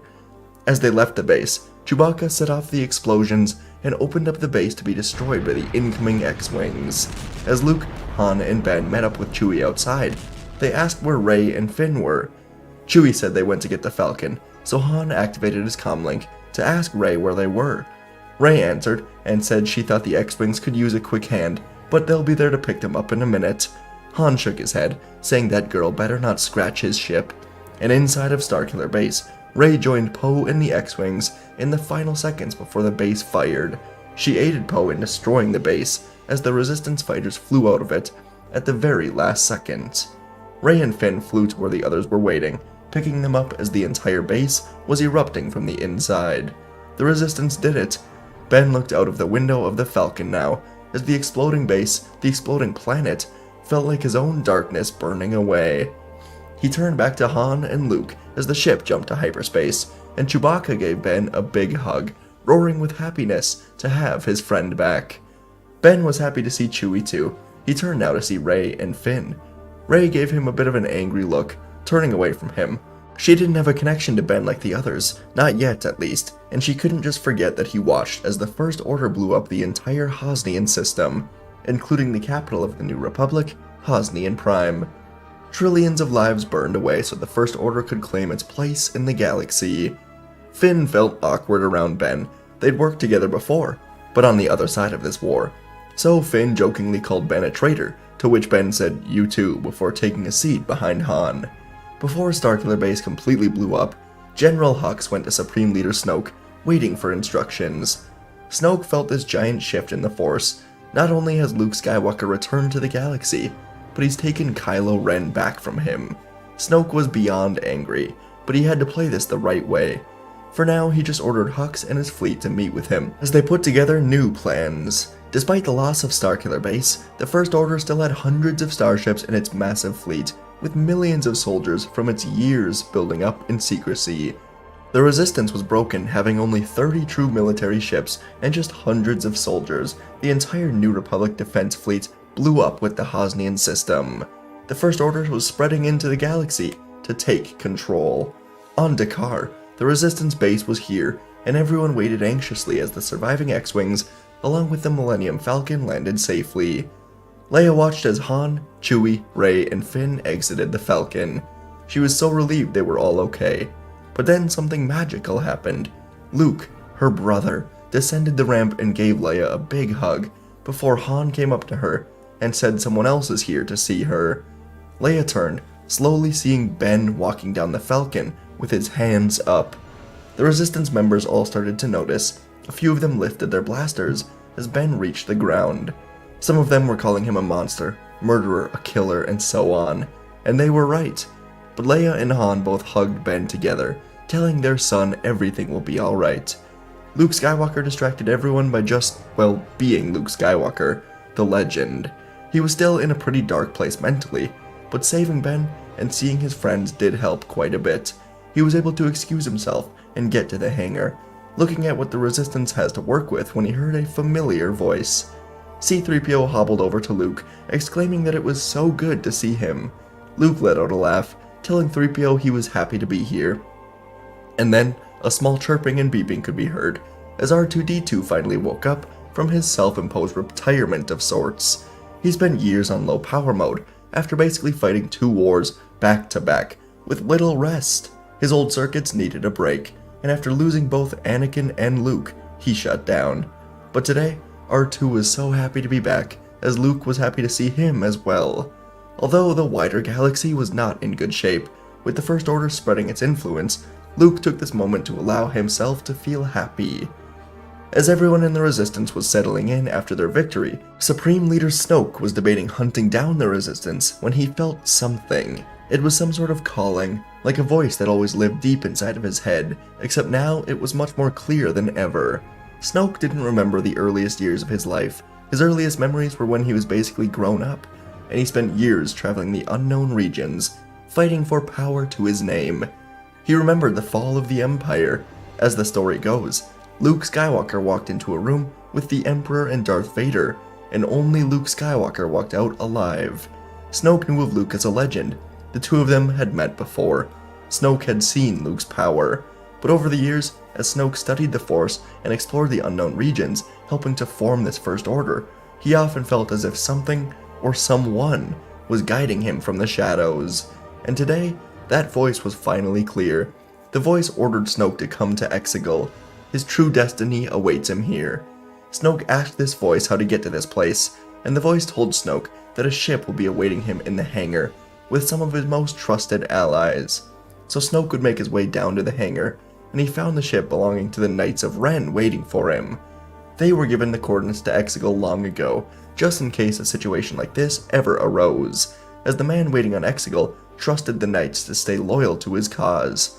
The Knights would fly Snoke out of the capital ship and into hyperspace with the exact coordinates for Exegol plugged in. It was a very long trip, and Snoke prepared himself for what was to come. As they finally did land on Exegol, the eerie lightning and ancient architecture only gave Snoke more fear and curiosity as to what was to come. The Knights guided Snoke all the way to a suspended creature, clearly only living due to the machines he was strapped to. The creature called to Snoke in a raspy voice, calling Snoke his child, saying it was so good to have him back. Snoke looked around and finally began to notice what was all around. Vats of clones, and in some of them, clones of him. The reality that Snoke never wanted to believe was coming true, and a second later, 4 of the 7 Knights pulled out electro whips, and snaring Snoke in their grasp, all 4 of his limbs were caught in these whips. Darth Sidious descended to the ground, telling Snoke he has served his purpose well, but his failure to destroy the Jedi will be his last. Sidious reached out his hands, and he began stealing the life force from Snoke for his own.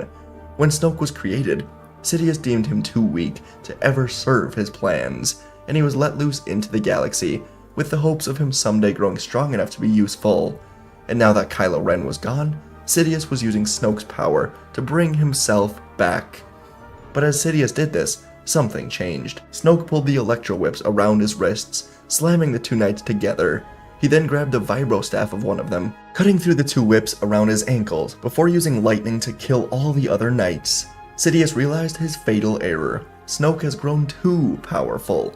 Snoke looked to the other 3 Knights running at him, blasting them with enough lightning to disintegrate them, before grabbing the vibroblade once more, grabbing it, throwing it through Sidious's chest.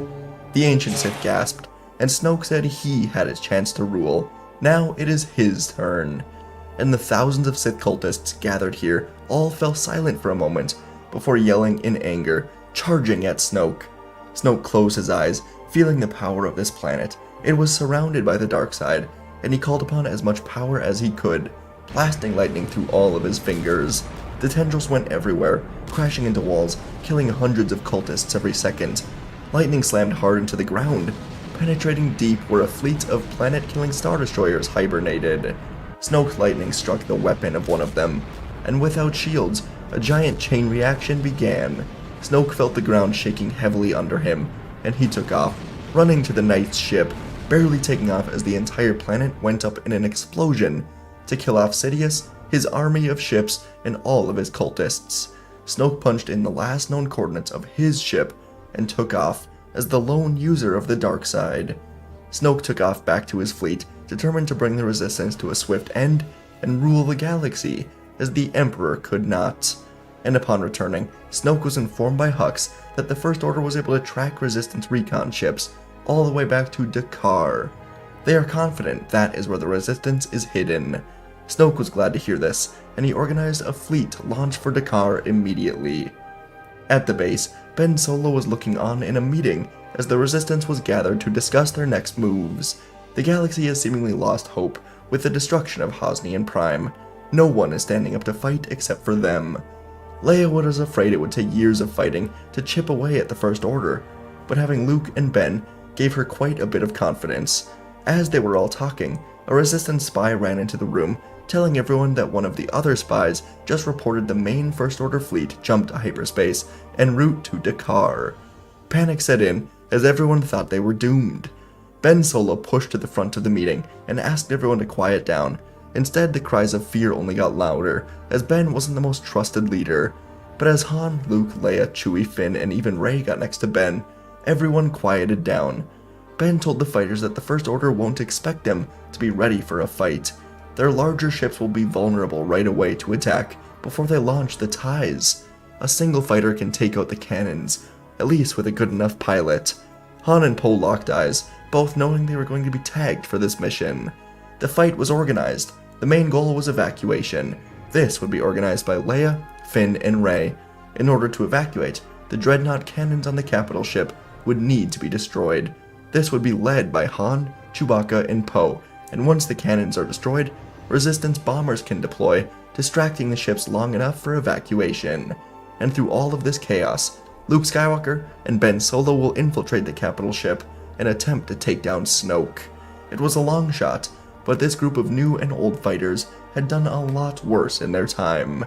Everyone got into positions, and as the First Order fleet emerged from hyperspace, Poe and Han flew their ships next to each other before separating to each handle one side of Snoke's giant ship.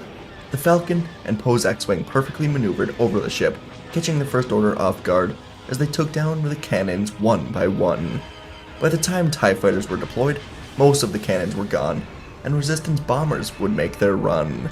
The space battle was huge, as the First Order fleet scrambled to meet the Resistance in the air. The 6 other Star Destroyers here were being hit hard by the Resistance bombers, and they were forced to take evasive action. Rey was flying the main evacuation ship through heavy blaster fire, as Leia guided her from the ground. Rey was using her little knowledge of the Force, along with her piloting skills from Jakku, to weave perfectly between the ships and prepare her jump to hyperspace. But right before she did, Leia contacted her. She just had a feeling that Rey would still be needed, so Rey ejected an escape pod, flying back down to the surface as the transport jumped to hyperspace without her. Leia and the others cheered, and soon she met with Rey, handing her the lightsaber she once used. Luke brought it from Ahch-To, and Leia told Rey she believes she is ready. Go help Luke and Ben. She feels they will need it. In space, Luke and Ben were able to safely board Snoke's ship after flying through the heavy battle. Ben was gifted the blue lightsaber passed down from Anakin to Luke and now to Ben. As the two of them landed in the hangar, Ben ignited it as he and Luke moved through a wave of stormtroopers. Luke wasn't using a lightsaber. He never wanted to use one in battle again, but he mastered the Force and pushed through the waves of troopers with Ben, making their way through the ship and ultimately to the elevator where Snoke was waiting. The battle outside was rocking his ship, and as the elevator door opened, Snoke was waiting with his 8 guards at the ready. Snoke scolded Ben, telling him he was always just a weak little boy in a mask, but Ben wouldn't allow himself to be rattled. He was here to finish the job. The menacing red room was soon filled with the sounds of battle, as Luke moved towards Snoke and Ben took on the guards. Luke's movements were swift and powerful, years of Jedi training evident in every move of the Force, and Snoke was a towering presence in his golden robes, countering with an unsettling movement, blasting heavy lightning at Luke, and despite his age, Luke was dodging to avoid these blasts, catching some of them, throwing them back at Snoke. The throne room was rattling, shaking under the sheer power, but soon, Snoke's overwhelming power began to turn the tide against Luke, pushing him back with the Force until he was hit with a lightning blast and sent crashing hard into the wall. Meanwhile, Ben Solo found himself surrounded by Snoke's elite guards. Each one was wielding a weapon with years of trained perfection. Ben fought with ferocity, his lightsaber forged with years of history, as he clashed with multiple guards at once. His training under both Luke and Snoke helped his abilities here, but the guards fought with synchronized attacks that Ben had not seen before. Despite his best efforts, Ben was gradually overwhelmed by their assault. As Luke struggled against Snoke, Ben fought valiantly, but ultimately succumbed to the sheer number and skill of Snoke's guards, leaving both Jedi in a moment of defeat against their foes. Ben was knocked to the floor as the guards approached him. Luke was struggling to get up as Snoke lifted his hands for the final kill, proclaiming today to be the end of the Jedi. But from behind Snoke, Luke saw the elevator door open as Rey stood inside of it. She locked eyes with Luke, throwing her saber through the air to him, and as Snoke was about to blast Luke with lightning, he caught the saber, slicing Snoke in half in a quick moment. Snoke simply looked down in shock and fell dead in 2 pieces. The remaining guard looked over, and Ben hit them all with a force push. Luke threw the saber back to Rey, and she jumped into battle right next to Ben as the two of them were able to take down the guards with each other in the light side. As they fought, Luke noticed their connection through the Force, and he wondered, could it be the prophecy's dyad? It was something he would explore later on, but for now the 3 of them used the controls in Snoke's throne room to guide his ship toward the other Star Destroyers. Snoke's ship collided and ripped apart the First Order fleet, and the 3 Jedi ran down to the hangar, escaping just in time, as Resistance fighters blew up the First Order fleet before everyone jumped to hyperspace for crates. Hux and the other leaders were gone here, going down with the fleet. It all happened so fast, but the main leaders of the First Order were destroyed. On Crate, the survivors of the Resistance would gather. They lost around half of their total army, but this was likely the best chance they would ever have to bring down the heart of the First Order. It was a chance they had to take, and with the heart of the First Order ripped out, Princess Leia Organa, the beacon of hope in this galaxy, was able to rally the people to fight back, and within months, the scattered First Order would be pushed back once more. The charge would be led by Rey and Ben, as Luke discovered they were a dyad in the Force. Their training together went so well, and they would help usher in a new era of Jedi, even finding Finn to be Force sensitive. Leia and Han would make up, getting back together, as Leia remained General of the Resistance. Han wouldn't be able to stop himself from getting into funny business still, even getting on with Lando again with Chewie. Han also reluctantly, so he says, helped mentor Poe even more into being an elite fighter, as Poe and Chewbacca formed a fun relationship. The galaxy was at peace again, and Luke Skywalker settled into his Grand Master role for as long as he would have left. And folks, that is our story for today.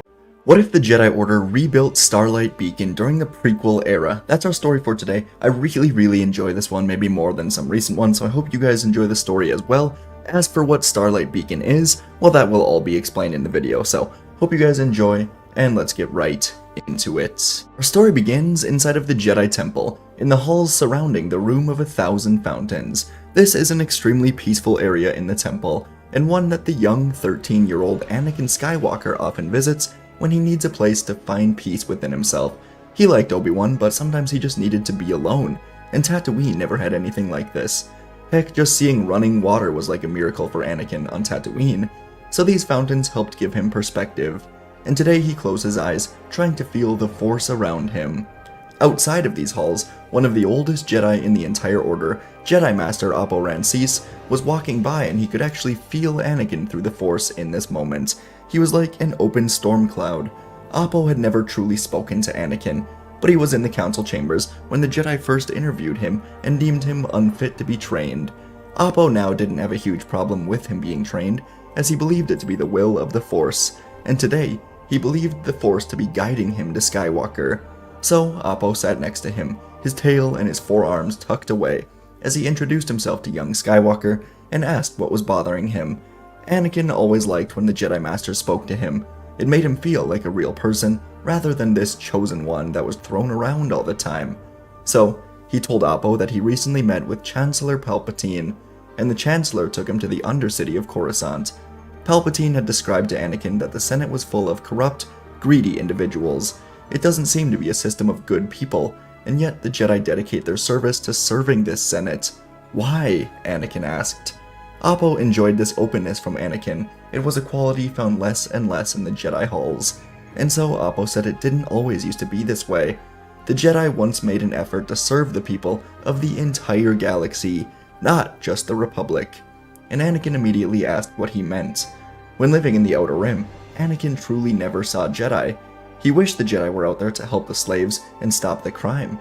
And so Oppo got a bit more comfortable and began recalling history of the High Republic, saying, former Republic Chancellor Lina So's mission to bring the light of the Republic to the Outer Rim was meant to be the pinnacle of her great works. She wanted to create a series of state-of-the-art space stations known as beacons. The first and only one to be completed was appropriately named Starlight, as it was envisioned to be the first of such stations constructed to bring greater prosperity to the frontier of the Outer Rim. Oppo noticed Anakin was not only listening, but extremely intrigued, so he continued on, saying, Starlight Beacon was the first ray of hope for many systems in this distant part of the galaxy known as the Outer Rim. The station was designed to broadcast a signal, a reassuring chime, that anyone with even the most rudimentary equipment could hear for hundreds of parsecs around the station. The sound would help everyone find their way. The Jedi Council lent more than just their support for this effort at the time, as Starlight Beacon was akin to a mobile, space-worthy Jedi temple. From that gleaming station, the Jedi worked hand in hand with the Republic to operate it and provide security. Now Anakin jumped in, exclaiming his admiration for a Jedi temple in space. He couldn't believe it, and with a small chuckle, Oppo recalled being in the Jedi area in Starlight Beacon, saying, Starlight featured its own Jedi quarter from which the Padawans, Knights, and Masters who were stationed there might find a home among the stars. For many, a posting to Starlight Beacon was a great honor, rivaling postings at the Great Temple on Coruscant. Many Jedi, either posted to the beacon or just passing through, would find a quiet spot for meditation among the station's biogardens. Each biosphere zone welcomed visitors to walk through recreations of various worlds in the Outer Rim territories. To support the Republic's mission of greater prosperity, a merchant's tower brought traders together, each with a variety of supplies.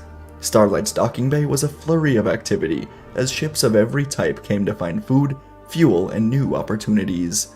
The Republic's arrival to this corner of the Outer Rim caused a flurry of activity, as traders packed transports to the brim to move goods before taxes may be imposed. However, many simply sought a safe refuge to rest, and those looking for a break could grab a drink in a quiet tap bar named Unity, a welcoming area for those who seek a respite from the busy galaxy. After its creation, Starlight Beacon instantly became a vibrant hub of Republic activity in the Outer Rim. From this towering space station, the Republic offered refuge, resources for all who came. Its med center, staffed with some of the finest doctors, surgeons, and medical technology the Republic could offer, took in the mounting sick or wounded, and with new foes seemingly around every turn as the Republic expanded further into the Outer Rim, every medical bay was needed. Now Anakin curiously asked what Oppo meant by mounting foes. Who could stand against the Jedi and Republic? And now Oppo had a distant look in his eye as he recalled many battles involving the beacon, and he said, for more than a year the Jedi used Starlight Beacon as their base of operations to combat the Nihil group. This was a group of criminals that largely controlled the Outer Rim, heavily opposed Jedi expansion. There were multiple attempts at sabotage, each discovered and deflected in short order by the beacon's Jedi defenders, but in the station's final days, something weakened the Jedi of Starlight Beacon's connection to the Force. A sense of dread fell upon many of them. This seemingly slight disruption allowed the Nihil to infiltrate deep into Starlight Beacon's core, where they set upon their task to sabotage the very heart of the great station. When the Jedi felt the explosion, it was already too late. Starlight Beacon could not be saved. Everyone still wonders what caused the Jedi disruption in the Force. Some say the Sith were reborn that day. Others think Starlight was just orbiting a dark side planet. Either way, Starlight was destroyed, and so many people died that day, including many great Jedi and friends. Now Anakin stayed silent, and Oppo gave him a kind smile before saying, the Jedi ventured into the Outer Rim, believing we could help usher in an age of prosperity by sharing the light of the Force in dark corners of the galaxy. For a time, we did achieve that goal. Billions of lives were saved by Jedi rescuers. New systems joined the Republic, and through that partnership, we saved countless lives from natural and unnatural disasters. Starlight Beacon provided aid and safe harbor to thousands, and we learned so much about the galaxy along the way. The unintended consequence of our invention into the Outer Rim was that we awakened enemies who threatened our order in ways that we had not seen in generations. Anakin asked what happened after it was destroyed. Did the Jedi respond to these criminals? But Oppo said the High Council, led by Yoda, recalled all Jedi back to the Grand Temple on Coruscant. The enemies that weakened or killed so many were simply too dangerous to the Jedi for us to remain scattered across the galaxy. At Master Yoda's urging, we had to regather our strength and find a way to defend ourselves from this threat. For as long as we could not combat this danger, we could not protect others from the danger. And so naturally Anakin was now very confused. The Jedi now stood at 10,000 total members, and yet they choose to simply reside here on Coruscant, completely separate to the Outer Rim. Oppo put his hand to his beard to think, saying that the Jedi serve the Senate, and they cannot interfere much in the Outer Rim worlds, as they are not in the Republic. When Starlight was built, the Republic was expanding. Now the Republic is shrinking, as recently a Separatist alliance was born. It was no threat right now, just planets joining former Jedi Dooku in a small alliance to leave the Republic. The Jedi figured it was nothing and likely to die out quickly, but these words from Anakin seemed to awaken something in Oppo. Back in the golden age of the Jedi during the expansion of the Republic, Oppo was one of the most supportive Jedi when it came to building and using outposts across the Outer Rim to serve as sort of mini temples outside of Coruscant. He once believed it was necessary for the Jedi to have a strong presence on many Outer Rim planets, but since the great disaster with the Beacon and the Jedi recall to Coruscant, Oppo had gotten caught up in the Council, the Senate, and he realized now, as he spoke to a child from the Outer Rim, that the Jedi were nothing more than a myth to the people out there. That was a failure. He talked with Anakin for a while longer, getting his perspective on the Jedi from the people of the Outer Rim, and soon he truly learned the Jedi are not doing their duty. He remembered a lesson from his former master Yaddle so long ago. She once told him, "It is by being out in the galaxy that we can truly live up to our mission as messengers of peace. A calm, prosperous existence is the most fertile ground for unity and goodwill to bloom, and with everything in balance, only then can we find a deeper connection to the Force." And Appo stood up, thanking Anakin for his young insight as he went to speak to Yoda in the Council. Appo would go on to speak with Yoda, Windu, Plo Koon, and a handful of other Jedi available to attend this meeting. Appo claimed that the Force called him to speak to Anakin, and he thinks the Jedi are failing by not expanding into the Outer Rim. And to his surprise, Yoda was actually in agreement with this. Appo caught Yoda on perhaps the perfect day for this conversation. The Grand Master just learned that Dooku was the head of an early separatist movement. Dooku was Yoda's last student, and upon learning that his former student believed the Jedi and Republic were broken enough to completely leave, Yoda was open to new ideas to bring the Republic and the galaxy back into balance. Or old ideas. Appo proposed the rebuilding of Starlight Beacon to once again be a hub for the Jedi and Republic to help those in the Outer Rim, and after much deliberation, it was decided. The Jedi would head the construction of the beacon, as long as Palpatine and the Senate agreed to this. But, unfortunately, Chancellor Palpatine was very against this idea, as the Jedi went and proposed it to him. Palpatine said they must focus heavily on the planets already in the Republic, and the Outer Rim is taken over by crime syndicates like the Hutts and the Black Sun. Republic expansion would mean war. Plo Koon said that may be true, but if war meant helping the people, perhaps it was a necessity. But Palpatine completely shut down the idea, so now Yoda had a different idea. He would travel to Sereno with Appo Rancis and Mace Windu, homeworld of Count Dooku. The Jedi were allowed entry into Dooku's castle, and they soon met with him at the Great Table. Dooku was aging noticeably quickly, seemingly under a lot of stress, but Yoda said today they bring news that may relieve Dooku's stress a bit. Dooku had always been an advocate for Republic and Jedi expanding their influence into the Outer Rim, but the Jedi were always too stubborn to listen.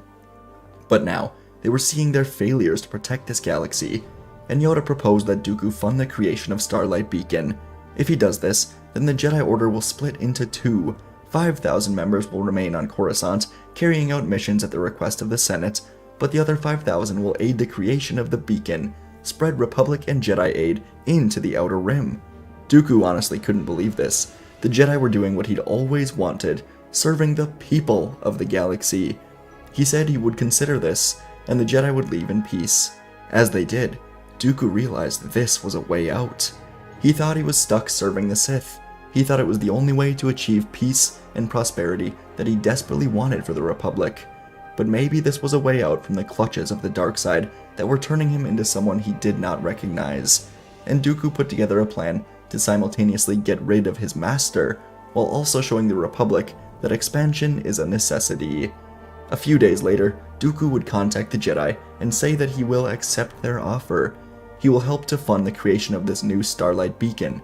But as the Jedi were speaking in council with a hologram of Dooku, a loud explosion across Coruscant could be felt. The Jedi looked out of their window to the Republic Executive Building. An explosion just erupted in Palpatine's office, and from the smoke of it all emerged the logo of the Black Sun crime syndicate from the Outer Rim. The Jedi scrambled to help anyone who was injured in the horrific blast. When things settled down, the death total was miraculously just one, but it was Chancellor Palpatine. In his early days as senator, Palpatine was influential in pushing the Black Sun out of Naboo, and today they showed they were strong enough to get their revenge. No one knew how the criminals got into their office. They would have had to be given instructions from someone who knew a secret entrance. Dooku said this was terribly unfortunate, but now that Palpatine was dead, in an emergency Senate meeting, Count Dooku and Yoda would speak, saying that this shows the Republic has ignored expansion for far too long. Crime syndicates are dangerous to the galaxy, and the rebuilding of Starlight Beacon will aid in a new golden age for Republic and Jedi, working as one. Dooku announced that his initial separatist movement will be stopped, and instead his efforts will go to helping this beacon be created. Most of the Senate was pleased by this, the corporations not so much, as they just wanted the Republic to split and war to be created, but they were outvoted heavily, and the creation would finally get underway. The first few years were very successful, as many Jedi were stationed to help the thousands of employees hired to help build the beacon. Perhaps the greatest surprise to anyone was how great Anakin Skywalker was for this. At just 16 years old, Anakin was a top engineer for the beacon, helping build it as an influential Jedi. And Anakin's influence was spread to many people, as he became a symbol for many citizens to show the Jedi truly mean well. As Anakin helped lead the building of the huge beacon, his master, Obi-Wan Kenobi, was stationed on it as well, and he would lead many of the initial Outer Rim negotiations to bring planets into the Republic. Obi-Wan quickly earned a nickname around the Outer Rim as the Negotiator, as he was excellent at convincing new systems to join the Republic, and once they did, many Jedi outposts would be built. The creation or restoration of outposts from the High Republic era was led by Oppo Rancice and Plo Koon, among others. Half of the council was sent to aid Starlight Beacon in Outer Rim expansion, including Plo, Oppo, Kit Fisto, and Shaak Ti, while half remained on Coruscant, including Yoda, Ki-Adi-Mundi, Depa Billaba, and Mace Windu. These outposts would be built or restored, and each outpost would have a Jedi Master stationed here as the Marshal of sorts. They would each be given a group of 100 or so Jedi to provide aid and security against crime and piracy throughout the Outer Rim planets. Every day the beacon grew, new systems joined the Republic, and the galaxy was becoming more balanced. On Coruscant, new Chancellor Anakin Defar was very progressive and supportive of all of this, and he would make Count Dooku the official Marshal of Starlight Beacon. In recent years, Dooku shut down the secret clone army and tried to forgive himself for the deaths of Yaddle and Sifo Dyas. He did orchestrate the bombing of Palpatine's office, killing off the Sith, and that did give him some peace. No one knew of his murders, and as Marshal of the Beacon, he would find peace in bringing the people of the galaxy together. But it was not without resistance from the crime syndicates. The Black Sun, Pikes, and Hutts, among other syndicates, all hated the Republic expansion. But luckily for the Jedi, the first few years of expansion were spent by the syndicates fighting among themselves about who will lead their resistance efforts against the Jedi Beacon. For years, the crime syndicates only fought each other in wars that would massacre many of them as they fought for control of the Outer Rim.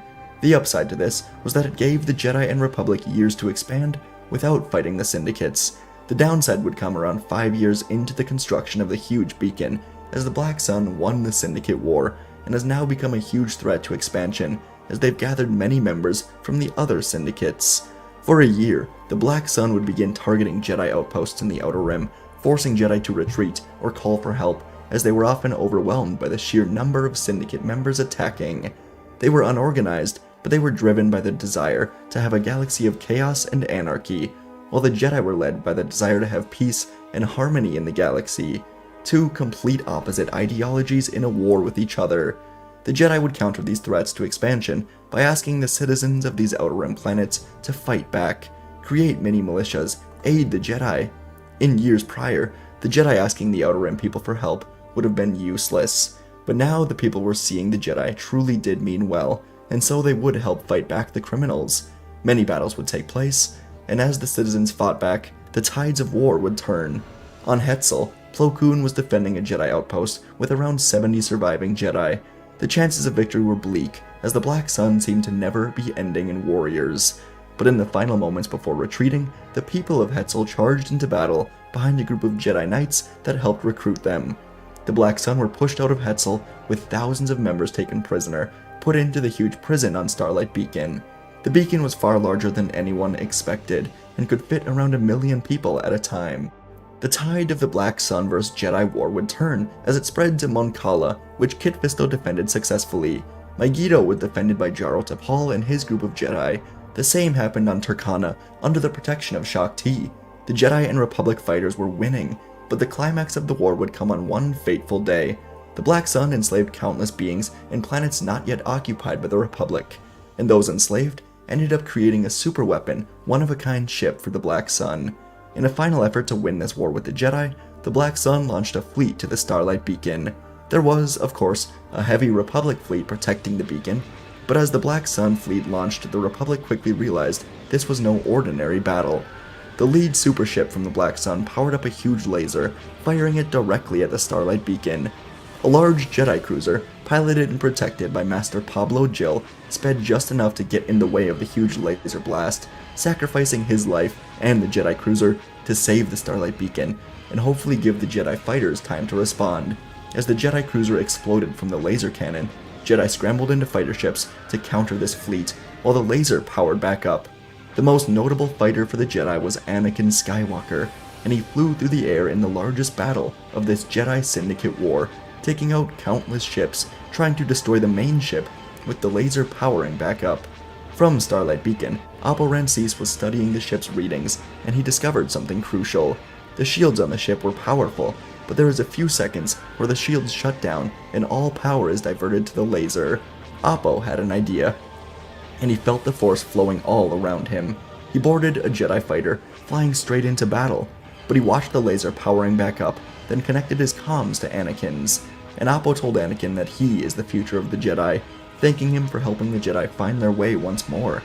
Anakin looked through the battle as Apo waited for the Syndicate ship to shut its shields down to fire, and as they did, Apo slammed his Jedi ship right into the laser gun. Without shields, this sacrifice from Apo caused the lead ship to implode from the inside as the laser malfunctioned, causing the Black Sun ship to quickly explode, with many of its key members inside. Anakin felt Apo become one with the Force. He closed his eyes a moment before finishing this battle and winning the long war. With the Black Sun defeated, the beacon would finally finish construction that month, and it was exactly what everyone dreamed of. Anakin Skywalker was now 22 years old, and he was famous around the Outer Rim. He was so beloved that Dooku gave up his role as Marshal of the Beacon, giving it to Anakin. This came at the time when Vice Chancellor of the Republic, basically the Chancellor of the Outer Rim expansion, Padme Amidala, arrived at the station with many senators from around the Outer Rim planets recently added to the Republic. Standing there in the central assembly room at the heart of the Starlight Beacon, it was impossible not to get caught up in the emotions of that day. Everything the Republic stood for was on display today. Countless species stood united, representing planets from the deep core to the furthest reaches of the Outer Rim. Scientists, engineers, doctors, and teachers stood alongside senators, ministers, and royalty. Every prominent member of the Jedi Order was there that day, dressed in their finest ceremonial robes.